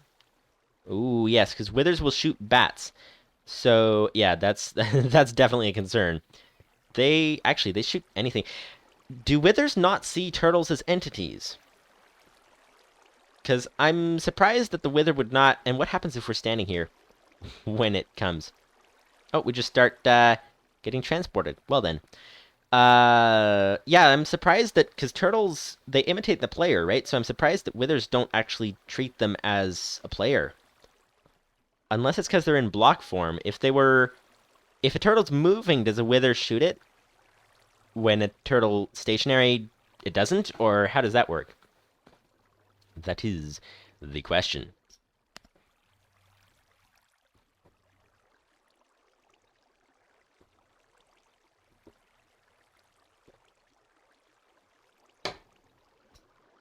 Alright. So, Lupus590's says turtles are blocks, not entities. Okay, so I guess the Wither doesn't, Oh, so my guess is that when the turtles, like, it turns into a thing when it moves. Sort of like how gravel turns, I can't remember the name, but gravel turns from a solid block into another type of block, technically. When gravel is falling, and then it turns back into a block when it lands. So I'm guessing the turtle, when it's moving, it turns into whatever type of block that the gravel turns into. And then it also turns back into a regular block when it sits still, I think. Probably, possibly. Lupus590 says turtle block, fake players are complicated. Okay, yeah, that is true. Very true indeed, very true. Imitating players, it's fake. It's fake, I tell you, it's fake. It's fake, it's fake, very fake. Okay, let's use the turtle transporting system. And there we are. Hello. Okay, so far so good. So far we fall down, and there was... Ooh. Somehow the shift key just lifted there. That was not ideal. Okay, now we don't want to jump down right now because we kind of want to see... This is right when we need to sleep, but this is right exactly when we need to see what the turtle does.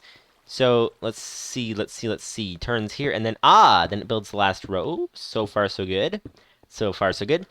Lupus590 says if resources needed to make turtles are cheap, then one could make a turtle factory, and if the Wither Slayer fails to check in, then another is made. Ooh, that sounds quite complicated, but sounds like it is a neat idea.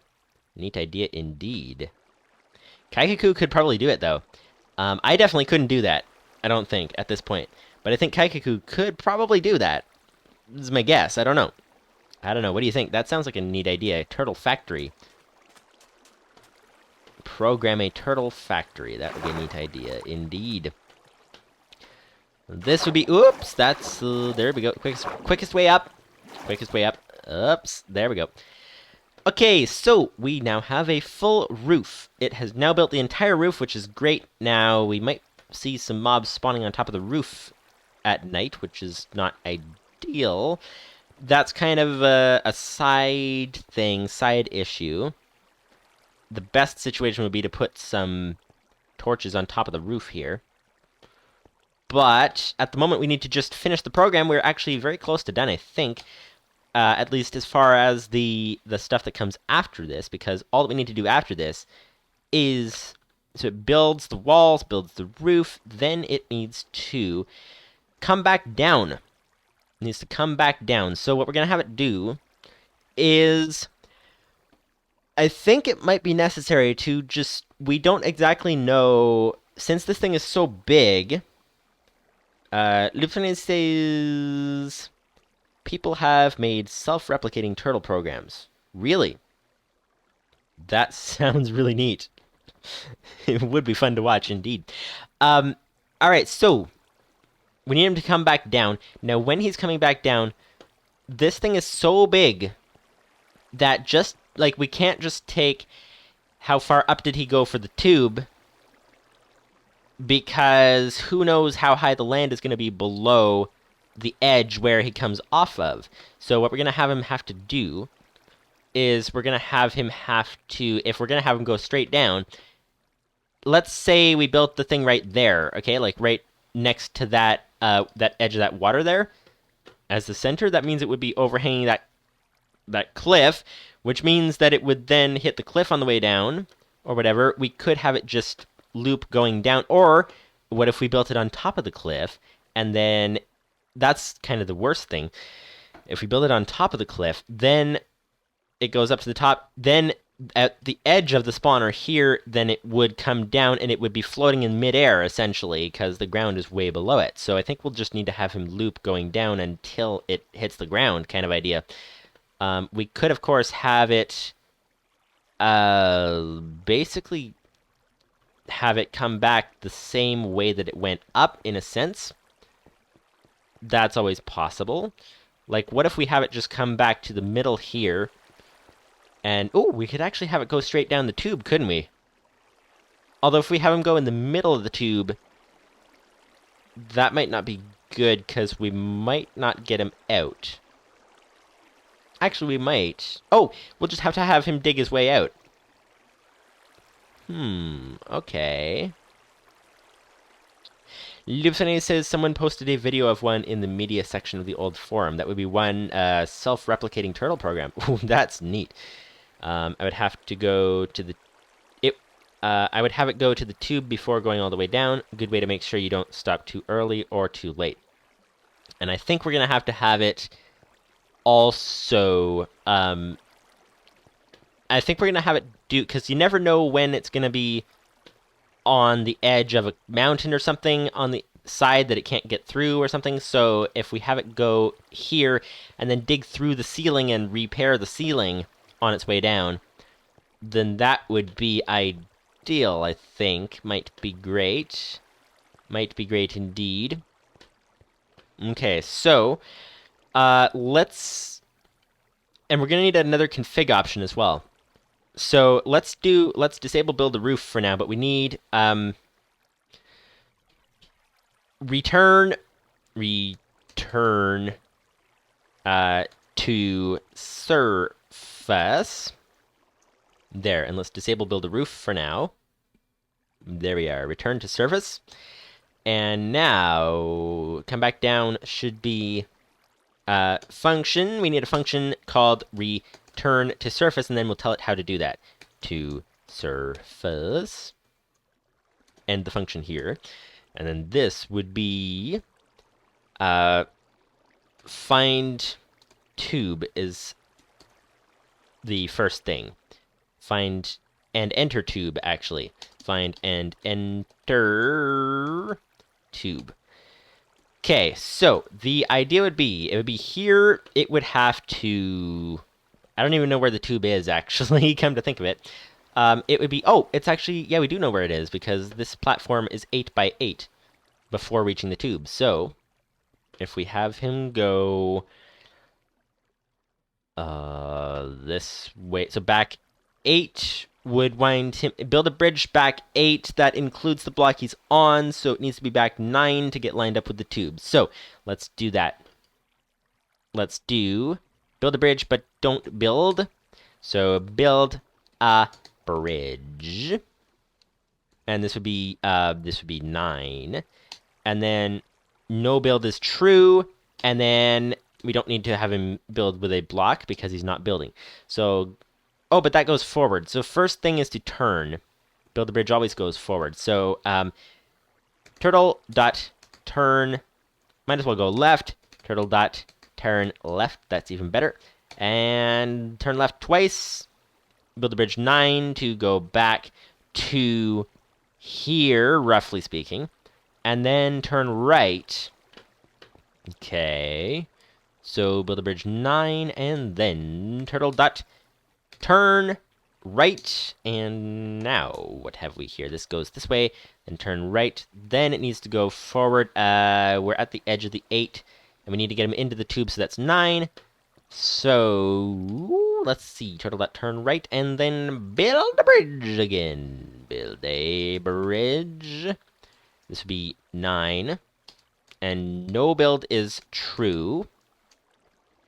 And that's looking good so far. So far, so good. That should take him right to this tube. And if you can picture it, it would be at the back right corner of the tube back here. So then we need to have him go down. Nope. We need to have him break through the chamber and head back towards the tube. That's the more difficult part. Yeah, so enter the tube because it needs to break through the ceiling here. So first thing is to dig down, which is fairly easy. And then we need to have him select which block is cobble in his inventory. So turtle dot dig down. Let's actually break this up. So find and enter tube. Let's make this just find tube, and then down here would be enter tube, just to keep track of it easier. So enter tube. Okay, so dig down. That digs through the ceiling. Then have him go down twice. So turtle dot down. That's pretty simple. Turtle dot down again. That's again simple. So dig down, move down twice. That brings him down into the ceiling layer, brings him down below the ceiling layer, and then it needs to place the block up above. So first thing is to check. We need to enter to do. Let's continue from there. So what is it? We need the function up here that tells us what block is what. We need to use that. So this would be up here. This would be find item in slot. Okay, find item in slot and item name. So, and this I think selects the slot for us, right? Yes, find item in slot. So it selects the slot. That should be everything. And we need cobblestone, of course. So back down to here, back down to, there's the to-do section. So find item in slot, because we need to find cobblestone. So find item in slot. And this should be Minecraft colon cobble. Whoops. No capitals. Cobblestone. And just to make sure this is working, let's make sure there's no cobble in its slot to start with. And there we are. So Minecraft colon cobblestone. So dig down, go down twice, then find the item in the slot, which is cobblestone, and then turtle dot place up. That should repair the roof that it just went through, which is great. Then, this is gonna be this is gonna be difficult to program, because we're gonna need to see inside the. Can you guys imagine inside the chamber? Let's see. So the chamber is 3 blocks tall before the mob spawning platform. The turtle would be in the top block, so he needs to go down 2 to be at ground level within the chamber. And then below that, then he's going to have to go down again to hit the chamber level, like the floor level be at on like equal with the floor level, and then go down again to be equal with the water spawning level, and we're trying to line them up basically with basically line them. Okay, what are we doing? We're trying to line them up with. So, okay, here's the idea. I think there's a bit of information that. See, here's the thing. You start thinking of something, and you just like get a lot of information in your head and forget to say things out loud. So there's information that I forgot to say that might actually make more sense once we get through it. We need a config option, and we'll get to that momentarily. All right. So, let's see. Let's get back inside, and then let's continue from there. We need to have a config option for how tall the tube is. That's the case. This would add extra complication if we're trying to have part of the tube have no tube in the tube, but actually not necessarily. It might be fine. All right, so let's see. So, yes, a config option. Let's set a config option for how tall the tube is. So, tube height, that's way at the top. This is a long program. So, local variable and tube height. How do you spell height? That's E-I-G-H-T, I think, right? Equal to. Let's just double check that. I think I'm correct. E-H-E-I-G-H-T says what? Yeah. Yes. It is correct. That's good. That is good. I before E except when E before I. That's basically the rule in grammar. So tube height is equal to, let's say, how tall is the old style mob farm supposed to be? That's what I don't know. How tall does it have to be in order to kill the mobs effectively? How tall can it be? That's the other thing. It needs to be, if we're on Y level of, let's say, 73, I think it was, up here. Not up here, but down at the sand level. Then build height of 256. If we go up 100, that's... I'm going to quickly look this up. Mob, farm, height. There we are. It's like the second option.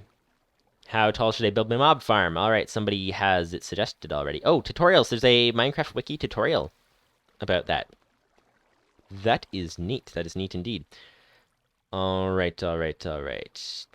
Is this the right type of farm? 2 components, a large dark room to spawn mobs, which are funneled into a central location, and a mob grinder to kill them quickly and efficiently. Okay. So, where's the height? Let's do a search on the page for height. H-E-I-G-H-T.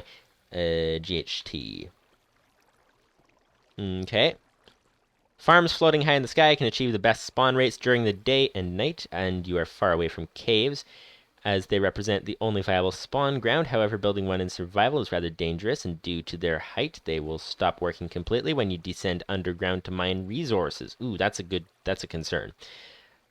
To produce loot, you will have to stay at the height of the farm. Not quite true unless they've changed the mechanics. You need to be close enough to it. That's the thing, is how do you balance this? Because we have to be close enough to the height of the mob farm in order for the mobs to actually spawn, and we need to be also far enough from it that they'll spawn. Far enough that they'll spawn, but close enough that they'll spawn, if that makes any sense. So, let's see. I think perhaps the best option would be... I'm just trying to think through, is there a way we can do it with water streams at the bottom, although that kind of defeats the purpose of the height thing. But if there's water streams at the bottom, funneling them into a turtle that can then kill all the mobs, that might actually be more effective because it's closer to where we're doing a lot of our mining and things. What range do mobs spawn at? Let's see. Okay.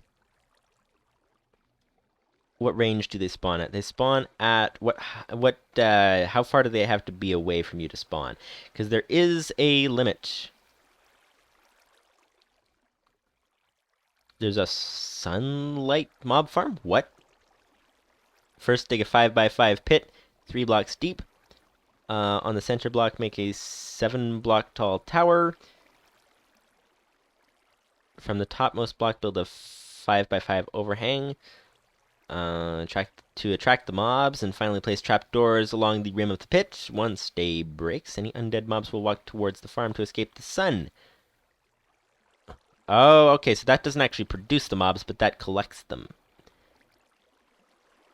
Unable to sense the open trapdoors, they will fall into the pit. So, okay, so that doesn't sound the best. Okay, so... yeah, let's see. Where is... there's apparently different systems for collecting the mob drops. For killing the mobs, there's passive systems, active systems.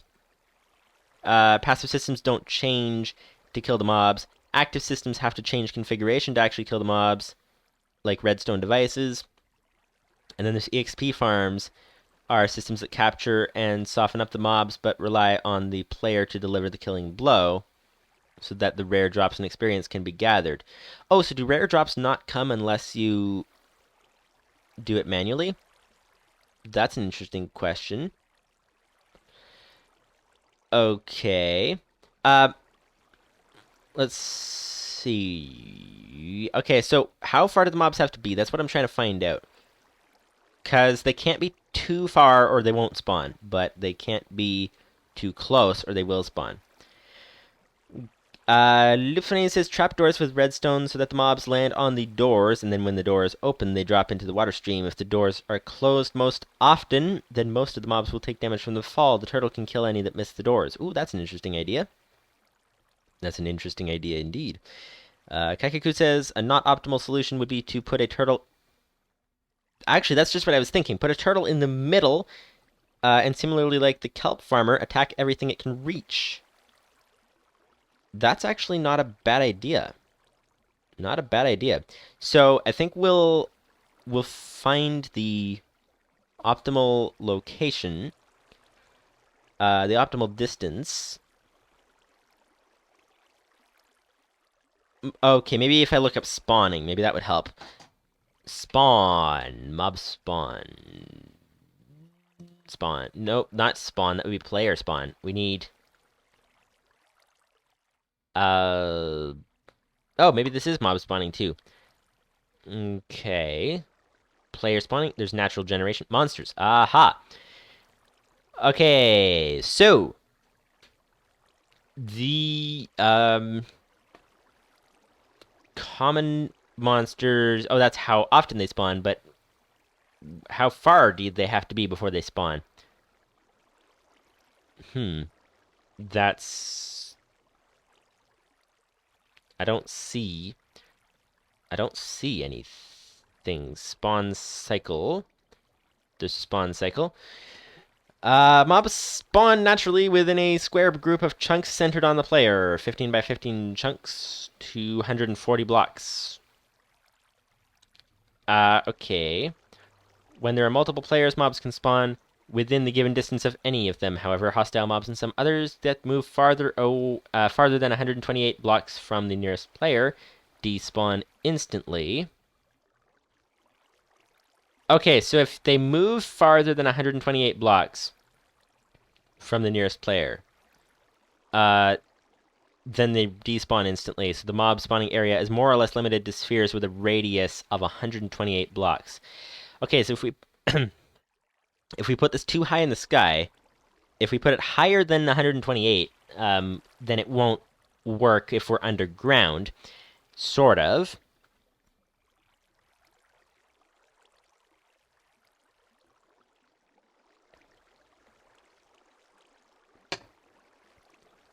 But there's two things. They have to be a certain amount of distance away to spawn in the first place. Because 128 blocks means that if you're down at bedrock level, they should still be... I don't know if they'd be spawning, but they'll despawn. Yeah, it looks like they'll still be spawning, I think. Okay, so they'll still be spawning if we're down at bedrock. If it's less than 128 high. But that assumes we're directly under the tower. I'd imagine if you start moving away, then you start getting a more distance, right? So I think perhaps 90, maybe 100 might be the best idea. So maybe 90, height of 90. Is there a way to have the turtle detect its height without the GPS program? Or do we have to just manually calculate it before starting every time? That is a question. Kaikaku says, or pistons moving the mobs towards the turtle. The turtle could provide the necessary redstone signals. That's possible. Oh, yes, so if we do... I think maybe having a turtle in the middle might actually be a good idea. Then we don't need to actually have the whole height of the tube. But with the turtle being in the middle, or without having the whole height of the tube, there is a certain distance that they have to be away from the player in order to spawn in the first place. And that's what I can't find here. That's what I can't find. Let's see. So there's a mob spawn cap. Right. There's... Where is... Okay. Spawn conditions. Whether spawn condition fails differs from the above determination if the game tries to spawn them in that biome. What? Okay, I think I missed something. What about... For all mob types, excluding passives and fish, spawns fail unless within 128 radius block sphere around the player. Okay, so they need to be within 128 blocks. There must be no players or the world spawn point within a 24 radius block distance of the spawning block. Okay, so it has to be at least 24 blocks away. Is what it sounds like if I read that right. Right? Yeah, I think that's the case. So at least 24 blocks away from the player. So that means for it to be spawning while we are AFK here with whatever we have going on, whether it's the Kelp Farm or whatever, if we're going to build it above the village, let's say, it has to be at least 24 blocks away. So, there's some more kelp. That's great. Great indeed. We can smelt some more kelp there, although we don't have enough to make it worth it yet. Okay, here's the dried kelp. Let's get a block of kelp here. Dried kelp, please. I need all that. And 1 block, please. Coming up. Coming up, coming down, coming all over the place. Who's walking around here? Is that me? That might be me. No, it's not me. Okay, who is it? Who's walking in the vicinity? Somebody is walking around here. And there's a dried kelp block. We don't want to put it in there just yet because there's extra kelp. Oh, no, that was the turtle harvesting. Oh, that'll work. That's good. That is fine. That is fine indeed. Okay, so, yeah, we're going to use the turtle to do the actual killing of them, I think. And We want it to be... Okay. Kakiku says the sweet spot seems to be between 24 and 32 blocks. As 32 plus blocks, they won't move and then not wander into the water stream. Really? Oh, I didn't know that. That didn't used to be the case years ago. So I don't know if that's a new thing. But, okay, so I guess what if we build it over top of this? Because might be a good spot. As good a spot as any. Although that would mean lighting up a lot of those caves down there as well. Lighting up the whole area, actually. So let's not do that. So what if we... Actually, we could even just leave this here. Come to think of it. Although it would be nice to actually see the entire program in operation. But we do have quite a few mobs already there. So that is the thing. So, okay, so in that case, let's build it up 24 blocks above. Since that's the case. And we already have mobs spawning, apparently. So, yeah, 32. But 32, they're too far away. So does the tower feature not work anymore? I'm confused. Because if it's 32 blocks away and they won't move, then... Because I remember... Okay, in Minecraft Pocket Edition, years ago, I created one of these mob farm towers, and it was really high. It was like... I think the world limit was... It was pretty close to world limit, I think. So around 100 blocks or so in the sky. And it was spawning, like, really fast. So that that's kind of the idea, but I don't know. I guess if they stop moving in Java Edition, then that's not ideal. So, okay, so tube height. Let's just say tube height of 20. Why not? Why not? It won't spawn if we're right underneath it. 24. Let's just go for 24. Kakiku says 100 blocks never worked on Java. Okay. Well, that is good to know. So we might... Because 32, that means you just start walking away from it. If it's 20 blocks in the sky, and you just start walking away from it a little bit, and it stops spawning. So we would kind of need to build it on the ground if we want it to work at distance. That is not great. What if we... Oh, well, we just need... Okay, let's make the tube just big enough for the mobs to fall in and get trapped. And can't jump out of it. And then we start harvesting them with the turtle. That might be an idea. Spiders might not cooperate exactly. But we'll have to see.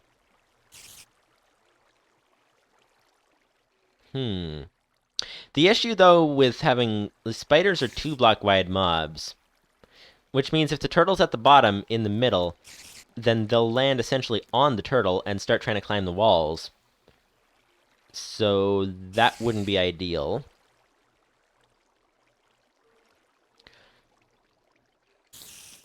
But, yeah, I guess the whole shaft thing wouldn't really work then if they stop moving.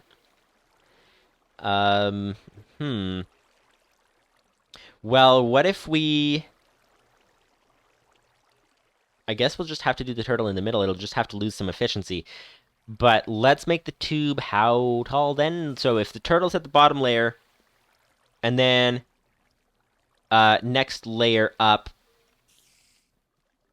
that's 1, 2.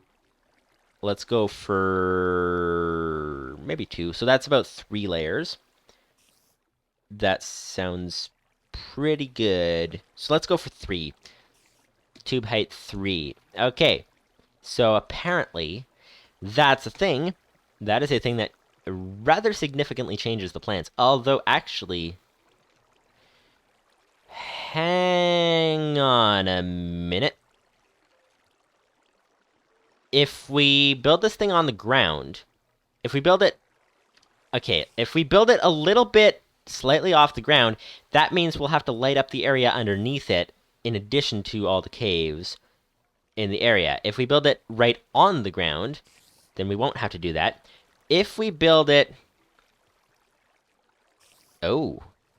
Kaikaku says you could stack a second mob farm on the first, so it is more likely that you have the right distance. Oh! Oh, that's actually not a bad idea. Not a bad idea indeed. Will it fit within the chunk that we mined out? That would be...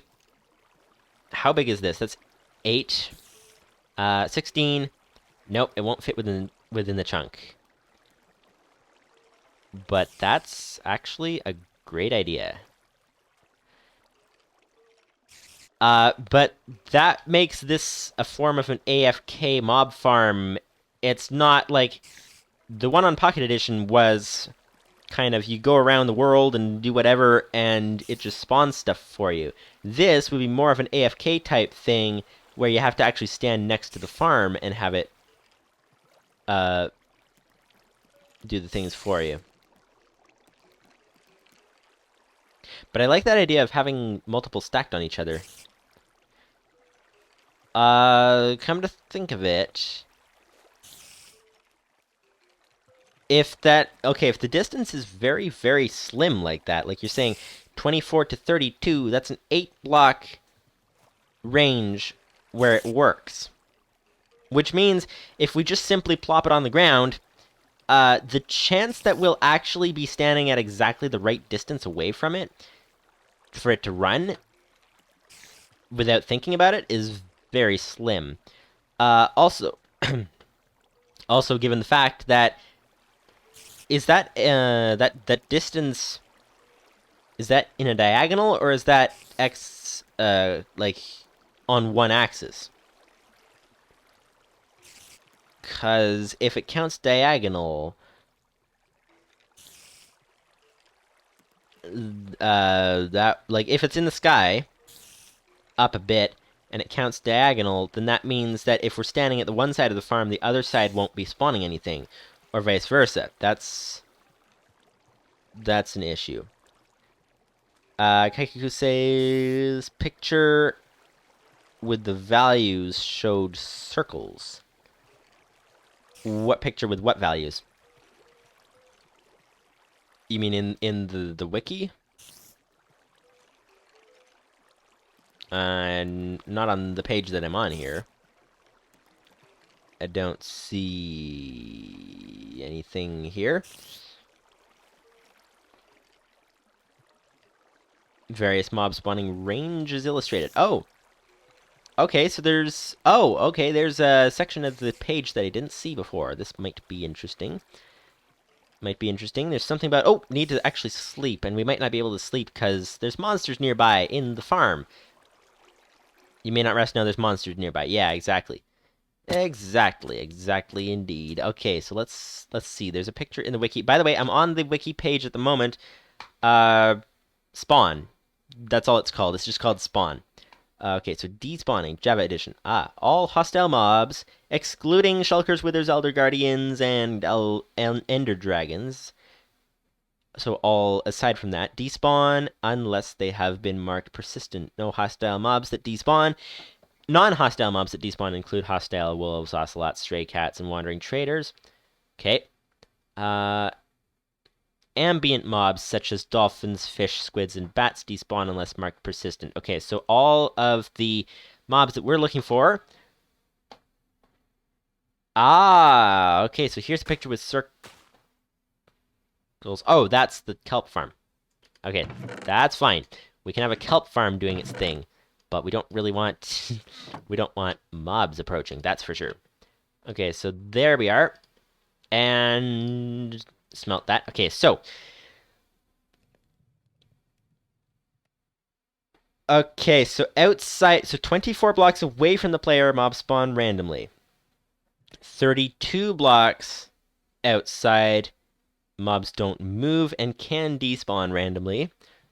And then 128 blocks away, mobs despawn immediately. Okay, so we need it to be at least 24 blocks away, but does it care about 24 blocks on the y-axis? That's the other question. That is the question indeed. It says mobs other than fish despawn immediately if no player is within 128 blocks of it. That's not what we're looking for. A mob that has no player within 32 blocks of it for more than 30 seconds can despawn, and it gives some percentage chances and all that. Therefore, the average lifetime of monsters not within 32 blocks of a player is 40 seconds. Okay. The chunk the mob is in must still be loaded for the mob to despawn. Most hostile mobs in a world despawn if the difficulty is set to peaceful. Okay.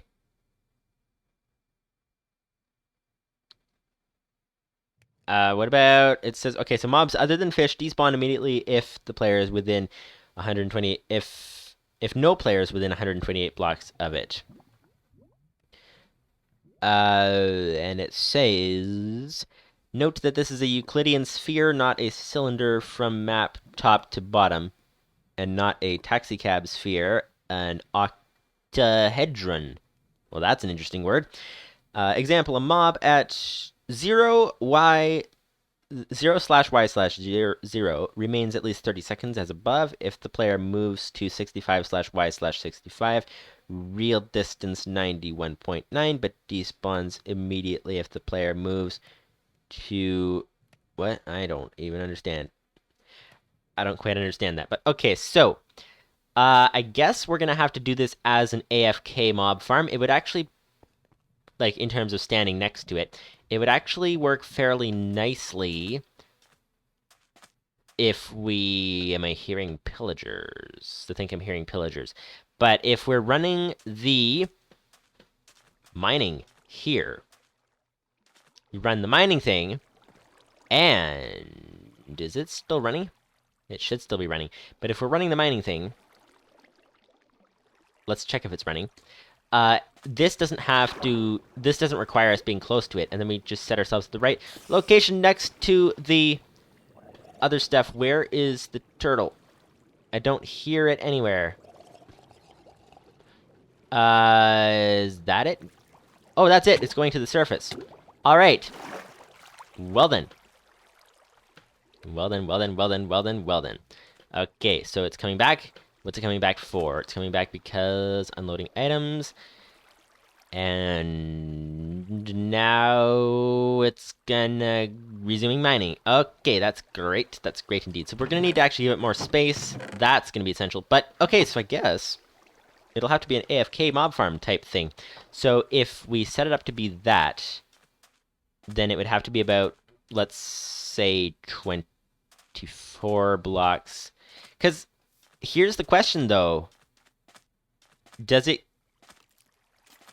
pay attention to... Oh, that's, of course, in the farm. Does it pay attention to, as like a spherical thing, for... Does it just do that for the 128 block distance, or does it do that for the 32 as well? Because here's the thing, is that 8 blocks of distance, that means that if you're standing in the... Like, if you're standing on the edge here, that means the opposite side of the farm won't be spawning. If you're, like, assuming this was at height, if you're standing under here, so this is 24 blocks away from you, up above, then the other side will be a lot more than 32 blocks away, so it won't be spawning in the whole farm. So that's not good. What about, though, if you're in the middle, if it's 24 blocks above, then 24 plus 8 going each direction. This is getting very confusing. 24 plus 8 in each direction, it would be like the distance of the farm, basically, except that it's on a diagonal. And so then the mobs wouldn't move on the edges of the farm. That's confusing. Kaikaku says distance should be considering X, Y, and Z. In YouTube videos, players stand in most cases above or below a mob farm. Okay, so I guess what we'll have to do is... I guess we'll just have to build this at the 24 height. And I guess just figure that the outside edges might not spawn as much as the inside. But yeah, okay, so let's try that then. So let's set it at the distance of 24 in the sky. And then this is going to have to be an AFK mob farm that's going to just do its thing. Should we set it at 20? Oh, what if we set it at 20 or 15 and then dig a hole into the ground a little bit? That sounds like an idea. Sounds like an idea indeed. Yeah, let's do that. Let's do that. So, okay, so set it at 20 and then do 20 dig a hole 15 in the sky, because that gives us room to walk around a bit. And then dig a hole down below so that we can go down and start mining, or like start AFKing down there. That sounds like an idea. So, tube height. We need to change this so it's less confusing. Or do we? No, we don't. Tube height, this is including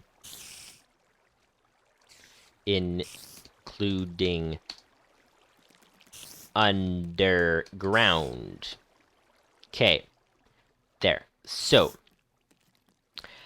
tube height, this should be 24, including underground. 24 tube height, that is that. So, this now, with a 24 tube height, we want it to do some things, though. At the end here, this is gonna have to, we're gonna have to continue this. Enter tube, this would have to be a to-do section. To-do. Exit tube. Okay. So we're going to have to finish this one. So return to surface. Needs to be finished. When we're done that. Okay, so let's make that to finish so that it's so that we know what we're doing. To finish. Now, build tube. That's the section we need to do next, since we have just been talking about that and we seem to have a better idea what's going on here. So, build tube. Back up to the top here, we've got, where's our main code? There we go, build tube. Okay, so, the build tube function is going to have to, so we're going to take the tube height of 24. Kakiku says, it's late for me, I'll watch your progress on YouTube. Bye! Well, thank you for joining. Hopefully you enjoyed the stream. It was lots of fun. It's nice having you guys here. You guys have lots of insight on all kinds of things. All kinds of things indeed. Have fun, and see you later. So, let's see. Build tube. So, we're going to have it build 24 in total. But...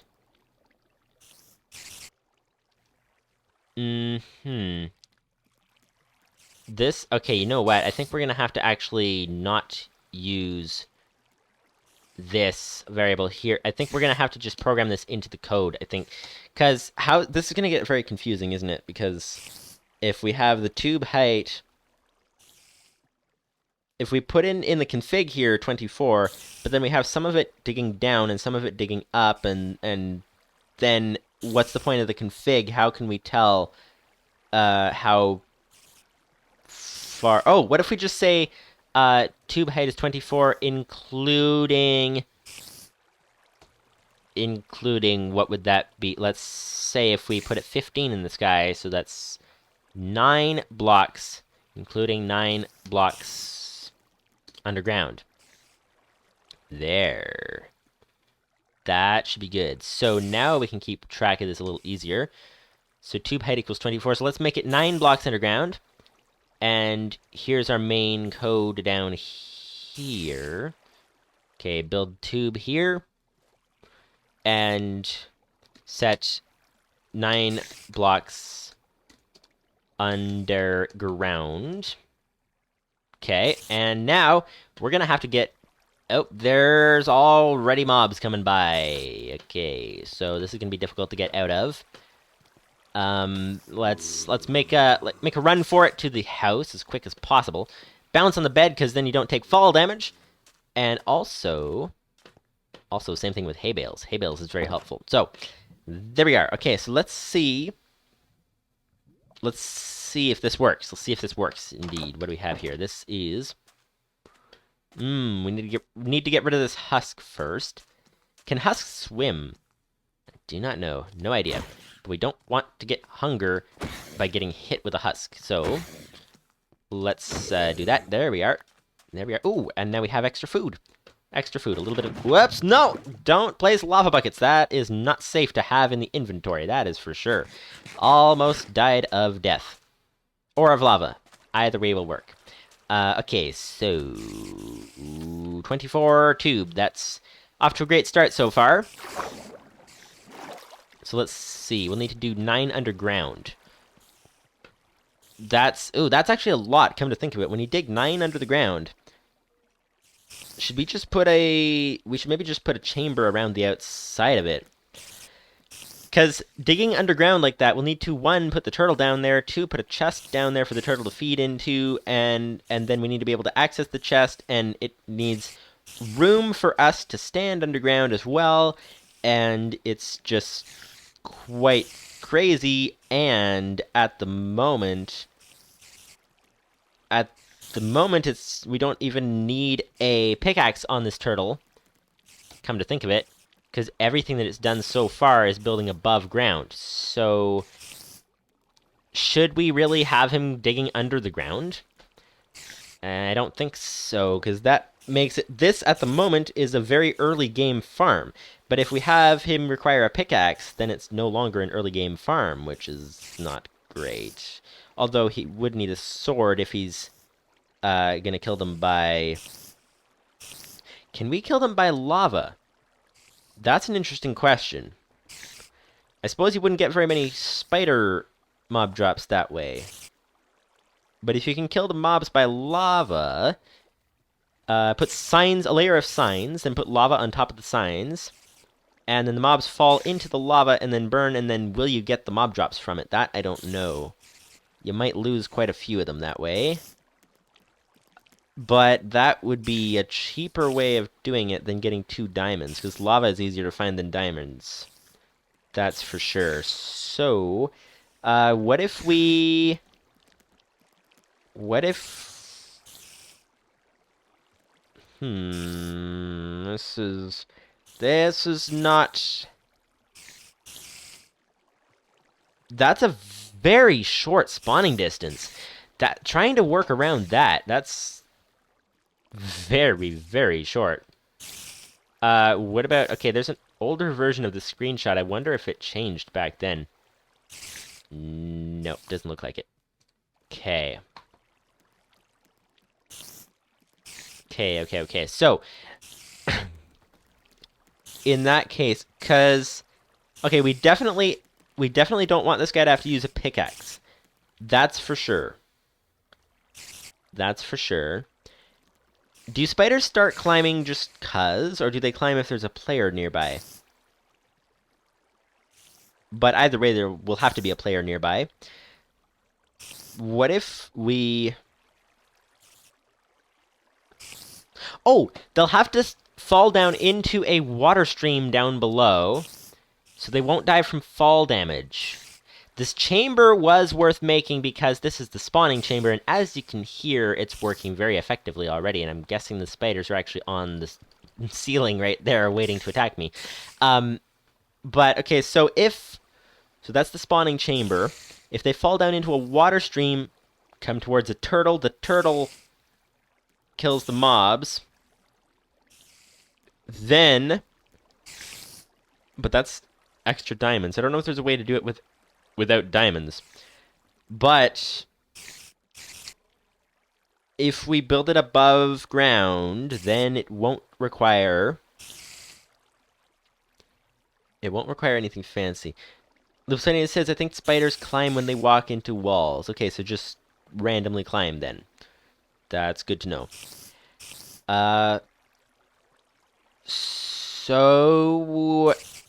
Okay, so I'm thinking we're going to have them fall into a water stream. We're going to have it... Is it going to be like an AFK farm that we have to be actually standing there AFK for it to work? Or is it going to be a farm that we can actually be going around the village and doing things while it's working? That's the big question. That's the big question indeed. If we split the difference, if we go for a 15 height farm, then that might be ideal. Relative. Oh, you can see the campfire from here, apparently. Yeah, so if... And they won't die from fall damage, that's for sure. But if they fall into a water stream, and... Because I think lava won't work because lava would lose too many of the drops, and it's too hard to get the lava, although maybe not terribly hard to get the lava. But it does slow them down on their way down, and they might die inside the lava before actually reaching the ground. Does this wiki page actually have any suggestions on how to collect the mob drops? That's the other question. Let's see back here. Mob farm tutorial. Okay, so what about... okay, so... Tutorials / mob farm on the Minecraft wiki says... Oh, I think if we have it spawn at ground level and then have them fall underground, that might work. That would require having sent an excavate turtle down first to dig the tunnel. That's the issue there.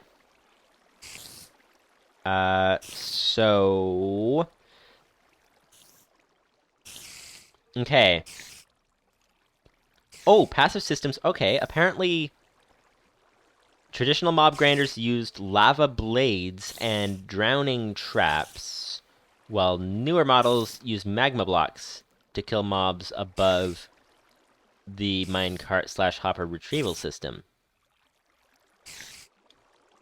Okay. Okay, that's got potential. With the hopper, it becomes easy to collect the dropped items even without player interference. This makes fully automatic mob farms possible, where the loot will be deposited in a chest for easy accessibility. Right. So, this means... Okay, so I think... So, newer models use magma blocks. And I doubt that, like, correct me if I'm wrong, but I think the lava blade method and the drowning traps would still work. They just use magma blocks because it's more efficient. But obviously, you don't get magma blocks until you get to the nether. That's a thing. So, that's not an early game farm then. Lava blades might work. Drowning traps would be easier to create with this particular turtle thing, but the drowning trap, the issue with that is that mob drops items of any kind now float.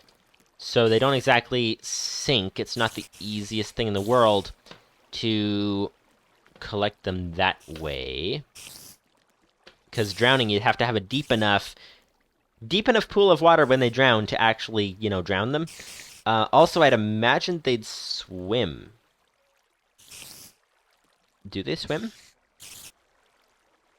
Oh, Lupus590's says zombies become drowned when they drown. Oh, so the drowning trap does not work anymore. So we could use... lava blades, I think. What does it say? It says... Lists a whole bunch of things here. Falling, suffocating. Like, I think if we sent this down underground in a giant tube down there, then it should work, actually. Maybe we'll just have to write a note in the code. No, it's zombies that become drowned. I'm pretty sure. But maybe we'll have to write something in the code that says you have to run the excavate program first. You know what? Excavate isn't restart safe, but neither is this. Come to think of it. neither is this turtle program here. So if we just have it run excavate itself first and excavate out a tube, that might work. That might work. So falling, suffocating, drowning. Suffocating versus drowning? Oh, that's suffocating in a block. Oh, that makes sense. Oh, we could actually... The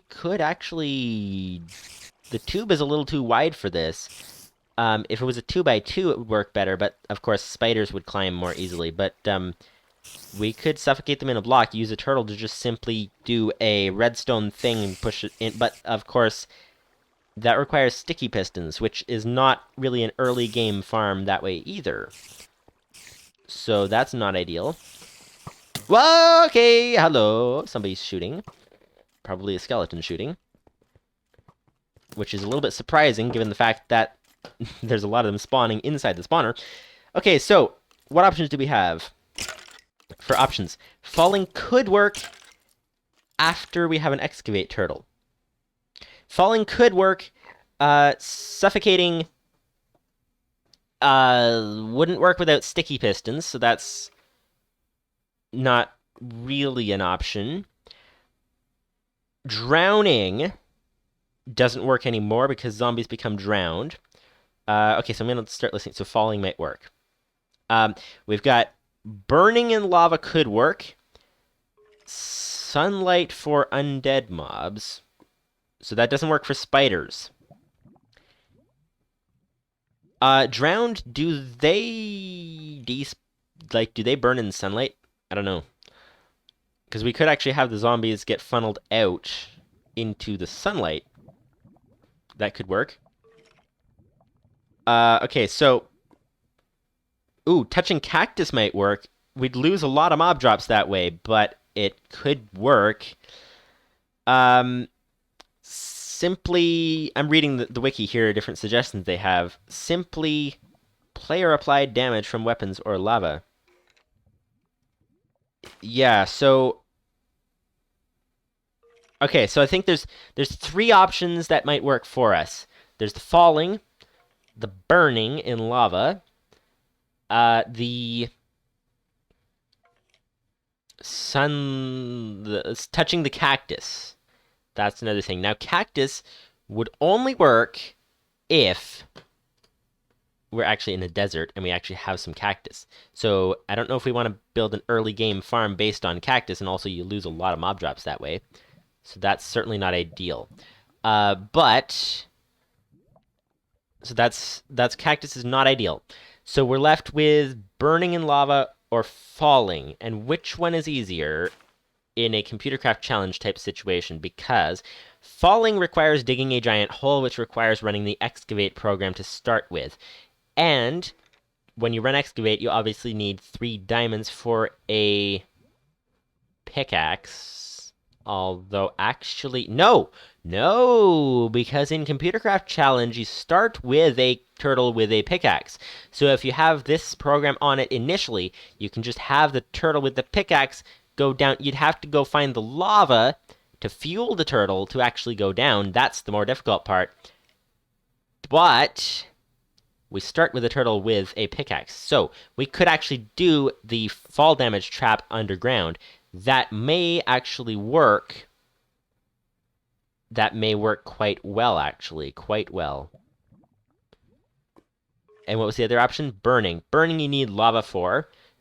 For building this thing and mining the thing down below, you need lava. So why not we just do a falling trap?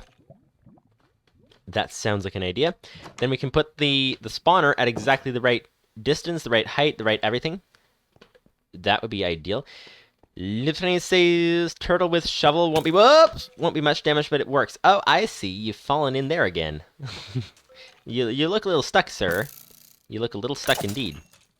And did we get that special bow? No, we did not. That would have been nice, but apparently it didn't happen. So that's that. Okay, so yeah. So if we, oh, you're saying turtle with shovel as its own method. I think because when you start the ComputerCraft challenge, you kind of want to fall, like you kind of, not to, you don't want to fall. You want to dig a giant tube anyways, because you want to get some mining done. So if we couple that with building a mob farm, then that could actually be quite good. Quite good indeed. Oh, there's an Enderman inside there. That's neat. Oh, if we build it close to the ground, we can actually... Oh! We can double this as an Enderman spawner. Now, I don't know at what distance the other mobs will follow and come after you. But we could double this as an Enderman spawner if if we create a room on the side of it, and we stand there in that room and stare at the Enderman, and our room is only 2 blocks high, and then the Endermen come after us, and then we just start killing them, then that could actually be an Enderman spawner on the surface. That would be interesting indeed. Interesting indeed.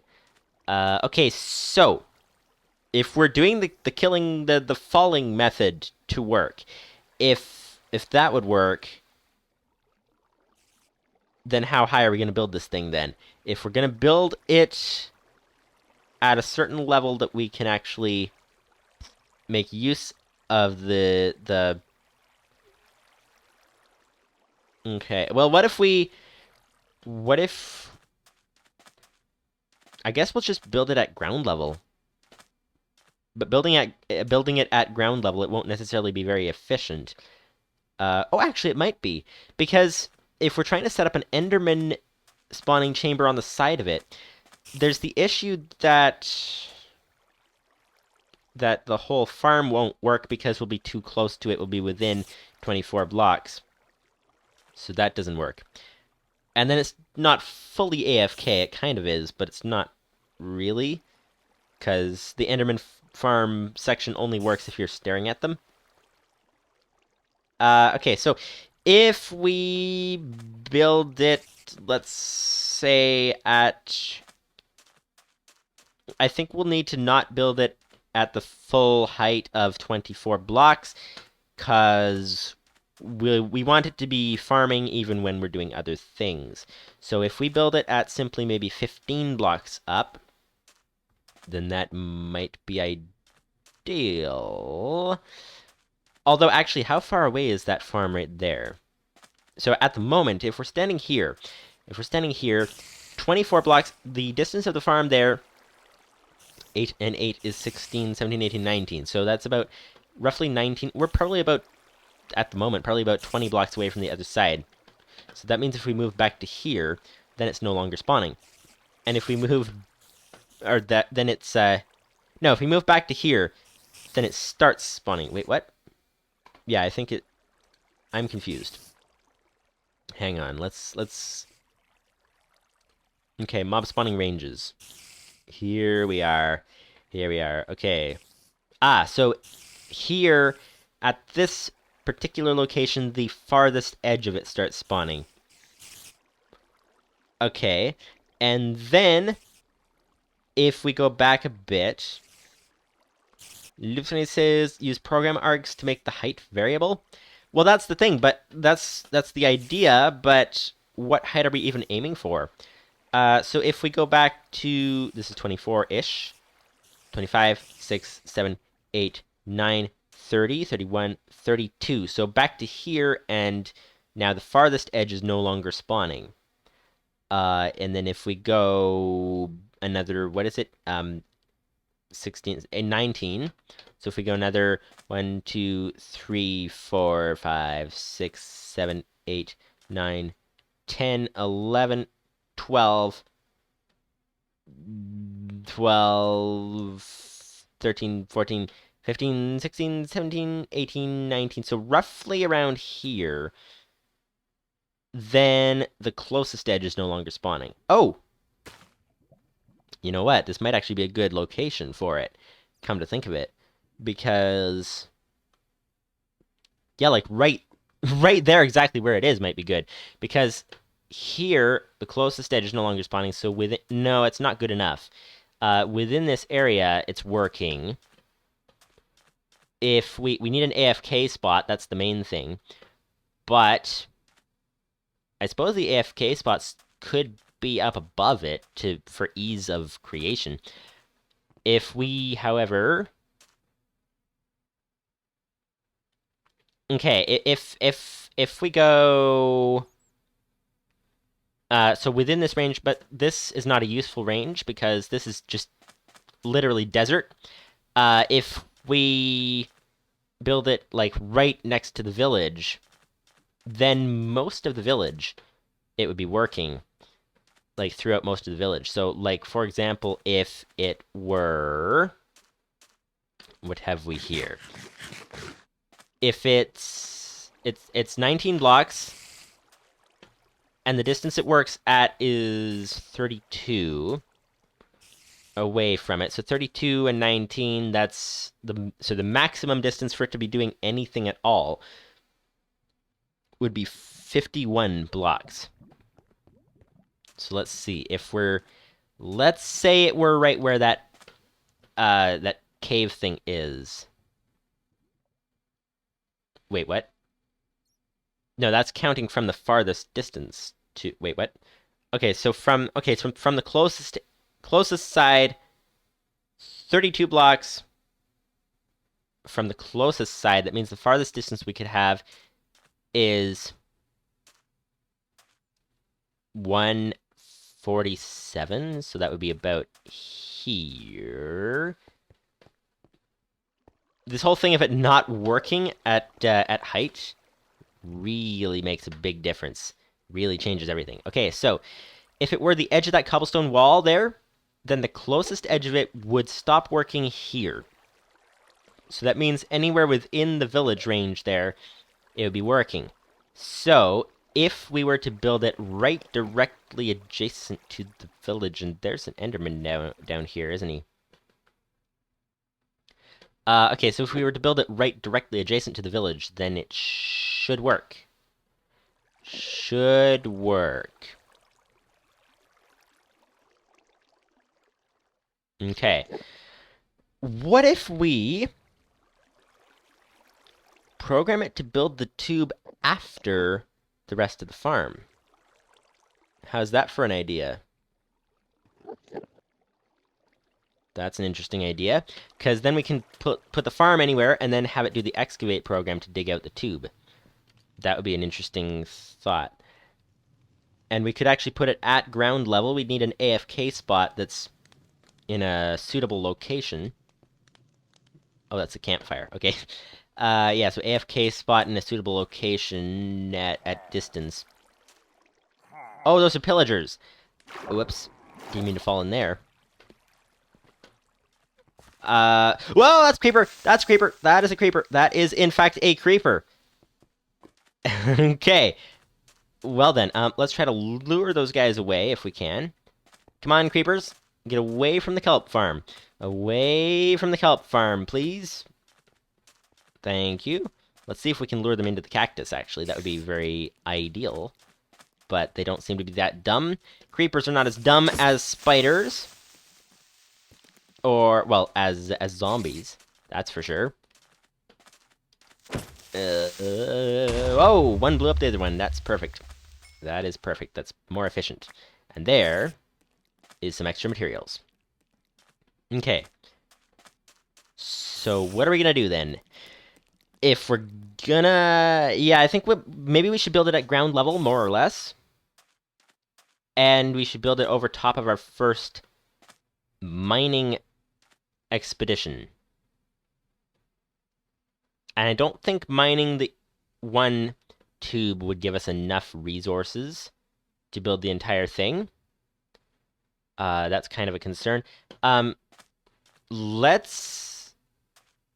Okay, here's what we're gonna need to do, I think. Yeah, let's have it dig... Because excavate will also fill it with a lot of extra materials it doesn't need. Oh, wait a second. Excavate will fill it with materials that will complicate the program. But if we don't excavate first, then that's not good either, because if we don't excavate first, apparently I'm getting tired. Okay, we can either build the chamber first, or we can excavate the tube first. If we excavate first, then it'll have a lot of extra stuff in the inventory that we then have to deal with. A lot of additional stuff as well. If we, however, have it build the chamber first, then there's going to be mobs spawning above the excavating turtle, and it's going to be hard for us to get to the storage of the excavator to fix it. And replenish the storage, replenish the fuel, etc., etc. So that's not ideal.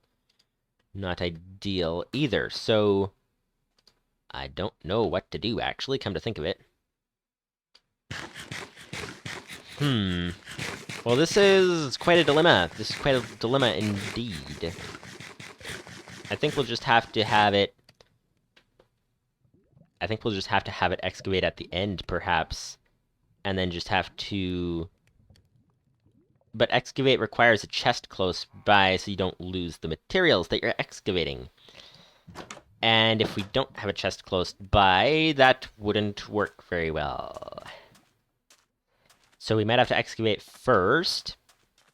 Yeah, I think, you know what, if we excavate first, that's probably best.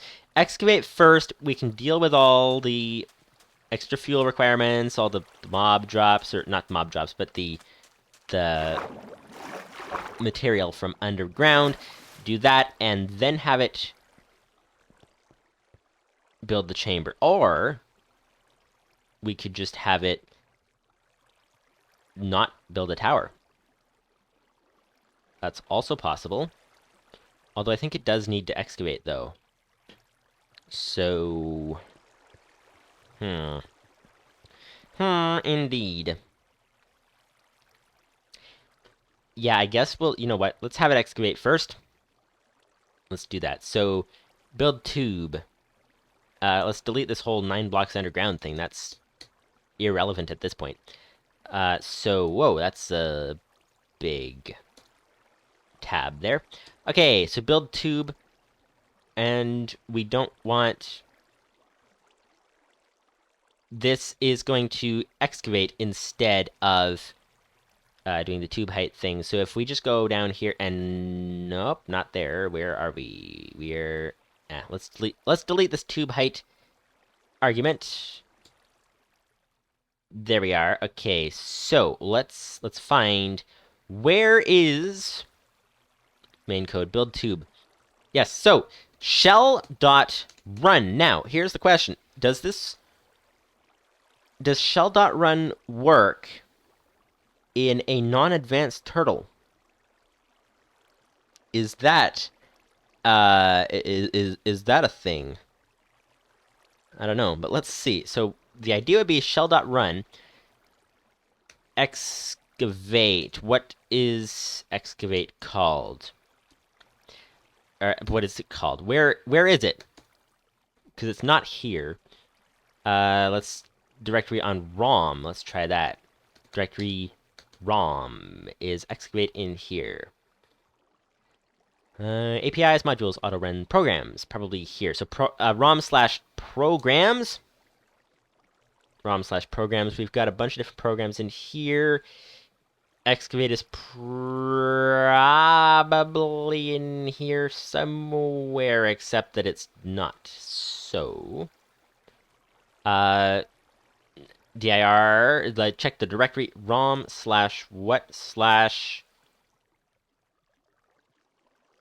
It's got to be a program. It's not a API or a module, I don't think. What about auto run? Or let's check in the Lua command prompt. Is it actually a module? Excavate. No, it's not. Okay, so exit that. I guess let's check in the API section. So, directory ROM/APIs. Let's see. APIs. How do we run excavate? That's the big question. Excavate is not here. TR ROM/. Lupus590's says very few APIs and programs are advanced only. There's only 2 functions in the shell API that are advanced only as well. Oh, advanced turtle, you mean. Very few APIs and programs are advanced turtle only. There's only 2 functions in the shell API. They're advanced only as well. Okay, so shell does work then. So it's not like the parallel API then, right? So, okay, so let's see then. ROM slash... It wouldn't be auto run, right? Wouldn't be an auto run, I don't think. Nope, there's nothing in there. What if we ROM slash modules? Let's try that. Modules. Command, main, and turtle. That might be it. dir modules, ROM slash modules slash turtle. Nope, that's not it. Okay, so where is the excavate program stored?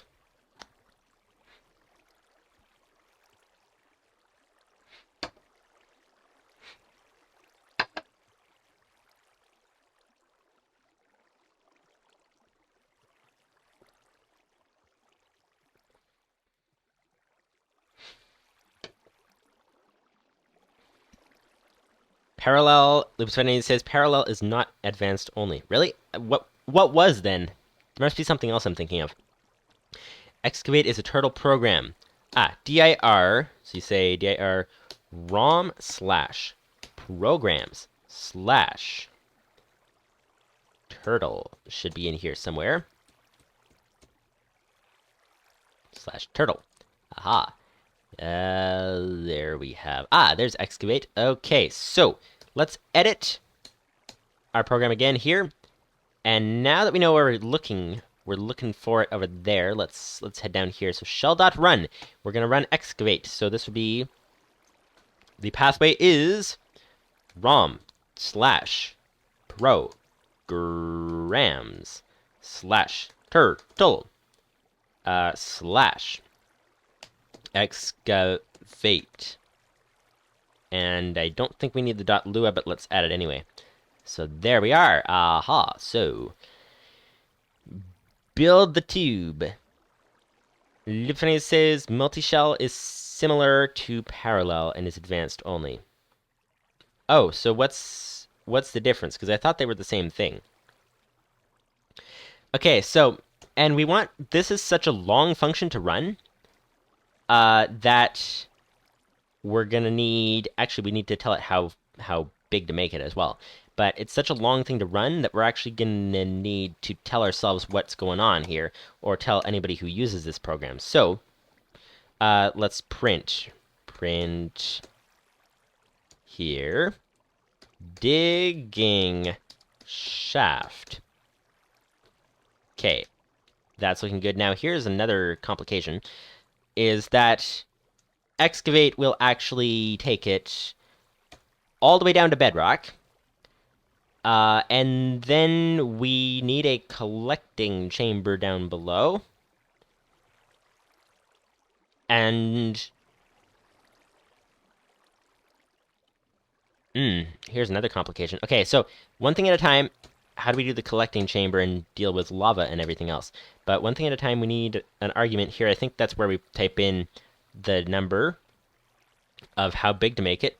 And we need to make it the mob farm exit point itself is 3 by 3. If we make this a 5 by 5, that gives it a little extra area around for the spiders to work nicely and all that. So I don't know if that's necessary, but I do know that there's mobs everywhere, and there's pillagers at the village as well. So here we are again. On our way out. Lupus590 says multi-shell runs. Hang on, need to get in safely. There. Multi-shell runs multiple programs at the same time. Parallel runs multiple functions at the same time. Oh, I see. Big difference. Big difference. Alright, let's quickly make a dried kelp block. I think there's a husk outside as well. Let's regen if we can. We're actually starting to get a little bit of a surplus of kelp. Slowly, but surely. Surely indeed. Okay, this is good. We already have had some battle damage on our house there. Whoa, okay! That was... I think I'm gonna waste some kelp here, because that guy just did a whole bunch of damage on me. Oh, okay. There, that's a critical hit. That's what you call... You don't want to be critical, but that is a critical hit. So there we go. Alright, yes, I read that. Whoops, read that already. Hello, sir. What do you think you're doing? You think you're burning? You think you're gonna walk into the water? What if I... Oh, didn't get that bow. Well then, that's something that would be nice to get sometime, but apparently not right now. Oh, let's actually, let's use the rotten flesh as bonus food.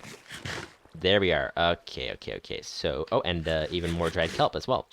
That's even better. So, okay, so, do we want to make it a 5 wide? Because that takes a lot longer. Takes a lot longer to mine, because 3 by 3 is 9, 5 by 5 is 25. That's more than double the blocks. Is that worth it?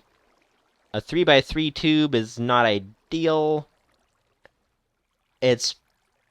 No, I don't know. It's okay. But a 5 by 5 is... you know what? Let's do a 3 by 3. What we don't know, we'll have to find out. So a 3 by 3 would be good to start with, and then we'll adjust it from there. So excavate 3. So this should be the way to put it in there. Okay. So build tube so it digs the shaft, and dig that all the way down to bedrock. And, oh, you know what? It should have a chest to start with, shouldn't it? We need to make sure there's a chest beside it. Can you put the chest down after you've started excavate? I'd imagine so. So let's just simply, rather than having it wait and check for a chest and all that, let's just simply add another print line. And print. Warning. Place chest. Let's not do a capital there. Place chest behind turtle. Behind starting position. Okay, in case we ever forget. Alright. So, this should be good. So build the tube, it should excavate the area. And then, after that, then what exactly? Because we need it to put all of the items into the chest. How many items do you get from a 3 by 3 shaft? That shouldn't be too much. So, let's see. 3 by 3 by, let's say 75 if we're up at level like the sand level here. 675 divided by, let's say, 64 items in a stack is 10 stacks, plus, of course, a few partial stacks, so one single chest actually should do the job. A double chest should really do the job. So, theoretically, place a double chest. Let's just do that. Okay, so theoretically, it should come back, and we should be able to just send it immediately on its way. Except that after we build the tube, we want it to check if it has enough items to complete the job. So let's see, build the tube, and then check resources. We don't need to check the fuel before sending it to excavate, because excavate does its own checking. So we need it to check afterwards, before it runs our main code. And so this would be 3 things. This would be what exactly? I had them written down here. This was, oh, it's obvious actually. Cobblestone, water, and fuel. There we are. All right, and let's put this on the second line. and commented out as well. Cobblestone, water, and fuel. Okay, so how are we going to do this? Needs to check cobblestone. We need to know how many cobblestone we're going to need. Let's say water first, just so we can keep track of it. Water. And let's put the water first, because water is easier to check. We actually know how much we need, and then we'll deal with the others later. So let's, after build tube, we need it to check resources. So add a function here. Local function check resources. Okay. And then end. Whoops, that's not supposed to be indented. Not sure why it did that, but that's that. So check resources, and then down here, check resources all the way at the bottom here. Needs to be added after build tube. Build tube, check resources. There. Lupus590's says you can have a loop before you excavate so that you make sure that the chest is placed before you start. That's true. Although it does have to be, it can only check in front of it, and the chest has to be behind it for the excavate. So then with, I guess we don't have to make it restart safe, do we? That seems to be, that's quite possible. So yeah, let's do this. Let's head back up here. Also, let's make sure we have all our functions that we're supposed to have in our main code. I'm not sure if I missed one. So let's count them. Build tube, check resources, build water platform, we've got build mob platform, we've got build walls, that's 5. Then we've got build roof, that's 6. And return to surface is 7. And then, and that's in process. So there's 7, and we have 1, 2, 3, 4, 5, 6, 7. Okay, so we have all of them. That is great. That is great. Oh, let's tag these as well. So check resources is to finish as well. And then this one as well is to finish. There we are. Okay. Lupus590's says, wait for chest and then turn around and excavate. Yeah, we could do that, actually. We could do that. So back to the top of the code here, code section. This goes here, main code. All right. Also, for restart safe, I would use multiple programs to make checkpoints. Yeah, well, it's not designed to be restart safe anyways. Because it's designed to be like you just set it going and watch it. The part that I'd want to be restart safe, because I think building the chamber actually is quite interesting to watch. So I think the chance of, like, if somebody else were using the program, the chance of them leaving and restarting in the middle of building the chamber is not really an issue. But excavating is the one that we want to have restart safe, because it's just like you send it down and it just digs and you leave it. So, okay, so actually also at the end, here's the thing. So building the tube to start with, but what if we run into lava, etc., and we're going to need to place some chests and a collection system at the bottom. That is going to be a later endeavor. Later endeavor indeed. So I think we're going to have to, at the very end of the code, because we can't put the collection system in as long as there's lava or water or whatever else below it. So we're going to have to, not at the end of the code. Let's put it in the build tube section. After it comes back, when it's checking for resources. Oh, yeah, when it's checking for resources, that would be smart. We're going to just simply put a line here.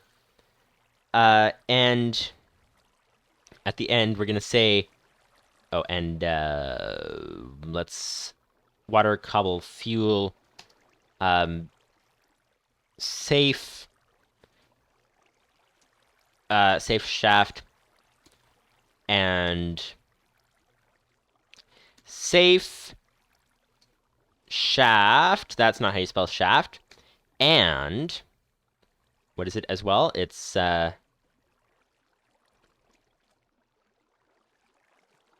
what's the last thing? Oh yeah, collection system. Okay. Alright. Okay, we're getting mobs again. We're getting mobs again here.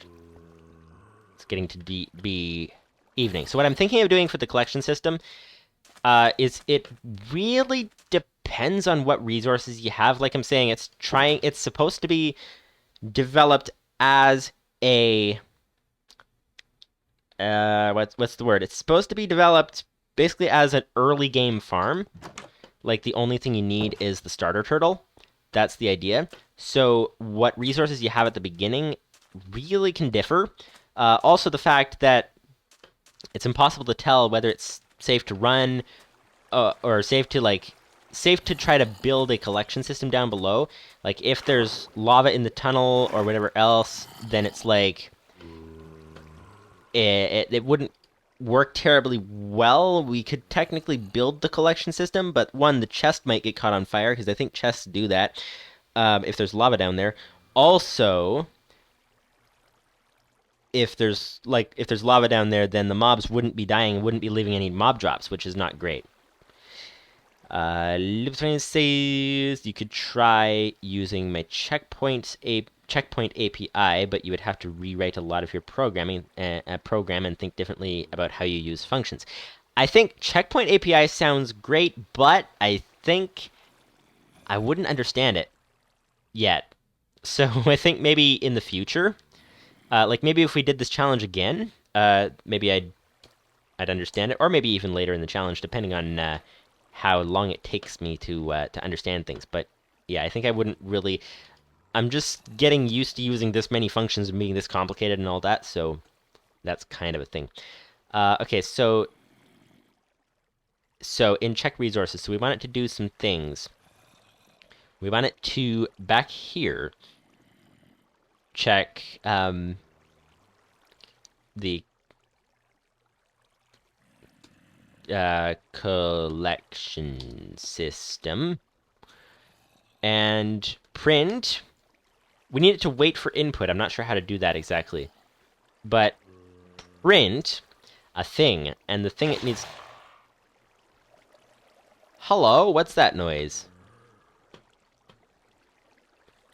Oh, did a zombie drown? We might have a drowned inside there. Okay, so... Print, check, collection shaft is safe. Then do what exactly? And I think it wraps the text around on the next line, does it? Hopefully it does. Check collection shaft is safe. Note. Safe lava, etc. And then note player must build collection system. There. Okay.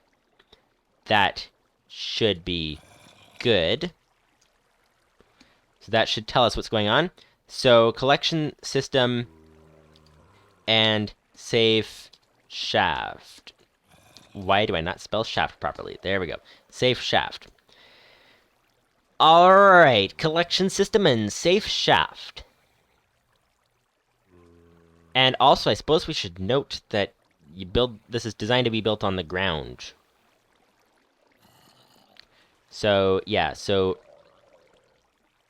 note designed to build chamber at ground level.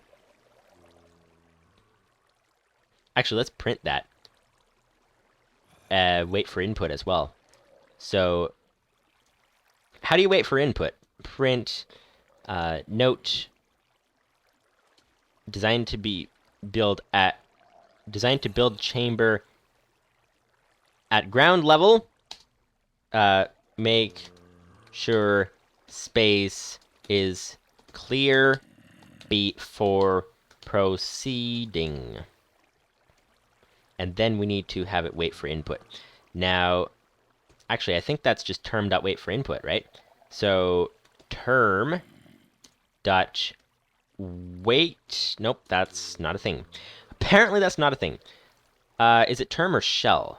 That I don't know. Let's see the wiki here. Tweaked.cc wiki has no easy way to search it. I think I'll go back to the older wiki. ComputerCraft wiki here. And also bookmark this one as well. Whoops, that was a reload button. So, ComputerCraft tweaked wiki. There, okay. That's saved. Lupus590's says if you want the user to press enter, then read is the easiest if a bit dirty way. So how do you do that? That's the question. Otherwise, it would be to pull a key event. So yeah, I have no idea how that works. Term. I thought there was a terminal API way. I've never done this before.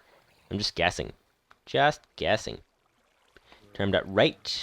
Term.get cursor position. Is color, get size, scroll, current native, get text color, get text, set text color, background color, text scale, visible, set visible, redraw. Okay, so this is all about drawing the terminal. Okay. Event. Let's see. So you're saying... Okay, so the easiest you said is read.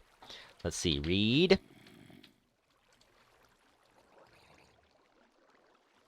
Read. What do we have here? Okay, read. Character... okay, so this does what? It returns the user's input. Okay, so if you... Okay, so if you type read just like that, then it takes the user's input. So I'm guessing that it waits until the player inputs something. Okay. And it doesn't matter what it is. Whoops. That's the wrong keyboard. It doesn't really matter what the user enters. So, although we do have to say press any key to continue. Print, press key to continue. Done. And then read, and then theoretically that's all we need to do. It'll wait and then run. That's what should happen. We'll see. And same thing down here. Let's head back down here. Build tube. Okay, let's see. We've got... right here. Okay. Warning. Place double chest behind starting position. So that's the first thing. Build tube. And then we need it to print... Press any key to continue. And then read. That should be all that we need to do for that one. And, yeah, okay, you know what? Let's, rather than detecting if there is a chest, so we'll just have it say place double chest behind starting position, and then press any key to continue. So then you press a key, and then it goes and excavates. So that's the idea. Then in the check resources function, we need it to... here it will pause and say check collection shaft is what is safe, lava, etc. From lava, etc. Let's just say that from lava, etc. Note player must build collection system manually. That should be good. And then we'll have it print press any key to continue. Okay, that's that. And then read. And then this should, if I did it properly, should work. That's 3 reads already. And that should take user input, any user input, and continue. So, that's great. What have we here now? So, check resources. Okay, so we're having to check for various things. Collection system and safe shaft is later, and that is good to go. And then we also need it to check for water, cobblestone, and fuel. And so we... hang on, because how do we check for those things? Because if we go up here and check our function that does the whole find item in slot thing, it just finds an item. It doesn't tell us how many items that it found. It just finds an item. So that's not great. So I guess we do have to use that to find the item. But that always finds the first item. Okay, here's the complicating factor. So if we're trying to find 2 water buckets in the inventory, here's what happens. Trying to find 2 water buckets in the inventory. What it'll do is it'll basically... Lupus590's says lots of turtle.get item detail calls. That's true. I think it's going to have to actually count it all manually. Because if we just use our check for the item function that we have, whatever it was called, it'll cycle through, get to the first water bucket, and see, oh, there's a water bucket. And then it won't continue. And so then if we try to run it again, it'll go through and see, oh, there's another water bucket. It's the same one. So I think we're going to have to actually do it manually and actually add them up properly and all that kind of stuff. So, but that shouldn't actually be fairly simple. Shouldn't actually be complicated. Should be fairly simple. There we go. That's the way, that's what happens. All right. So, this is a good sign. We need more kelp. Oh, lots more kelp. Okay. And a dried kelp block. That's even better. All right. We're starting to get enough kelp to be able to actually harvest all this stuff properly. That's great. That's great indeed. And this guy just harvested some more. Harvested some more indeed. Okay. So back up to the top. Whoa, a spider's on the roof. How'd the spider get on the roof? That's not supposed to be there. Oh, and there's an there's an enderman down there. Enderman, I need your help. I need your attention. I need your attention. Thank you. Looking for an ender pearl. Looking for an ender pearl, please. Hello? Come on. Come closer, please. Yeah, you think you can hit me? Come try to hit me. Try and hit me, please. Try to hit me. Thank you. Much appreciated. There we go. We got nothing. But it was worth a shot. Worth a shot. But that was, in fact, an enderman. Very useful enderman. This is a creeper. He's not supposed to be here. Not supposed to be here! And now he's dead. That's nice. Okay. So it should be fairly simple to actually... Ooh, there's a husk there. Okay, this guy needs to be dealt with. Otherwise, he will come back later. And it should be fairly simple to add this all up if we just... We're only looking for 2 blocks. Only looking for water and cobble. So it should be fairly easy. Whoops, I didn't mean to eat all the kelp. I meant to eat the rotten flesh. There, that's better. That's very appetizing, or not, but it'll have to do. Okay, there. You, sir. Why are there spiders on the roof? That's what I don't understand, but they are, in fact, on the roof. And this is a spider. Come on. There we go.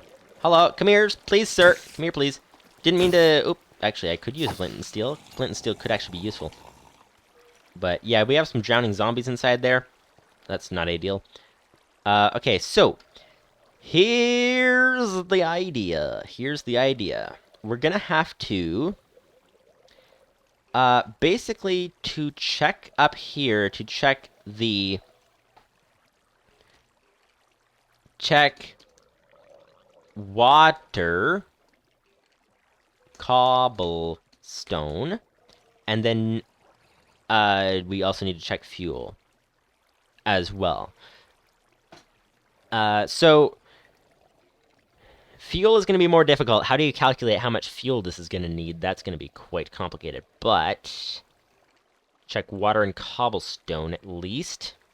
Would be, and check fuel.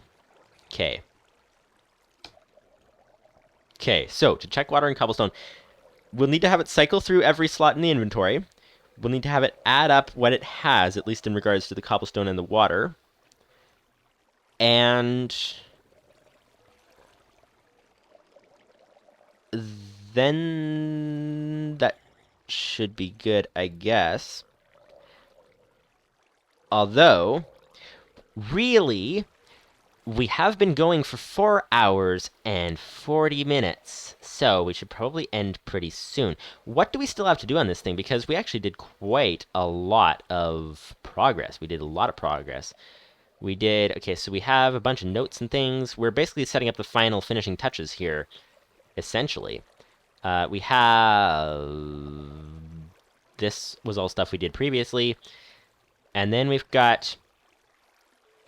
So it builds a tube, which we didn't actually test yet. So we need to test, build a tube. We need to check for resources. So that's 2 functions. But we are finished the water platform. We are finished adding water and building the mob spawning platform. We're finished building the walls. And we're finished building the roof. And we're finished... we're not finished returning to surface, so we need to work on that one. And so that's 3 functions. We have them all tagged down here as to finish. So that is excellent. That is excellent indeed. That is definitely making progress. And we're going to have to see what we can do in terms of all this. I think return to surface is actually going to change quite significantly depending on what we do with the building the tube in the first place. So, that is that. We now have a kelp farm that at least appears to be making slightly more kelp than we eat. If we actually set up a second kelp farm, that would be more effective. And hopefully soon we'll be able to attack the pillagers and hopefully get some crossbows from them, because I think that's how that works, right? But if we'd have to have enough food to do that. So, the mining turtle's probably still excavating over there. So, I'm going to have to probably keep this AFK for a bit, just until he finishes. But that is that. So we actually, come to think of it, we made a kelp farm as well. So in addition to doing all this stuff, we did a kelp farm. So hopefully you guys enjoyed the stream. We will have to come back next week. And hopefully I'm going to start doing shorter live streams as well, if you guys want that. Because 4 hours and 40 minutes is way too long. Trying to aim for certainly under 3 hours. Trying to aim for maybe more the 2.5 hour mark, I think, for these. So, we'll have to see. But yeah, this is way, way too long. But anyway, hopefully you guys enjoyed the stream. We made a lot of progress today. It was amazing. Amazing indeed. We have actually a fully working sort of mob farm. It doesn't have a collection system here. But it's not actually the one we're supposed to do. So we'll have to actually break the roof of this thing, let some sunlight in, and then actually go and build the proper mob farm down there. So as I was saying... We have this code here. We have to finish these 3 functions that are marked as to finish. And we'll get that done. And possibly have to build a second kelp farm. Not entirely sure. We'll have to see what exactly needs to be done. But anyways, hopefully you guys enjoyed the stream. See you guys. Whoops, wrong button. See you guys later.